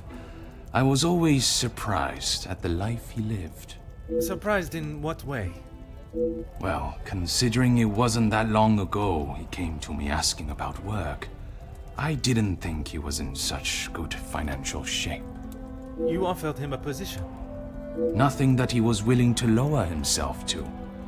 That's when he began talking about what else he could do for me. The Major works security for your factories. If you can call what him and his team did security. For the money I paid, I did not expect them to be so reckless. It was a considerable amount you paid him? There's no need to divulge amounts, but it was certainly more than was expected. One would expect a business of Monsieur de Silva's caliber to have agreed to a price for the Major's services. Why would he allow the Major to barter more? Tell me about the Major's security team. He said they were all professionals, but I saw nothing of the sort. He said he had worked with them all in the army as their superior officer. They were men that could be trusted. But that was not the case? I had not even met them before they arrived on site. They brought their own equipment. They looked like they knew what they were doing. And this equipment, it included the weapons that injured and killed the workers? It was not much of a choice, Detective. I said they didn't need them, but Felix said it was essential. He said he knew better. The more Monsieur talks, the shadier his dealings with the Major become. It's beginning to sound as though the riots were no accident. That is all for now.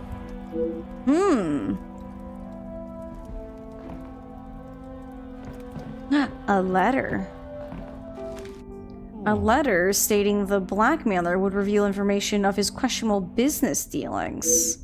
Monsieur de Silva, at first you may question the nature of this letter, but by its conclusion you will know that what you have fought so hard to keep hidden could be far from it.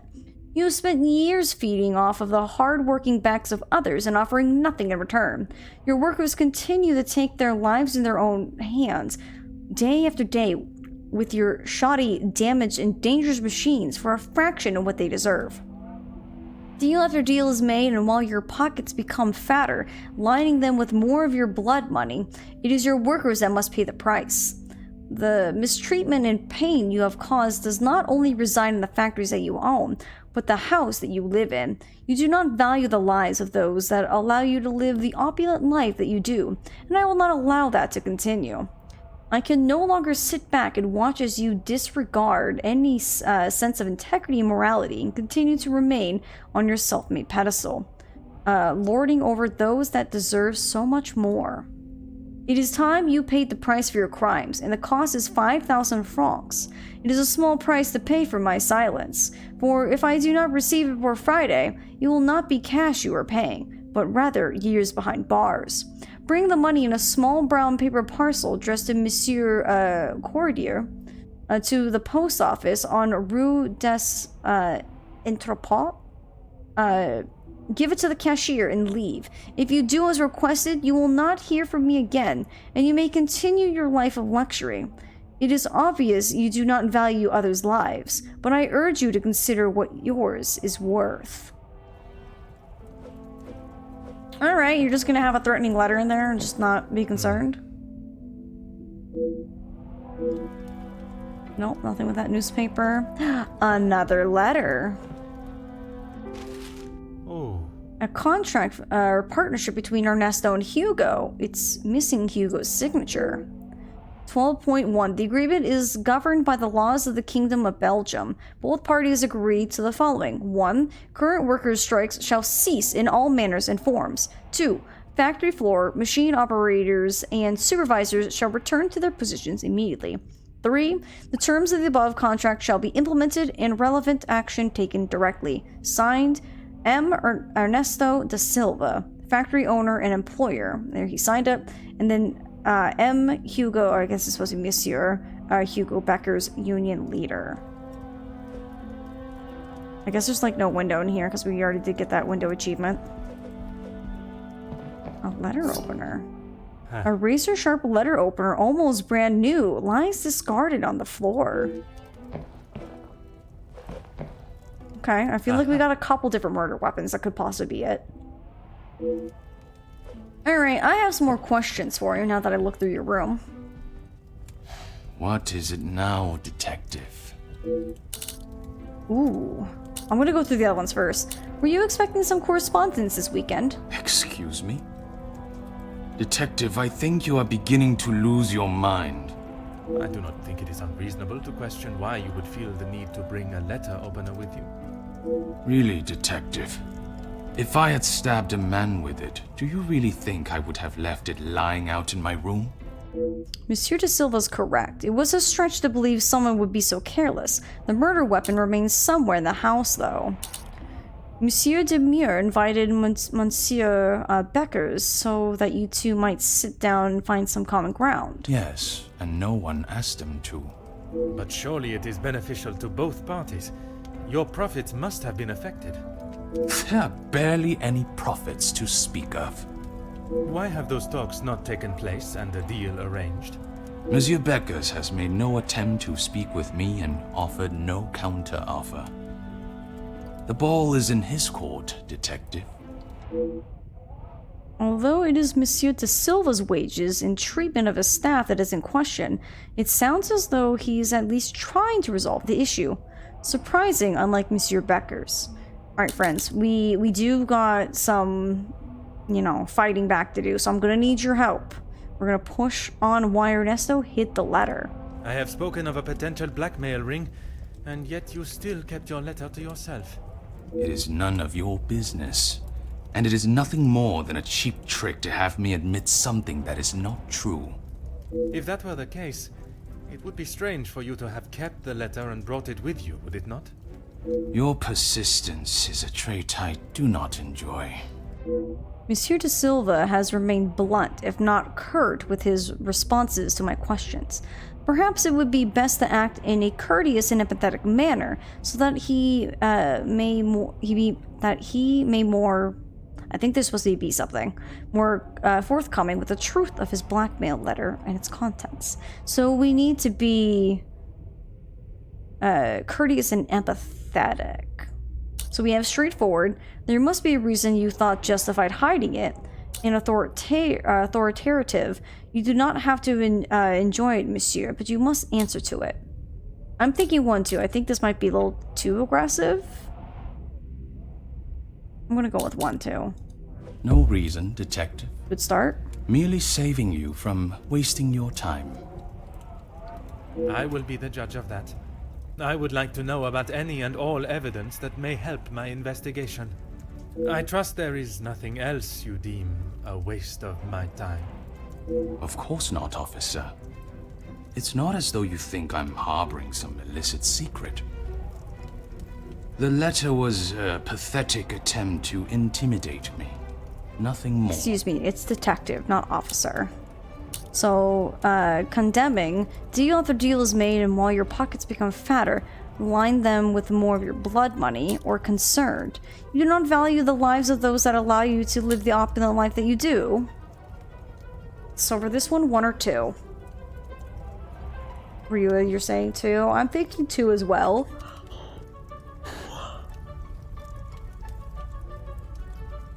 Any other thoughts? Give people time to weigh in.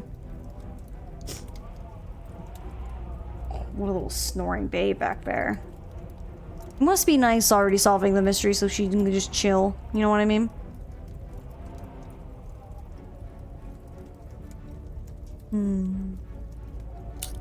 I'll go with 2. I have never heard so much rubbish in all I'm my not sure life. if that was good. That was kind of I different. value those that work hard and deserve it. That suggests there are some that you do not respect. Yes, well, why should I praise someone for doing a poor job? You make me sound like some monster. He sounds like one of those dudes who's just at the top and then gets mad when people at the bottom either don't do something as well and then acts as if like it's so easy, and then you ask them to do it and they couldn't even do it if they wanted to. Monsieur, the letter does not only discuss your questionable business dealings, but also cases of abuse against your staff. Both accusations that must be taken very seriously. Detective, there is a difference between telling a member of my staff what to do and abuse. And it is you that decides where that line is drawn? In my house? Yes, it is. So we didn't get completely, unfortunately. So I think we got the second one not fully correct. but not enough to fail to retry it. Oh, but we still got the secret though. I'm cool with getting the secret. I want the achievements. Monsieur does not like being pressed on the subject of how he treats his staff. If he had nothing to hide, there should be no need for such a reaction. Do you have any ideas as to which staff member may have expressed their abuse? Please stop calling it that. I treat all my servants exactly how I always have, and no one has complained before. That does not mean your behavior is appropriate. They have one chance. If they are not doing the job they are hired to do, they are gone. You would be surprised how many staff expect an easy ride. I did not expect Monsieur to treat his staff the same as his friends, but I also did not expect him to treat them like stray dogs. Is there a specific member of staff that may have expected such a ride? There is one girl, a new maid. I didn't expect great things from her, but Comtesse de Vos promised me she could do what was required. This must be the young girl that the Comtesse spoke of. Perhaps the positions she's finding for these girls are not the best fit. That is all for now. Okay. Oh, I can't leave. Alright, I guess we're gonna do some mind deducting. Okay. There's one we can put together here. So Major confesses love for Cassandra. The Major is Angeline's mother. We found that. Ernesto mistreated his employees. And then down here we have Inge got the job from Margot. And Ernesto employed a servant from the woman's shelter.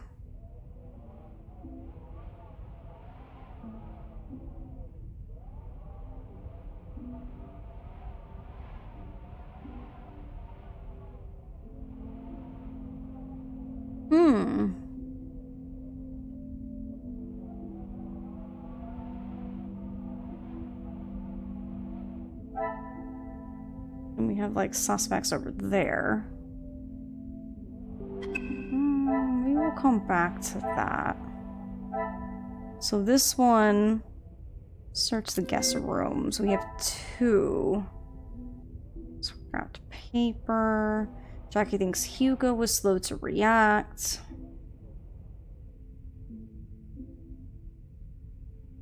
Oh, excuse me. So she had a pocket knife. Hugo didn't have anything in his room.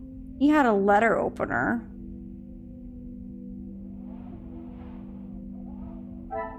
Ernesto unwilling to pay blackmail.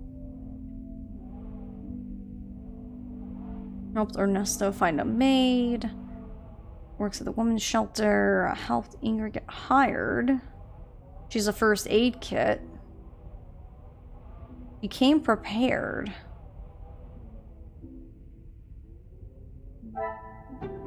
I must take a different approach if I am sure to if, like, uncover. those kind of would be connected.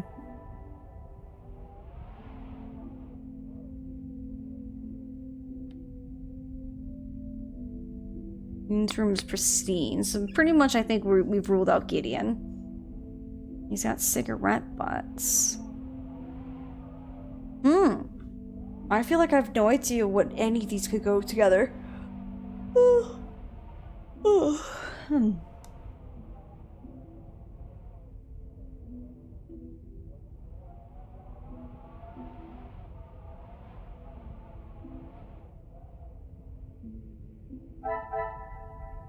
Jackie doesn't hate Hugo much. She believes he could have acted sooner regarding the riots.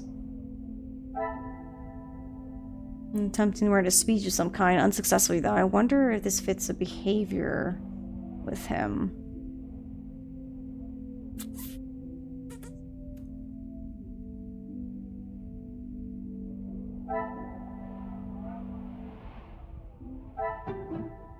I cannot see the logic in this. Okay, there's not a connection there.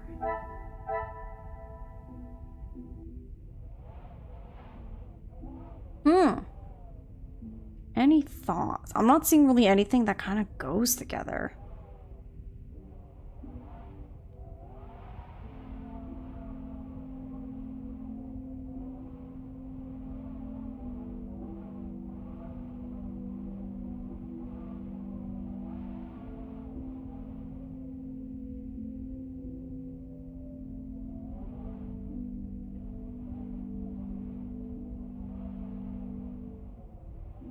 Yeah, so we have a first aid kit, ceremonial dagger, a letter opener, and a pocket knife.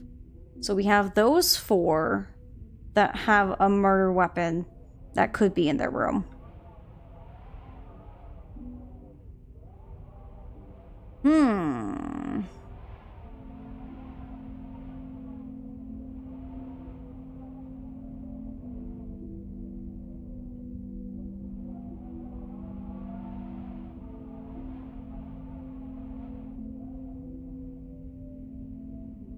Not really seeing anything.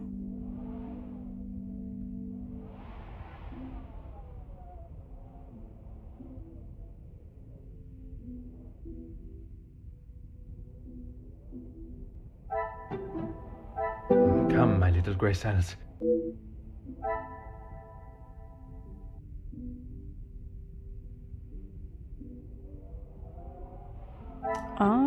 I didn't even see The these two, pieces if I'm of the honest. puzzle are finally coming together.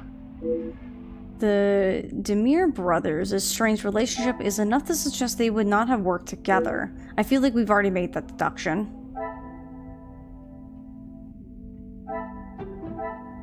Things are beginning to become clearer. Okay. In Jackie's opinion, she doesn't value Hugo particularly highly. Would he collaborate with anyone else, I wonder?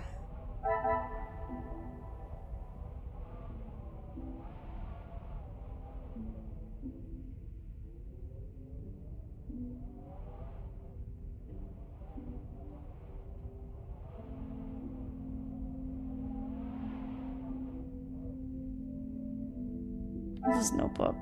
It's not Hugo's notebook. A hasty scribbled regard a meeting with who, I would assume Ernesto. Maybe this one?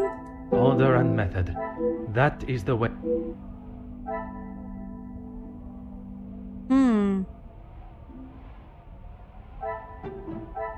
I must act on thought and fact, not on impulse.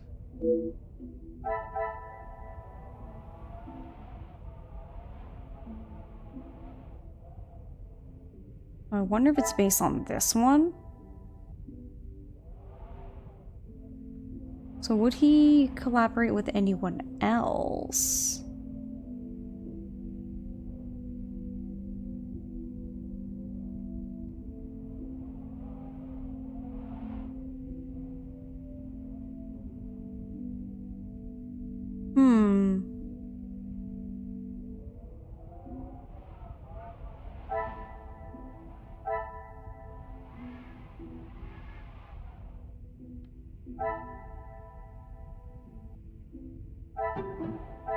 Some would say a lucky guess.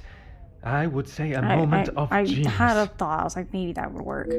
Hugo and Ernesto confirmed each other's alibis. It's possible that they may have colluded to murder the Major. Can I find anything to support this? What a revelation!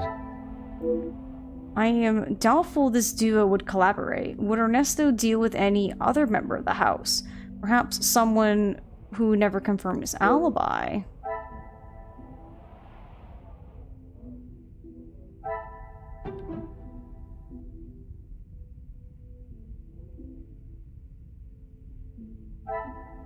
Is there something?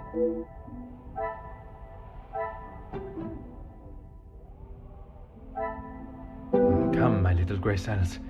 We must think logically. I know it's gotta be off this point, but it's not Jackie, and it's not Ernesto. Ernesto with Margot, she found him a maid? I must take a different approach if I am to uncover the truth. We're focusing on Hugo, though. Oh, it's these two? Magnifique. Ernesto. Oh, so we're jumping off of Hugo going to Ernesto. Got it. Ernesto doesn't strike me as the sort of man that would ask for help, no matter how important. So now we have to speak to him. Which is why we probably weren't allowed to leave this room. What is it now, detective? Did you speak with the Comtesse directly about hiring a servant from the shelter? She approached me. I thought it was rather brash. In what way? Assuming that I would want to take on another servant, and one from such a troubled background. She is running the charity, not I. Monsieur, there is something you are keeping from me. Your business relationship with the Major was obviously towing the line of legality. When he came to me, I told him that with the factories on strike and my profits pouring down the drain, I had nothing for him. But he said he could help me get them all back to work and the factories earning. His rates were steep, but he said he knew what needed to be done, and he was prepared to do it. A week passed and they were all still on strike. In fact, even more had joined them. He made excuse after excuse, demanding more and more money for the job to be done. But he never actually told me what he was going to do. The riots. I had no idea they were going to charge them like that. How was I meant to know? And even following such a tragedy, he continued to demand money from you. He said if he wanted my silence, it would cost. Do you have any idea what it could do to my livelihood, my name? If it got out that I had paid the so-called security that did that. I have every idea, monsieur. You hired a militia to take action against your own workers. You deserve whatever name is chosen for being so morally bereft in your decision-making. I didn't know that was what he was going to do. You must believe me. I have to believe nothing but the truth. And the truth, monsieur, is that it is not only the Major that has the blood of those men on his hands. That is all for now. Okay. So now we have this one. So she approached him. Okay, I don't think we have anything else. This will not get me any closer. Alright, it was a thought. So we have that.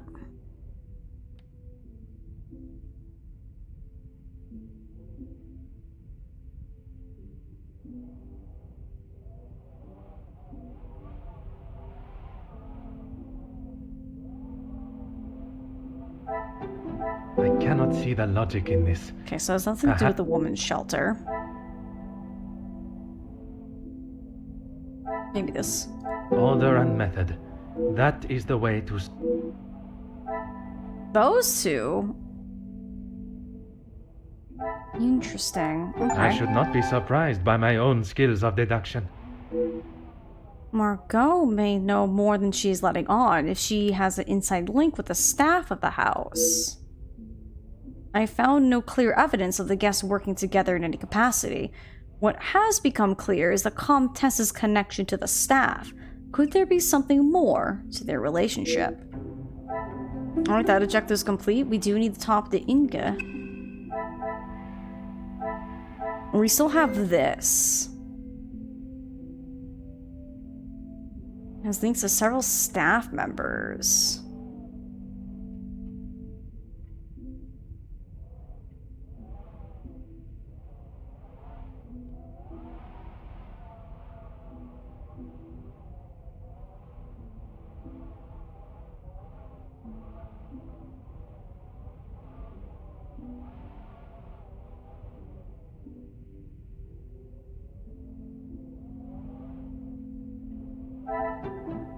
I cannot see the logic. I wasn't in sure this. if they possibly knew, but they probably don't even know that. What do we think is the only one here? I'm not even sure.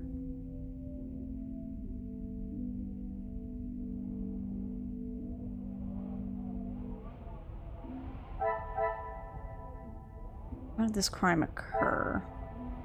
Links to the staff to who? Maybe? Come, my little grey cells. So it's not that.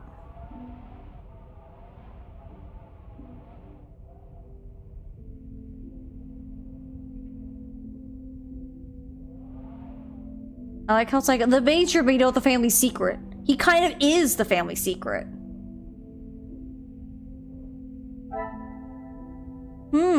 And there's like only one that goes here.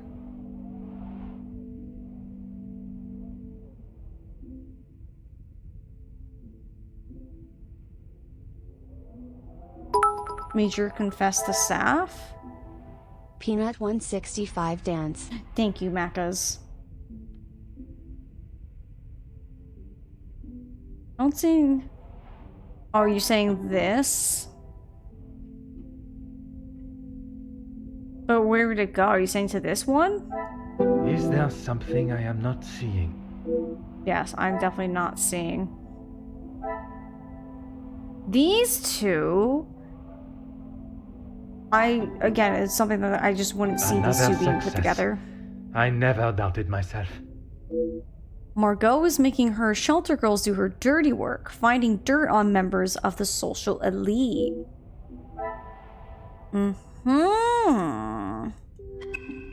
I think we were kind of on the money with the whole spy network. Just more of a gossip network.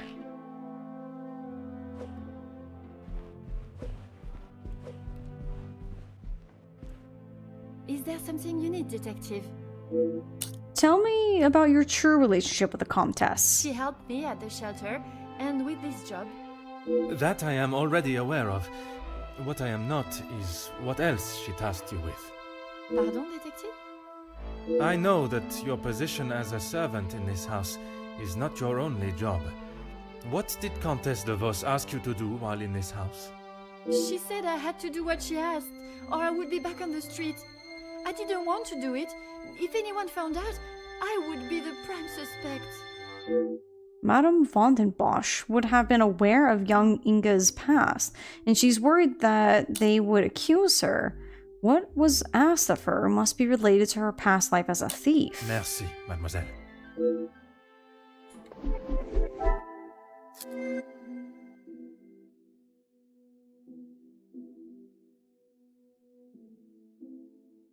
Ooh, is it about his missing key? I must take a different approach if I am to uncover that.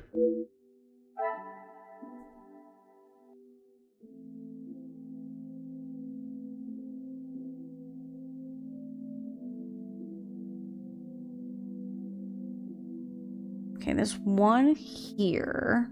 This is the newest one. This will not get me any closer to my...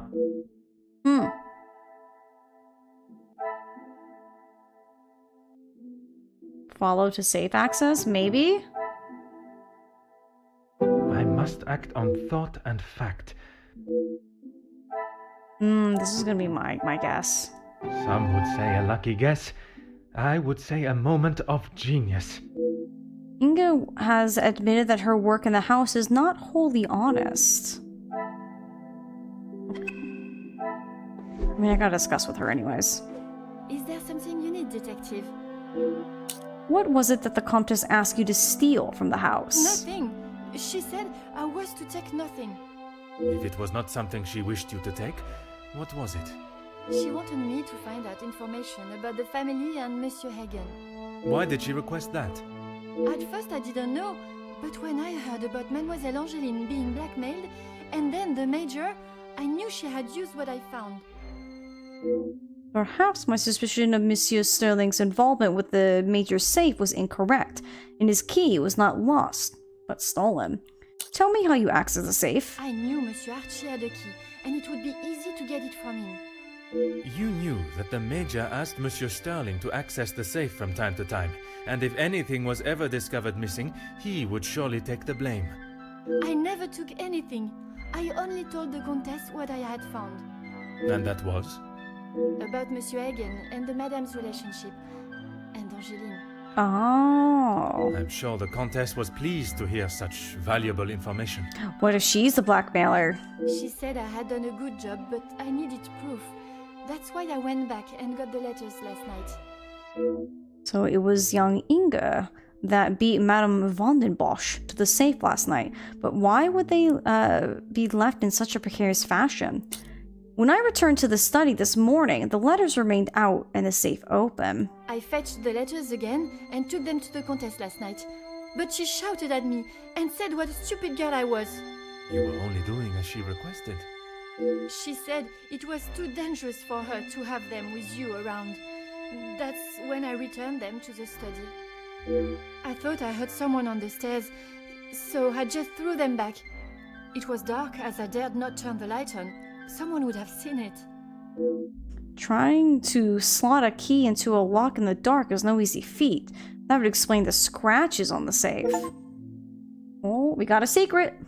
If Madame van den Bosch had only tried to retrieve the letters minutes earlier, she would have surely crossed paths with Inga. Merci, mademoiselle. The plot thickens. Inga knows of the hidden room. When did she tell us she knows of a hidden room? This room I keep hearing about is certainly well hidden, and at the same time, well revered. I want to know what's in this hidden room. What is so secretive about this hidden room? You know what I mean? It sounds just too good. You know, it's like, what is it? Inga was tasked with gathering information. So those are the two new ones. But technically we had one before them.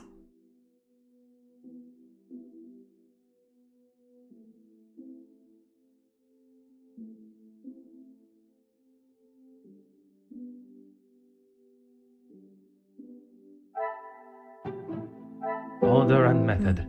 That Okay, is the way to helping solve... the safe access? Wait, which one?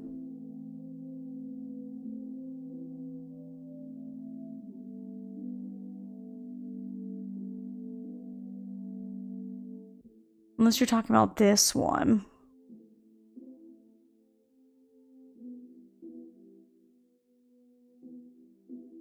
Assisting with thefts.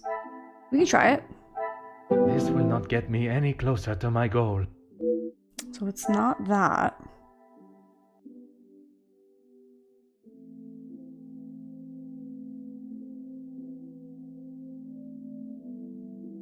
Oh, safe access.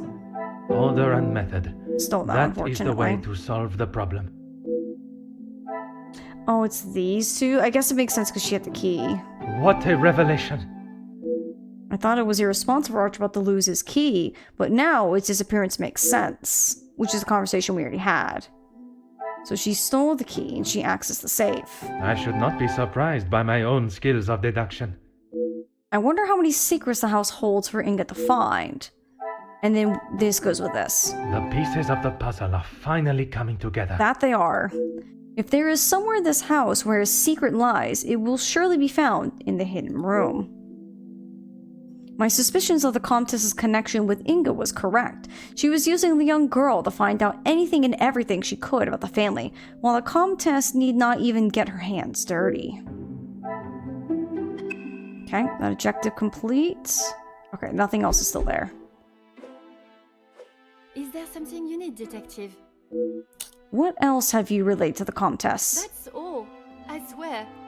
I heard Monsieur Archie and Monsieur Felix talking about a storeroom, but I haven't found it. Is the Countess aware of this room? I told her it was somewhere in the house, but I didn't know where. She wasn't happy with me that I hadn't found it yet. I believe if young Inga knew the location of the secret store, she would have been forthcoming with it. It may be naive on my part, but she has already incriminated herself and has nothing else to lose. Merci, mademoiselle. Your honesty today has helped me greatly. I suppose that I will lose my position at the house now. That is not my decision to make. But when the whole truth is revealed, it will not be the pawns the law looks to convict. We shall be coming for the Queen. Okay. So we have one here. Bond and Wash secrets may be in the hidden room. So that one's new. I don't see anything else. We also have Inga access the safe, but I don't think that goes to anything.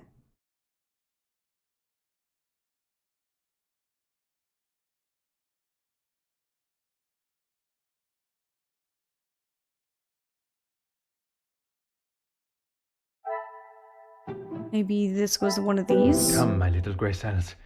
We must think logically.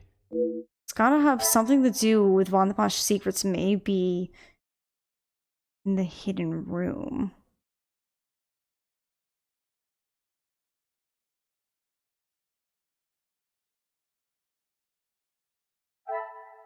I think Inga access save connects to Major confesses his love. Maybe we could try it. I must act on thought. No. Maybe that one? Is there Still something not I that am one. not seeing?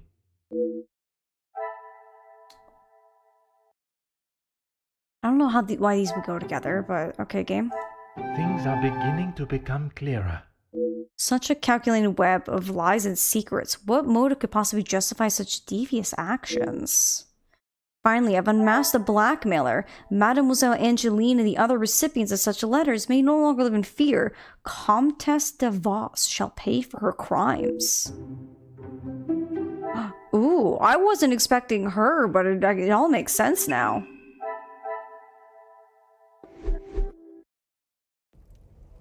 But we still don't know who the murderer is. Mademoiselle, merci for coming. Have you had a breakthrough, Detective? I have. Finally, I have the news you have awaited. It was a spy ring thought I had. Yeah, it wasn't exactly a spy ring, more than a gossip ring, but it's kind of the same thing. But yeah, crazy. Please, Detective, don't hold me in suspense. I have finally uncovered the identity of the one holding the Von der Bosch name in ransom. Oh my, I feel faint at the thought of knowing who could have done this to us. It is said to keep your friends close, but your enemies closer. It is Comtesse de Vos that is behind the letters. I don't believe it. What about the Major's letter? Not only his, but a letter to Monsieur da Silva. She was blackmailing him as well. Detective, I just don't know what to say. Take a moment, mademoiselle. It is a lot of information to take in. I just don't understand why she would do such a cruel thing. What do you know of young Inga's past? She has never been particularly forthcoming with it. Only that she was homeless for some time and that she was at the women's shelter before here. And it is there that the Comtesse abused her power and manipulated her to uncover secrets of the family. All this time she has been working for Margot, doing her dirty work? I am afraid so, mademoiselle. Mademoiselle is in a state of shock to learn that such a close friend of the family has betrayed them in such a cruel way. It must be Is devastating. Maman aware? You are the first I have told, mademoiselle. Next will be the authorities. I'm afraid that we'll have to wait. S'il te plaît, mademoiselle. We must go through the correct channels. And we will. I want to see her punished to the fullest extent of the law. But we cannot telephone anyone, as the lines are still down. Monsieur Archibald informed me earlier. I had hoped they would be working again. Last night's snow must have caused more damage than expected. Last night? They have been done all weekend, Detective. Wait, what? Oh, is the butler in on it too? Detective? Are you okay? How could I have been such a fool? I saw Monsieur Sterling talk on the phone, but I heard no ring. Detective Poirot? It was all a lie, a scene acted out for my benefit to throw me off the scent. If I believed that the Major was still alive at that time, I had no reason to investigate anyone's whereabouts beforehand, anyone being Monsieur Sterling and his staff. Would you like me to fetch you a glass of water, Detective? Oh my goodness. My apologies, mademoiselle. I was taken by surprise for a moment, but I have regained my composure. A Chapter glass of 6. water is not required. Would you excuse me?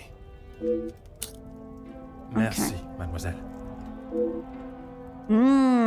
So we're starting chapter 7. So with it being 5, it might be a good idea that we end here and then we tackle the last 3 chapters, 7, 8, and 9, maybe tomorrow. And then hopefully try to finish Jack 2 at the same time. Mostly just because I don't want to stay too late here and rushing it. I wish I had an idea of how long the chapters were. This is getting good, like in the game so far. Me too. There's a lot of really good twists and turns. You think that you're getting near the end, but then you go, but how do we have a couple more chapters? And this is how. Things just keep twisting. Trying to decide if I should go further. If I knew how long 7, 8, and 9 were, I would be able to judge, but I just don't. It might be just best that we save it for tomorrow. Especially because I'm getting really hungry. I'll read this because usually, like, I don't know if we'll come back to just this moment, so let's read this bit. My patience has grown thin. The guests and the staff at this house think it is acceptable to lie to my face when questioned and obstruct my investigation. But no more. We shall see how Monsieur Sterling and his staff fare under some pressure. Okay, so we got a new mind map. I've been lied to for the last time. My suspicions initially led me to the guests, and now they are firmly placed on the staff. Monsieur Sterling and Mademoiselle Rahana cannot hide behind their lies any longer. Okay, so we got our save. 3 chapters should take some time. That's what I was thinking. So, I'm gonna go to quit game. I'm gonna say yes. Maybe we could have finished it today if I went a little bit longer. I don't remember what time we ended yesterday. But chapter 3 we could have beaten at least yesterday and started at 4.